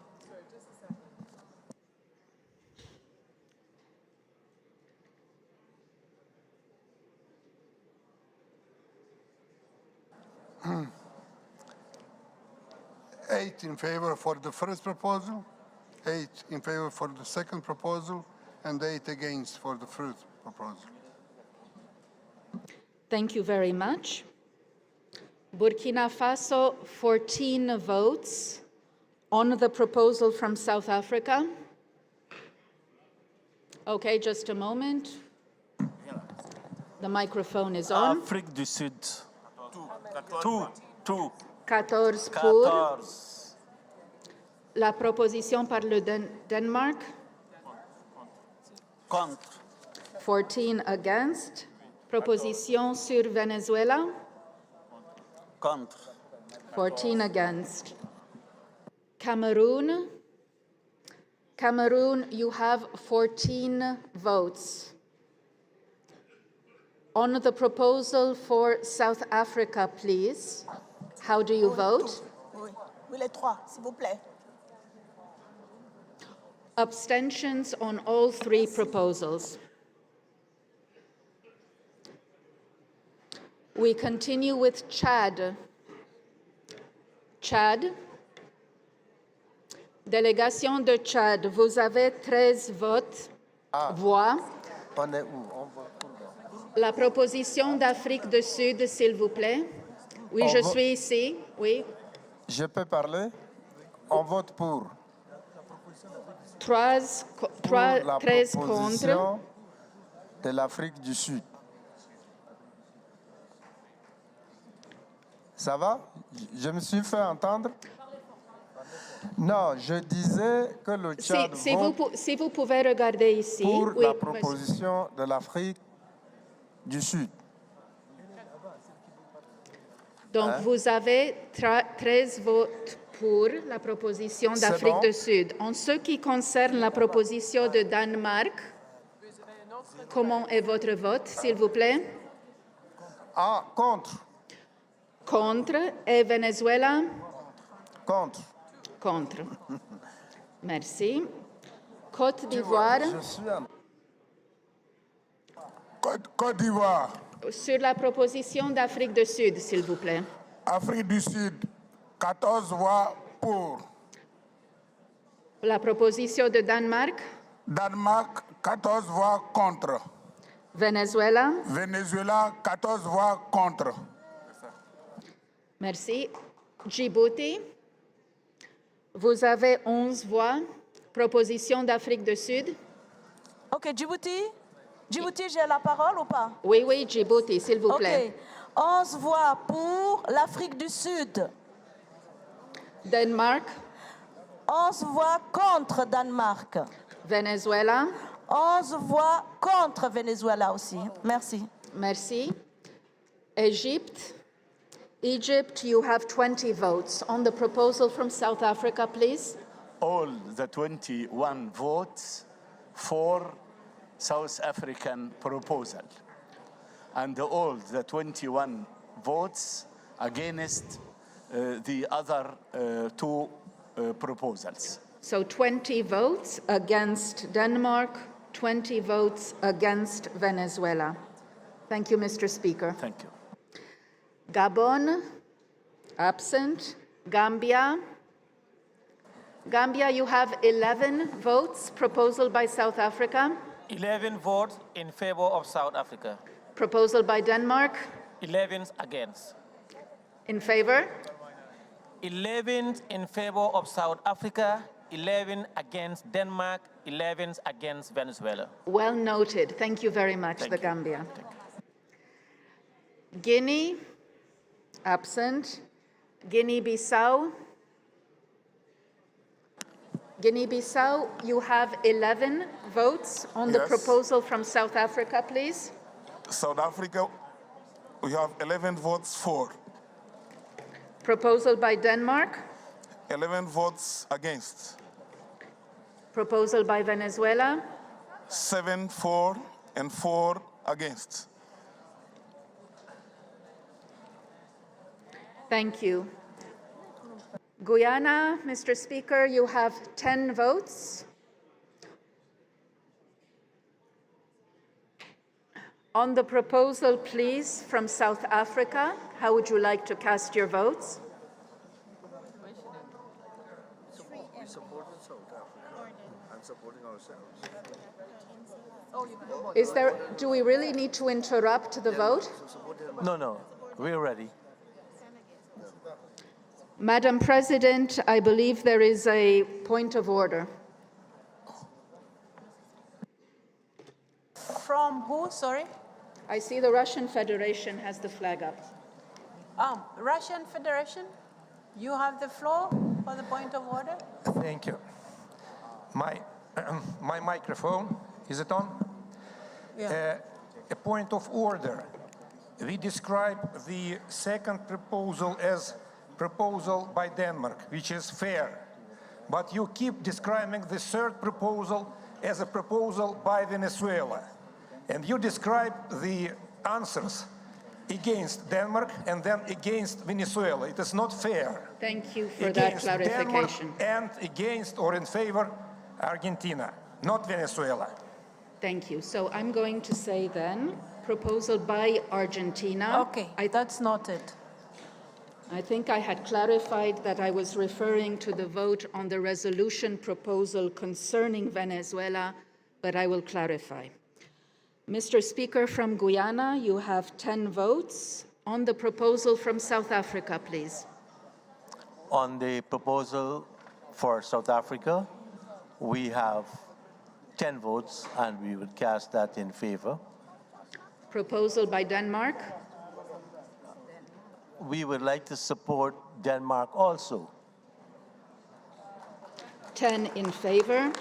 Proposal by Argentina. And we support 10 votes for the Argentine resolution. Thank you.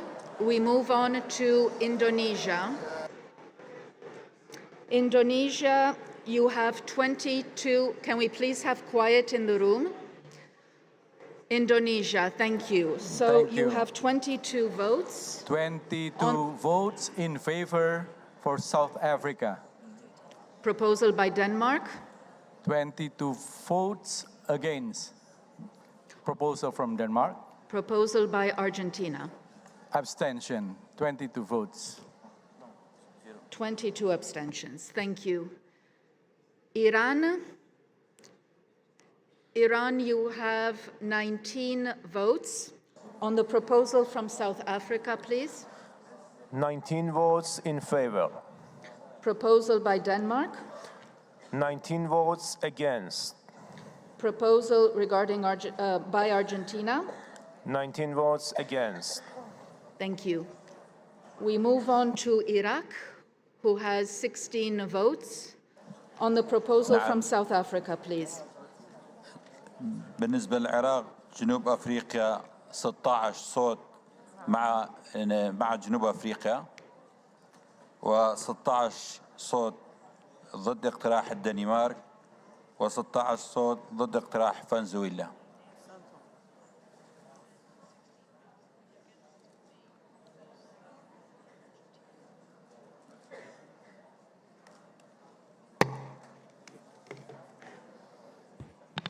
Pierre, is that okay?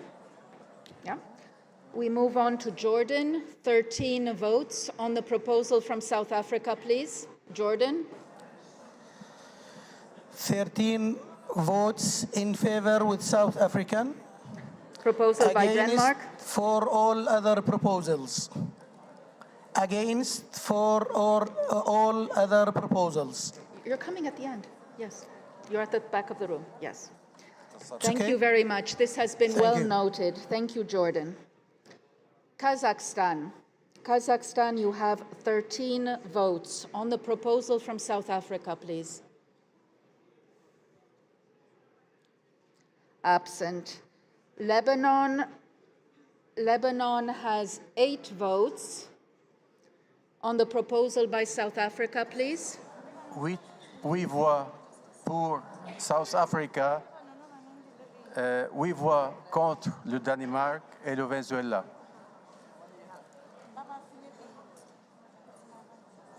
Merci. Libya.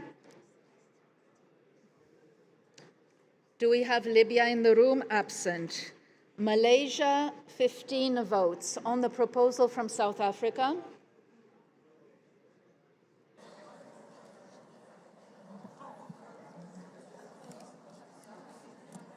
Malaysia for South Africa, in favor.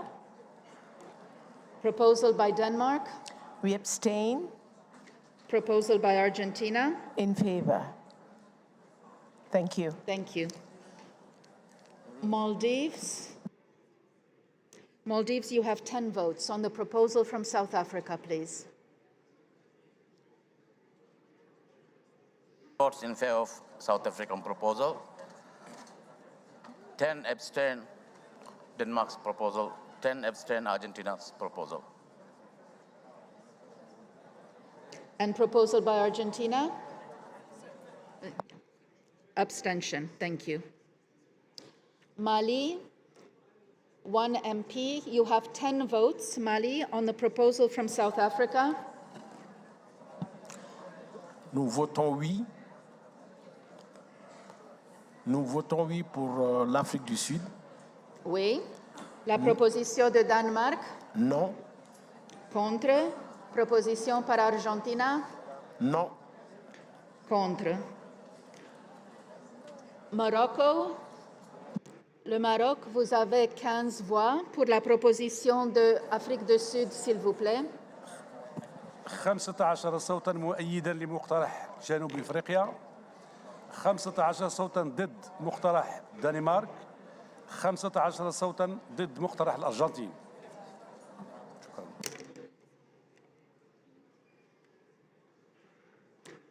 Mozambique, we move on to Mozambique. That you have 15 votes. For South Africa, please. Moçambique, 15 votos a favor da África do Sul. Abstenção para a Dinamarca e Argentina, nos 15 votos. Obrigada. Abstention on the last 2 proposals. Nigeria, 22 votes. On the proposal from South Africa, please. On South Africa, Nigeria 22 against. Proposal by Denmark. 22 for. 22 in favor. Proposal by Argentina. 22 against. Thank you. Oman, 11 votes. Proposal by South Africa. In favor with, yes, with South Africa. Proposal by Denmark. Against. Proposal by Argentina. Against. Thank you. Thank you. Pakistan, 22 votes. Proposal by South Africa. 22 in favor of South Africa. Denmark. 22 against Denmark. Argentina. 22 against Argentina. Thank you, Pakistan. We move on to Palestine. You have 12 votes. Proposal by South Africa.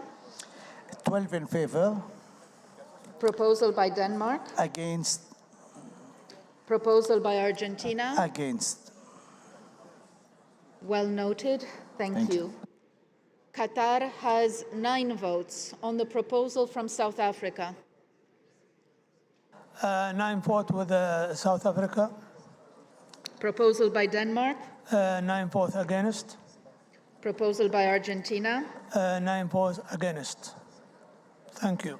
Thank you. Saudi Arabia, 15 votes on the proposal by South Africa, please. We would like to cast all 15 votes with the South African proposal. Thank you. Proposal by Denmark. 15 votes against. And proposal by Argentina? Also 15 votes against. Well noted, Thank you. Sierra Leone, 12 votes. Proposal by absent, Sierra Leone. Somalia, absent. Suriname? Do we have Suriname in the room? Yes. Yes. Suriname, you have 10 votes. On the proposal from South Africa, please. 10 votes in favor, Proposal by Denmark? 7 votes in favor and 3 against. Proposal by Argentina? 5 votes in favor and 5 abstain. Thank you. Syria, 14 votes. 14 صوتا لجنوب أفريقيا البند الأول، 14 صوتا ضد بمجموعة الدنمارك، 14 صوت ضد فنزويلا.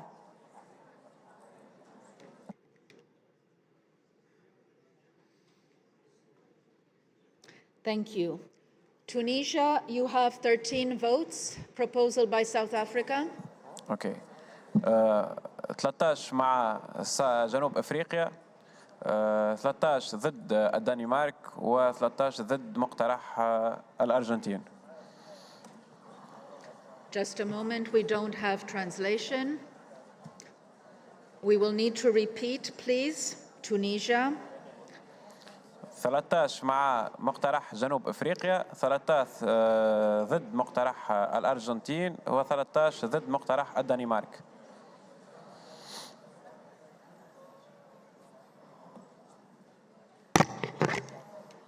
Thank you. Turkey. Turkey, you have 19 votes. Proposal by South Africa, please. 19 votes in favor, Proposal by Denmark. 19 votes abstention, Proposal by Argentina. 19 votes against. Thank you. Uganda. Do we have Uganda in the room? Yes. Oh, excuse me, sorry. Turkmenistan is. Do we have Turkmenistan in the room? No, absent. We move on to Uganda with 16 votes. Proposal by South Africa. 16 votes In favor. in favor, Proposal by Denmark. abstain, Proposal by Argentina. against 16, Thank you. against, Noted. United Arab Emirates, 12 votes. Proposal by South Africa, please. Yes, 12 votes for South Africa, Proposal by Denmark. 12 votes for Denmark, Proposal by Argentina. 12 votes against. Thank you. Uzbekistan, absent. Yemen. Yemen, you have 13 votes. On the proposal by South Africa, please. 13 صوت مؤيد لاقتراح جنوب افريقيا. 13 صوت ضد اقتراح الدنمارك. 13 صوت ضد اقتراح الارجنتين. Thank you. We move on to Albania. Albania, absent. Algeria, 16 votes. Proposal by South Africa. 16 صوت نعم لمقترح جنوب افريقيا، 16 صوت لا للدنمارك و16 صوت لا للارجنتين. I don't think we have interpretation. Just a moment, please. If we can get the interpretation for Algeria. I'm afraid we need to do this again. Can you hear the interpretation now? We need the interpretation from Arabic, please. 16 voix pour la proposition de l'Afrique du Sud. Merci. 16 voix contre la proposition de Danemark et 16 voix contre la proposition de l'Argentine. Merci beaucoup, c'est bien noté.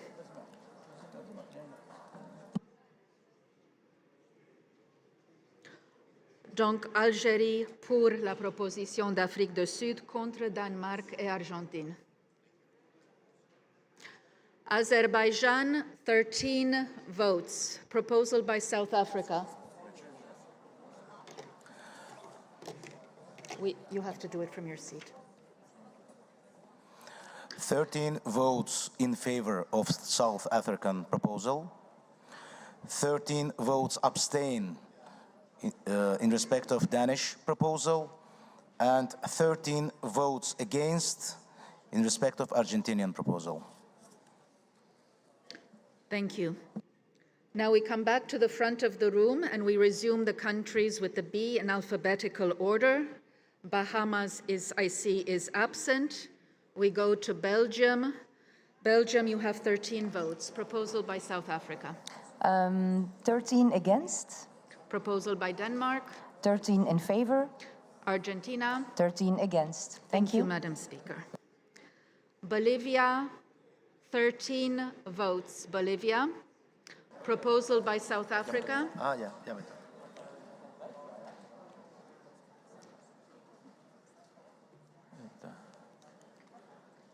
Bolivia, can you please tell us on the proposal from South Africa, how do you vote? Sí, Bolivia determina lo siguiente de acuerdo a la votación interna. Sudáfrica, 5 en contra y 8 a favor. Dinamarca, 5 a favor, 8 abstenciones. Argentina, 5 a favor, 8 abstenciones. Muchas gracias. Botswana, 11 votes. Botswana, on the proposal from South Africa, please. 11 for South Africa. 11 in favor. Proposal by Denmark. 11 against. Proposal by Argentina. 11 against. Thank you, Botswana. Brazil has 22 votes. Brazil. I'm just looking to see where Brazil is. Yes, thank you. Brazil, on the proposal from South Africa, please. A proposta da África do Sul, Brasil tem 20 votos a favor. Proposal by Denmark. Abstenção. Proposal by Argentina. Abstenção. Thank you. Obrigado. Bulgaria. Brazil had 22 votes. Yes. 22 votes. The full allocation of votes have been cast. Bulgaria, you have 10 votes. On the proposal from South Africa, please. 10 votes on the proposal of South Africa, 10 votes on the proposal of Denmark, and 10 against the proposal of Argentina. Thank you. Burundi. Burundi, 13 voix, s'il vous plaît. La proposition de Afrique du Sud. 13 pour la proposition de l'Afrique du Sud. Danemark. Abstention. Argentine. Abstention. Merci. Cabo Verde, you have 10 votes. Proposal by South Africa. 10 a favor. Proposal by Denmark.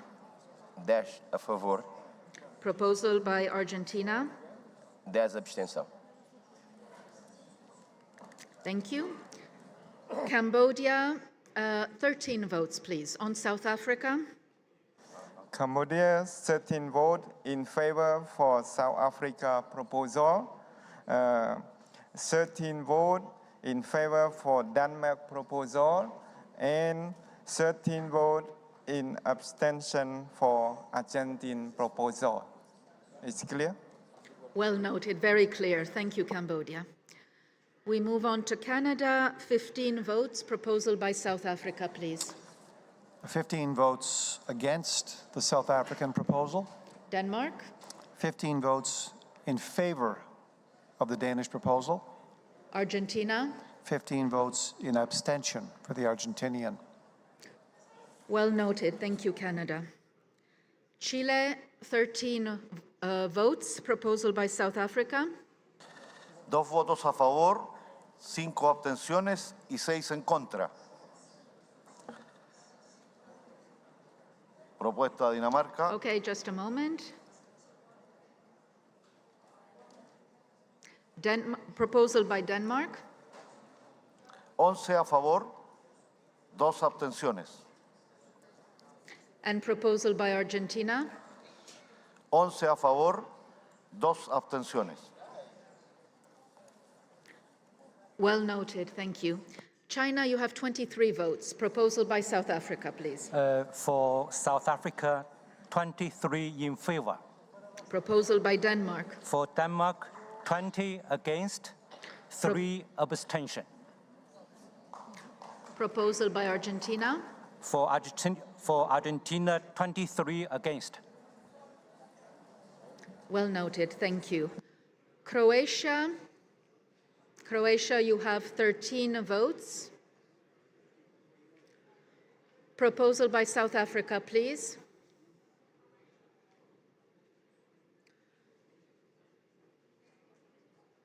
I don't see Croatia in the room. We move on to Cuba. Cuba, you have 13 votes. Proposal by South Africa, please. 13 votos a favor de Sudáfrica. Proposal by Denmark. 13 votos en abstención. And Argentina. 13 votos en abstención. Thank you. Cyprus, 11 votes. Proposal by South Africa. 5 in favor, 6 abstention. For Denmark, 6 in favor, 5 abstentions. And for Argentina, 3 against, 8 abstention. Thank you. Well noted, thank you. Czech Republic has 13 votes. Proposal by South Africa. South Africa, 13 votes against. Proposal by Denmark. 13 votes in favor. Proposal by Argentina. 13 votes against. Thank you. Democratic Republic of the Congo, 19 votes. Proposal by South Africa, please.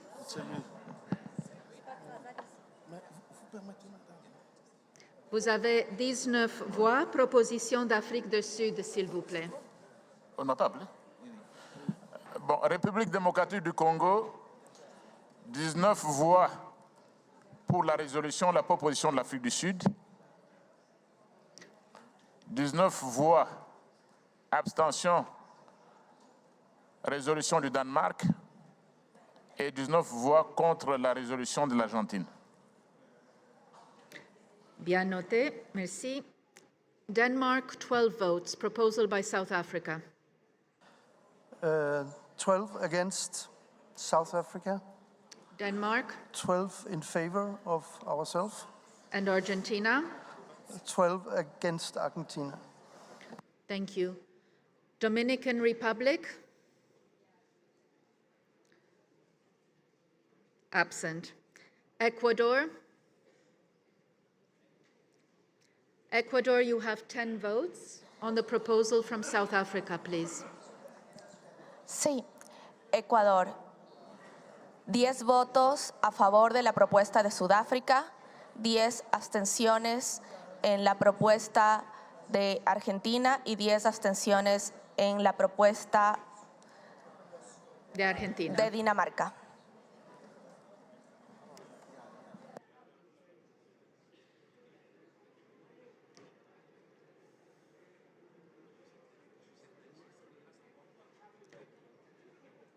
On the proposal from Argentina, it is abstention. Ecuador, if that is correct. Ecuador, abstention on the proposal by Argentina. Abstención en la propuesta abstention. de Argentina, recordando que Ecuador no firmó este documento. Well noted, thank you. Equatorial Guinea, 11 votes. Equatorial Guinea, proposal by South Africa, please. Sí, sobre la propuesta de Sudáfrica, 11 votos a favor. Yes. Proposición de Denmark. La propuesta de Dinamarca, 11 abstenciones. Y la propuesta de Argentina, 11 abstenciones. Well noted, thank you. Estonia, you have 11 votes. Proposal by South Africa. 11 votes against. Proposal by Denmark. 11 votes in favor. Proposal by Argentina. 11 votes abstention. Well noted, thank you. Eswatini, you have absent. Ethiopia. Ethiopia, you have 20 votes. Proposal by South Africa, please. Abstention for the proposal of South Africa. Denmark. Abstention. And Argentina. Abstention. Thank you. Abstention.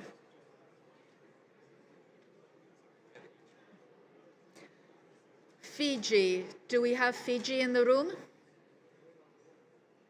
Fiji. I don't see Fiji in the room. We move to Finland. Finland, you have 12 votes. Proposal by South Africa, please. 12 votes against. Proposal by Denmark.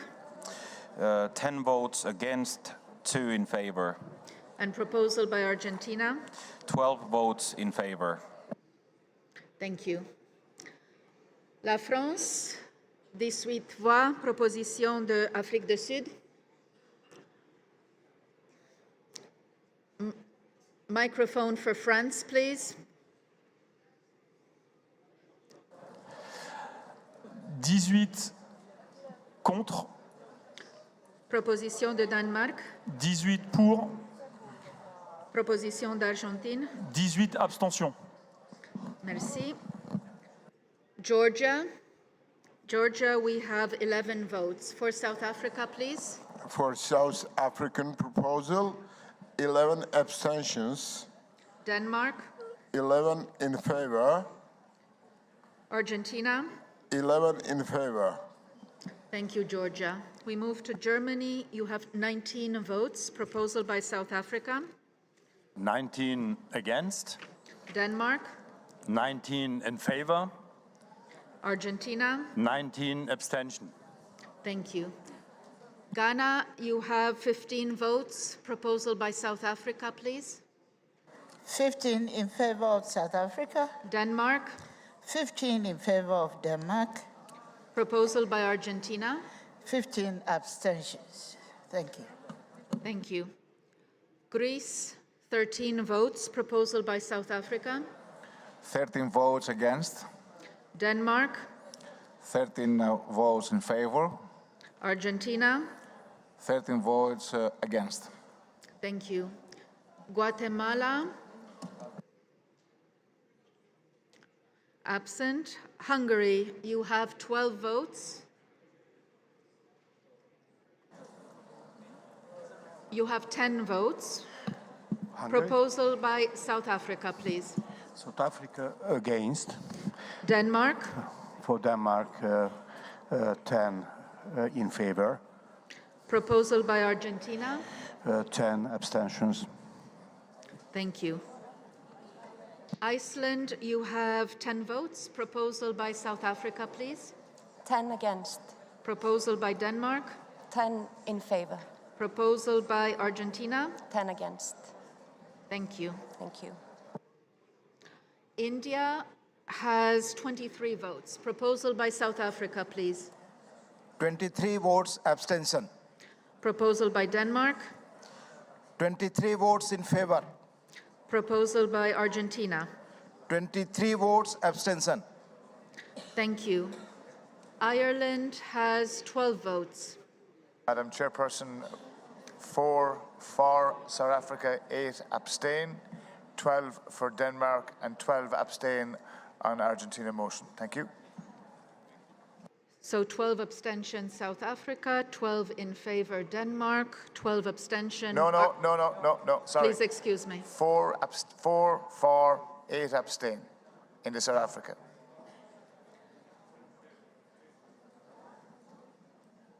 Isn't that right? Yeah.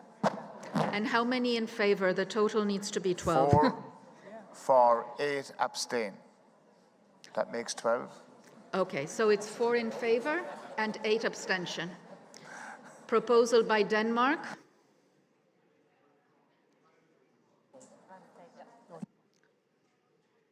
For. In favor. And proposal by Argentina. 12 abstain. Thank you. Thank you. Milibuekis. Argentina, Israel, 12 votes, Israel. 12 against South Africa. Denmark. 12 abstain.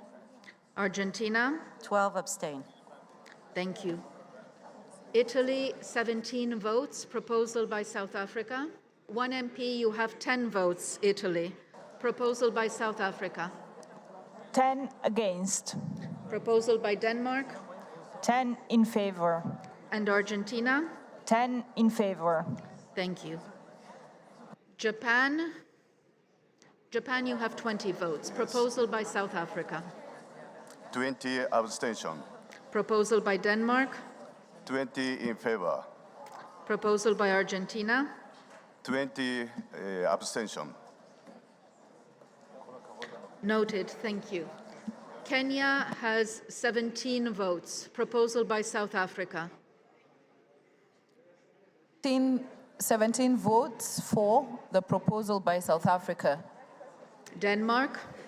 Abstain, 17 votes.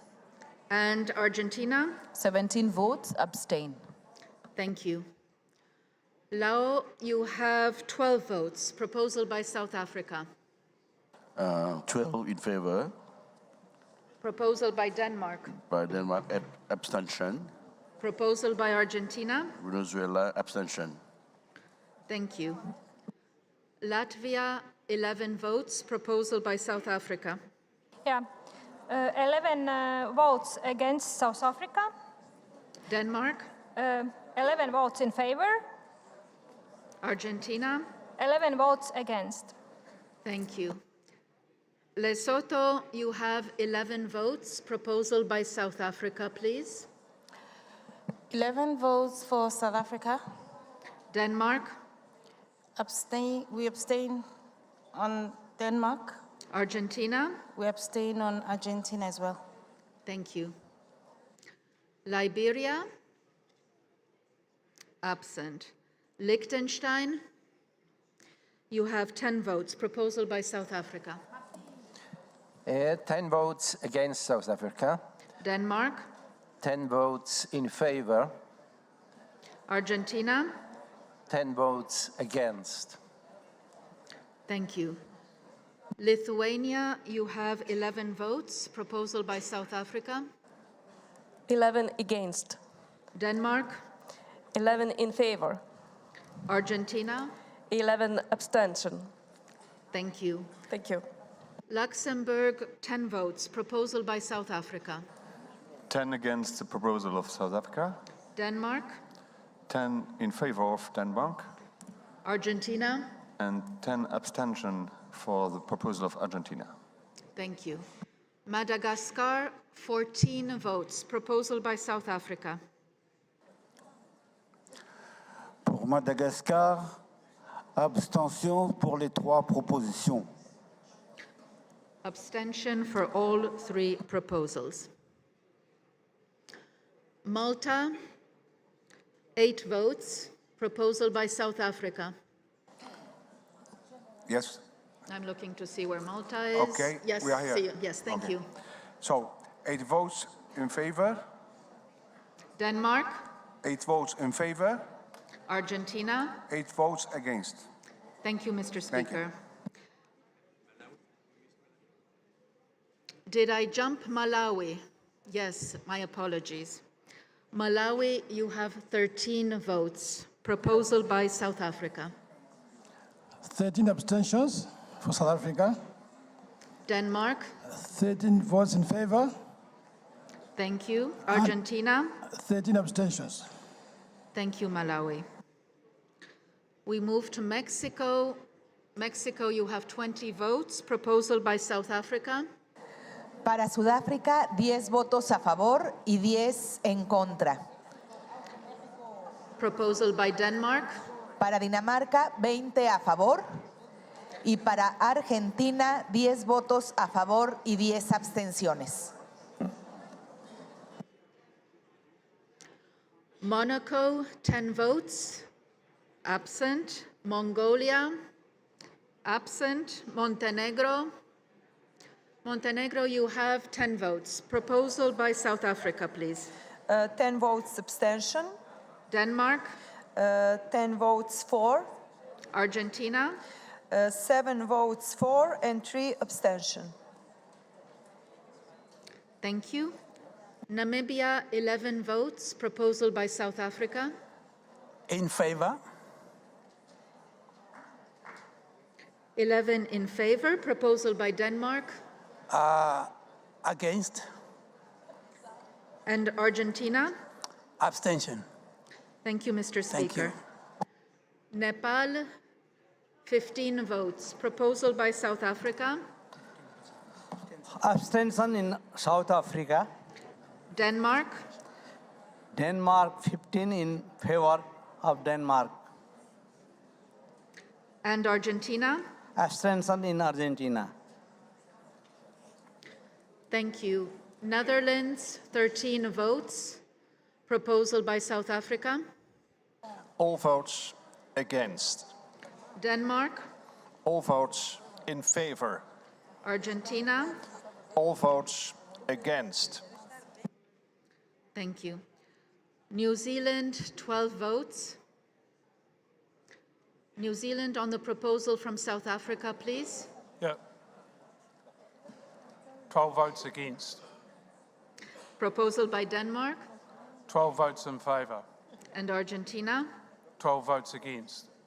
Thank you, New Zealand. Norway, 12 votes. Proposal by South Africa. Against. Proposal by Denmark. 10 in favor, 2 against. Proposal by Argentina. 12 abstain. Thank you. Paraguay. Do we have Paraguay in the room? It appears not. Peru. Peru, yes, thank you. Peru, you have 15 votes. Proposal by South Africa.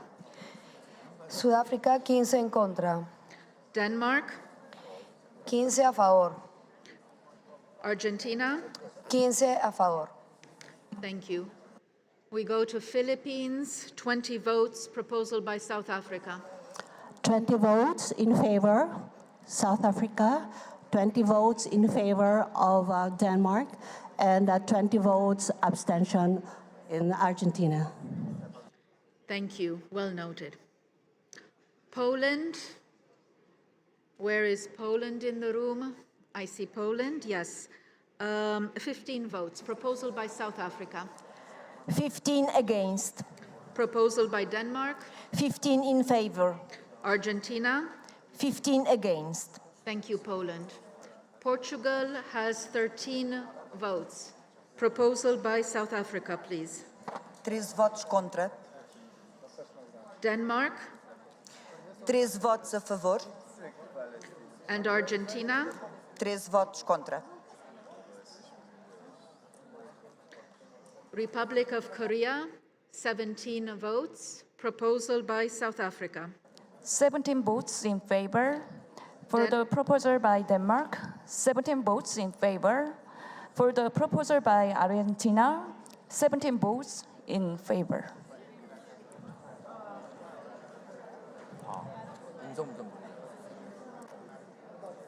Romania, we go to Romania, 13 votes. Proposal by South Africa, please.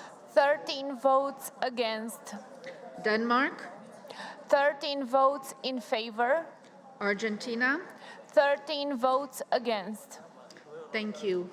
Well noted. Russian Federation, 20 votes. Proposal by South Africa, please. 20 votes in favor. Proposal by Denmark. 20 votes against. Proposal by Argentina. 20 votes against. Thank you. Well noted. We're almost there. One more page. Rwanda, 10 votes. Rwanda absent. San Marino, 10 votes. Proposal by South Africa. Thanks. 10 votes against for the resolution of South Africa. 10 votes in favor for the resolution of Denmark and 10 votes against for the last resolution. Thanks. Thank you. Sao Tome and Principe. 10 votes. Proposal by South Africa, please. 10 abstenções para cada proposta.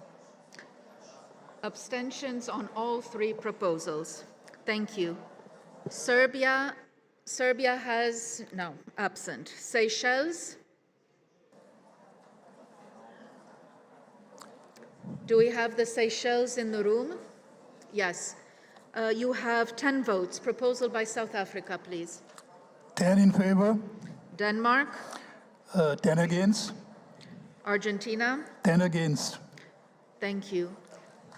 Singapore, you have 12 votes. Proposal by South Africa, please. Abstain. Denmark. In favor. Argentina. Abstain. Thank you. Slovakia, 10 votes. Proposal by South Africa. Absent. We move on to Slovenia with 11 votes. Proposal on South Africa.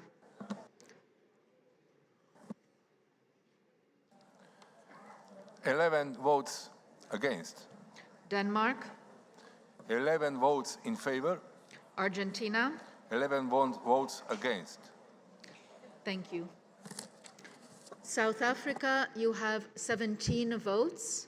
Proposal by South Africa. In favor of the proposal by South Africa and against the proposal by Denmark and abstain for the proposal by Argentina. Thank you, South Africa. Well noted. South Sudan has 13 votes. Proposal by South Africa.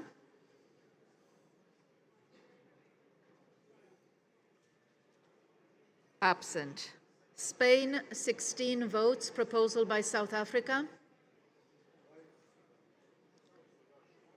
Sí, 16 votos en contra de Sudáfrica. Dinamarca, 16 a favor. Argentina, 16 a favor. Well noted, thank you. Sri Lanka, absent. Sweden, 13 votes. Proposal by South Africa. Madam, against 13 votes. Denmark, in favor, 13 votes. Argentina, against 13 votes. Thank you. Thank you.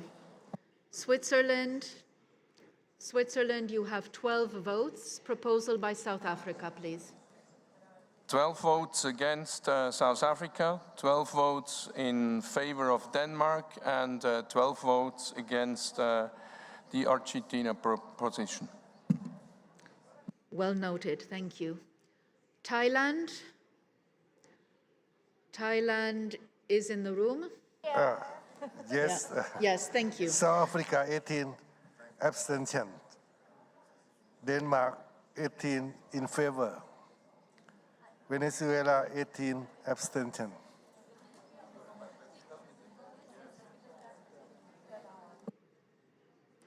Well noted, thank you. Timor-Leste, 11 votes. Proposal by South Africa, please. Timor-Leste abstain for all 3 proposals. Thank you. Tonga, you have 10 votes. Proposal by South Africa. South Africa, 10 votes in favor. Denmark, 10 votes in favor. Argentinians, 10 votes abstentions.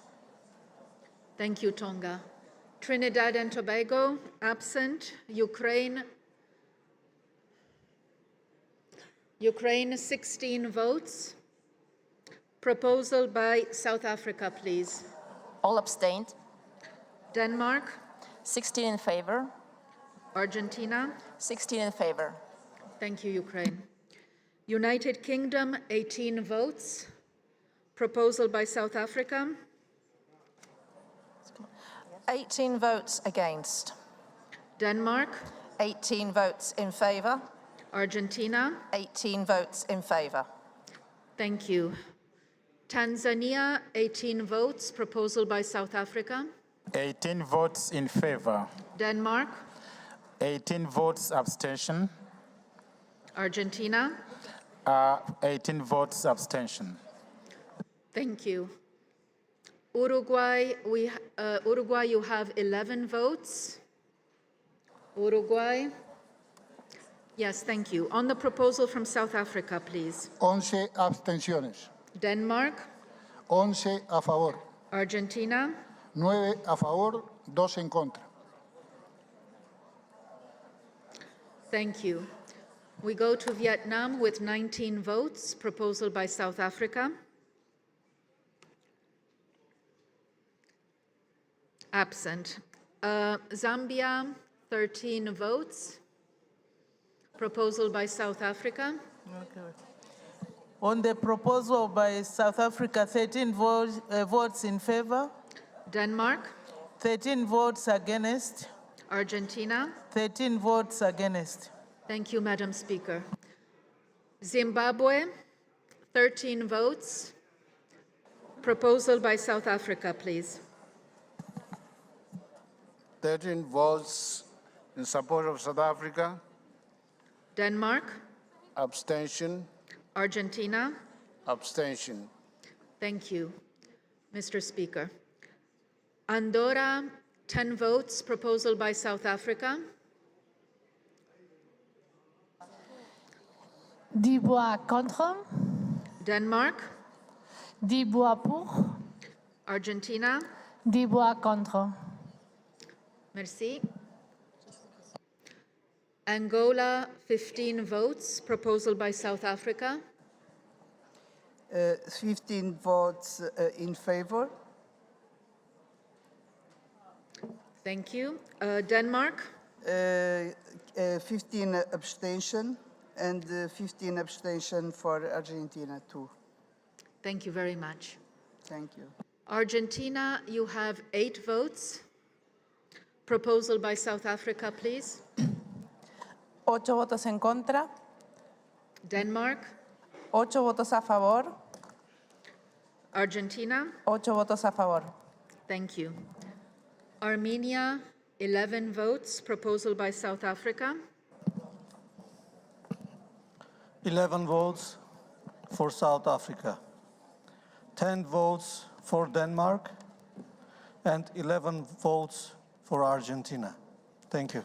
So you have 11 votes. For Denmark, you are casting those 11 votes. For Denmark, 10 for and 1 abstention. 10 for and 1 abstention. Thank you. And the last one on Argentina.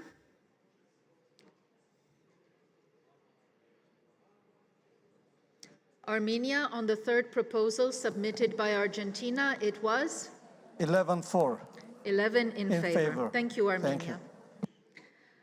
Australia, 14 votes. Proposal by South Africa. 14 against. Denmark. 14 for. Argentina. 14 abstain. And then the last country I have on my list is Austria. Austria, you have 12 votes on the proposal from South Africa, please. 12 against. Proposal by Denmark. 12 in favor. And proposal by Argentina. 12 in favor. Thank you very much. Now, I have been informed that Indonesia would like to correct their vote. So we will go back to Indonesia. Yes, we will repeat 22 in favor of South Africa, 22 against Denmark, 22 against Argentina.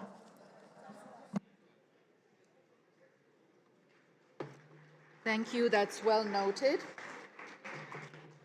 Have all delegations cast their votes? That appears to be the case. Madam President, I believe that the vote can be considered closed.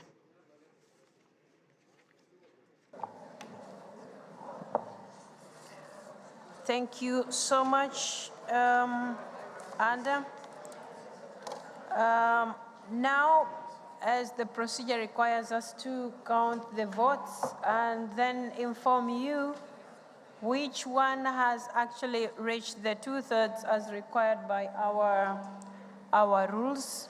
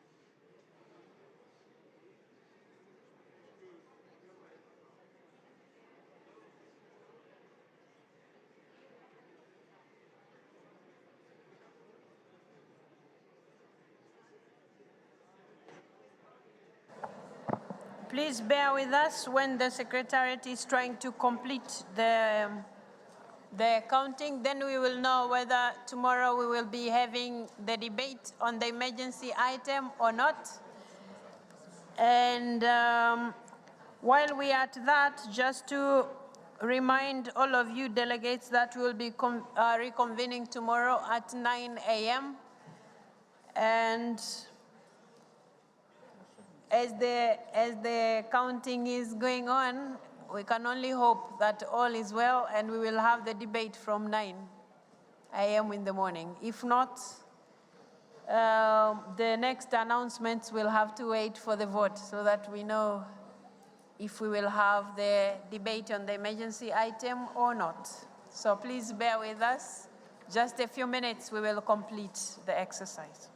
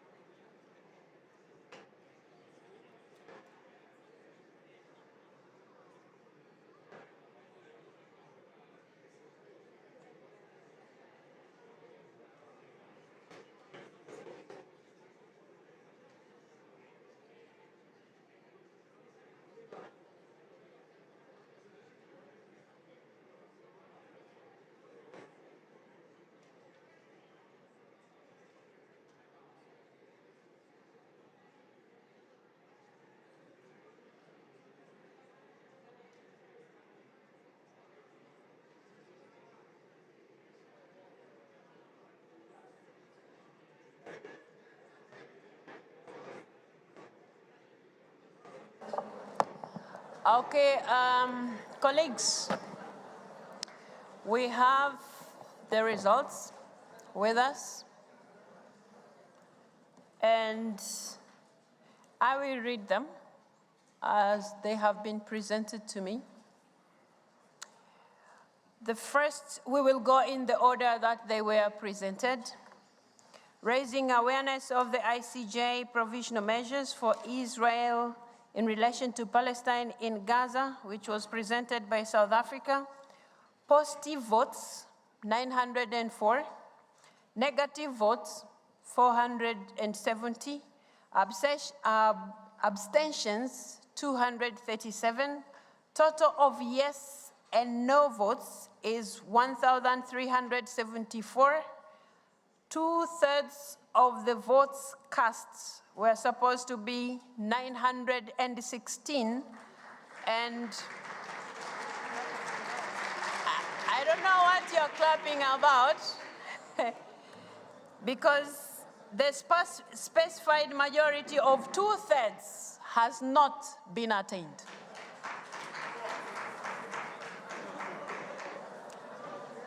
Should I reread, or you have understood? Okay, positive votes, 904. Negative votes, 470. Abstentions, 237. Total of yes and no votes, 1,374. For the South African motion to have moved forward, according to the 2/3 requirement, we needed 916 votes, which is not there. We go to the vote. Well, these are the results. I'm only presenting them to you. Now we have the results for call for urgent action regarding the conflict in the Middle East, which was presented by Denmark. Positive votes, 778. Negative votes, 471. Abstentions, 362. Total of yes and no votes, 1,249. 2/3 of the votes cast was supposed to be 833. So this motion also hasn't gone through. We go to the free, fair, and transparent elections in Venezuela, which was presented by Argentina plus other countries. Positive votes, 225. Negative votes, 760. Abstentions, 626. Total of yes and no votes, 985. 2/3 of the votes cast, 657. The specified majority of 2/3 hasn't been attained. Now, I think at this point, considering what I said in the beginning before we started voting, we all have ourselves to blame for having failed to reach a consensus on simple words that could have been worked out in the drafting committee. We have ourselves to blame once again. See you tomorrow at 9. We will continue with the general debate. There'll be no debate on the emergency item. Thank you.